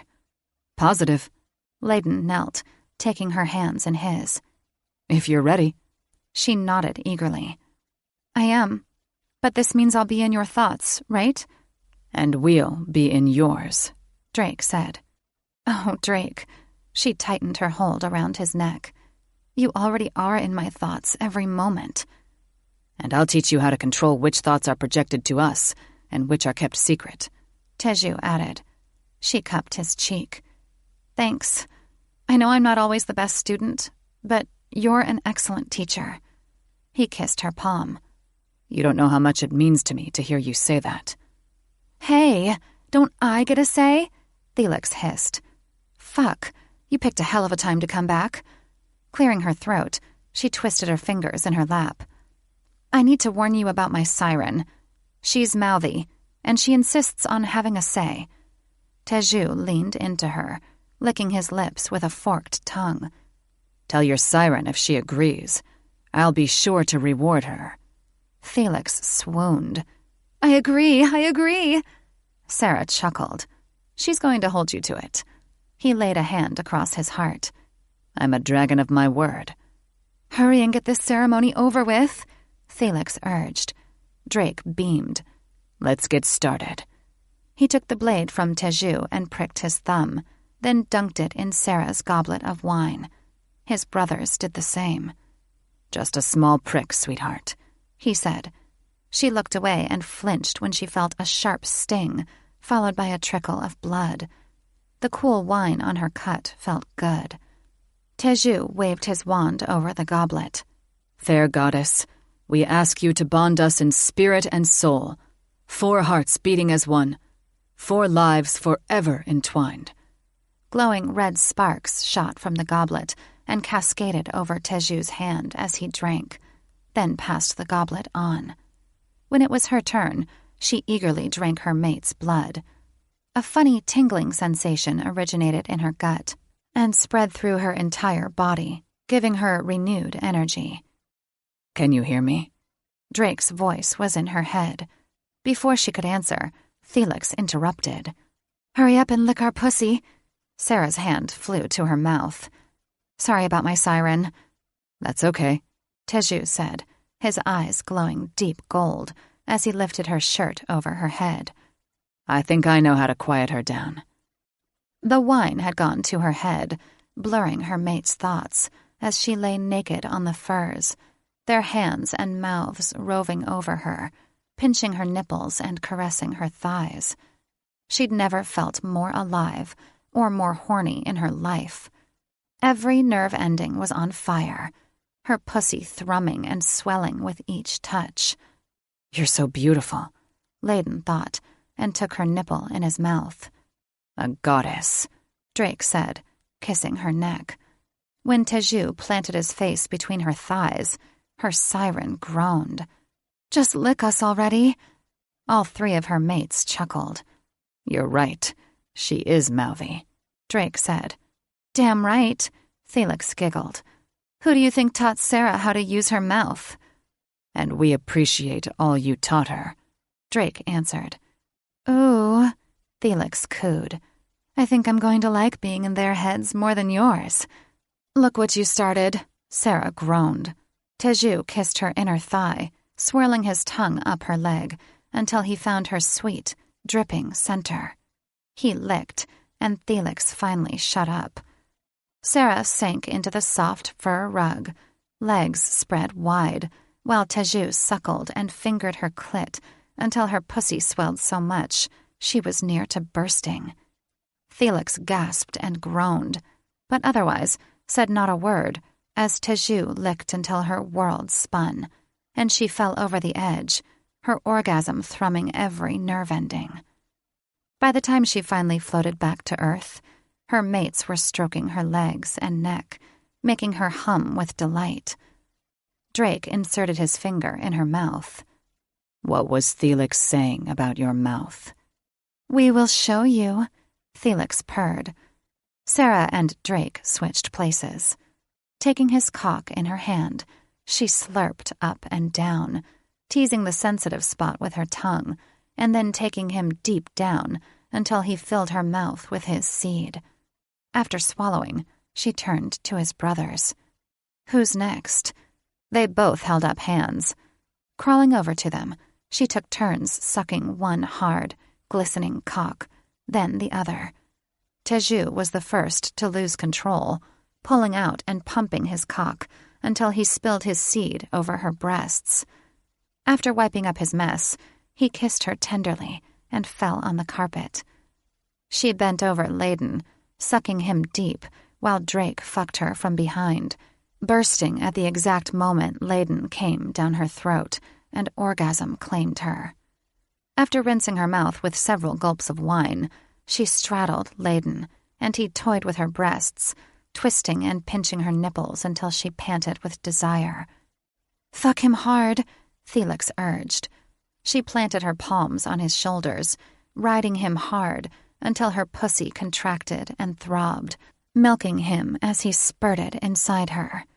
He handed her over to Teju, who made love to her tenderly until they were both singing each other's names. Bone-tired, she draped a hand over her forehead and nestled in the crook of Layden's arm, dozing and waking, making sure her mates were close by. After all they'd been through, she wasn't sure how she could ever leave them again. Bonding with them was exactly what she'd needed to feel safe. Well, Drake whispered to Teju after they closed the door to his private bedchamber. Did you give the wand to our fathers? I did. What did they say? He grimaced. They refused to discuss it with me. Of course they did. Guess we still can't be trusted with secrets.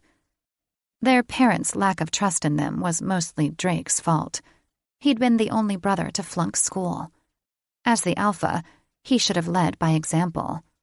Well, all that was about to change.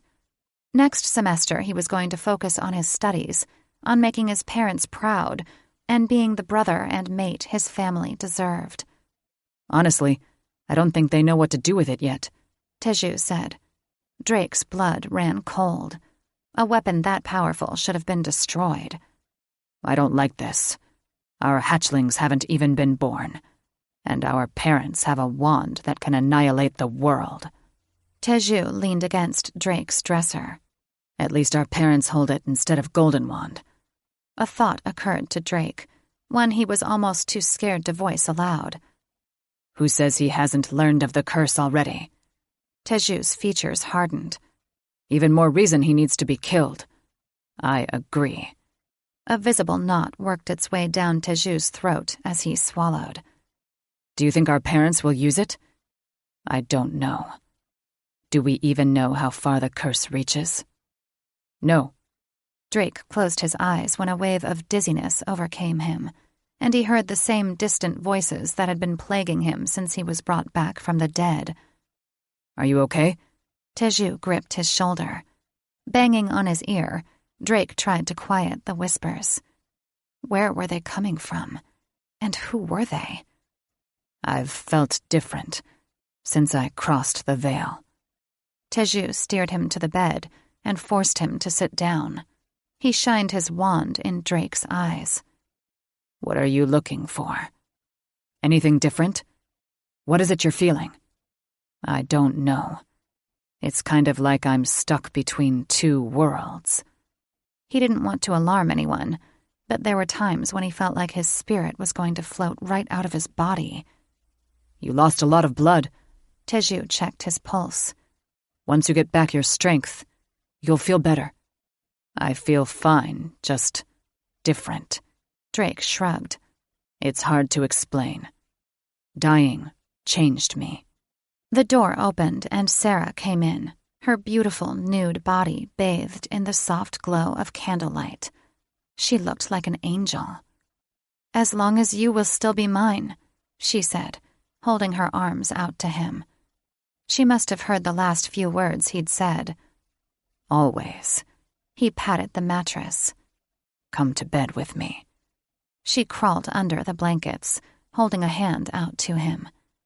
"Tomorrow your grandmother is examining you, and that's final." "Fine." Drake relented with a groan while taking her in his arms. No use arguing with her, especially not when she might use her new telepathic ability to nag him about it.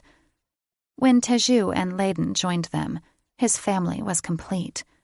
One day their eggs would hatch, adding to their happiness. He held her close as she fell asleep. Staring at the bed's canopy, he hoped his return from the dead wasn't temporary, that he would be able to grow old with his mate and brothers, and his family would be safe from those who wished to do them harm. Epilogue. Sitting in a treetop, Rem picked a mouse tail out of his beak and spit it on the ground. The Griffin army had been reduced. By how many he had no idea, since he couldn't count past 10, but there were definitely more than that. Since Master Eagleheart had been killed by the Red Dragon, they all looked to him as their leader, and he couldn't be happier. Eagleheart had been cruel and unkind. He hadn't loved Rem. He'd crushed Catherine's worm, and Rem had wanted to make the worm his familiar. Raising his talons, he waited until the griffins stopped squawking, and then began his speech. He had no idea what to say to them, but it didn't matter. They were dumb and would agree with anything he said. "Griffin family," he said. They broke into a cacophony of noise, rattling the tree branches, some of them even falling out, hitting several branches on the way to their death, too stupid to flap their wings. He raised his talons higher, and they eventually quieted. "Red dragon killed master!" They screeched louder, wailing and banging their beaks against tree trunks. More griffins fell to their deaths. Rem was glad his master was dead, but he dared not tell the griffins that. He'd already forced a tear, pretending to be sad over his death. "Rem know you scared," he said, hissing until they quieted again. "But Rem will be new master. Rem will fly to place where we soar free and eat many foods." They shrieked so loudly he could barely hear himself breathe. "And then," he added, slipping Master's charred wand from under his paw and slashing it through the air as if he was slicing open the red dragon's heart, "we grow strong and plan revenge against dragons and witches." The roar of the griffins was deafening, and Rem's heart soared. They were cheering for him. They loved him. He loved being loved, and he would not let them down. He would give his last dying breath to make sure they took revenge on all dragons and witches. And he had the wand to do it. This concludes School for Stolen Secrets by Tara West. Narrated by Stephanie Rose. Copyright 2020 by Tara West. This unabridged audiobook is published by arrangement with Tara West and was produced in the year 2020 by Tantor Media Incorporated, a division of Recorded Books, which holds the copyright thereto. Please visit tantor.com for more information on our growing library of unabridged audiobooks. Audible hopes you have enjoyed this program.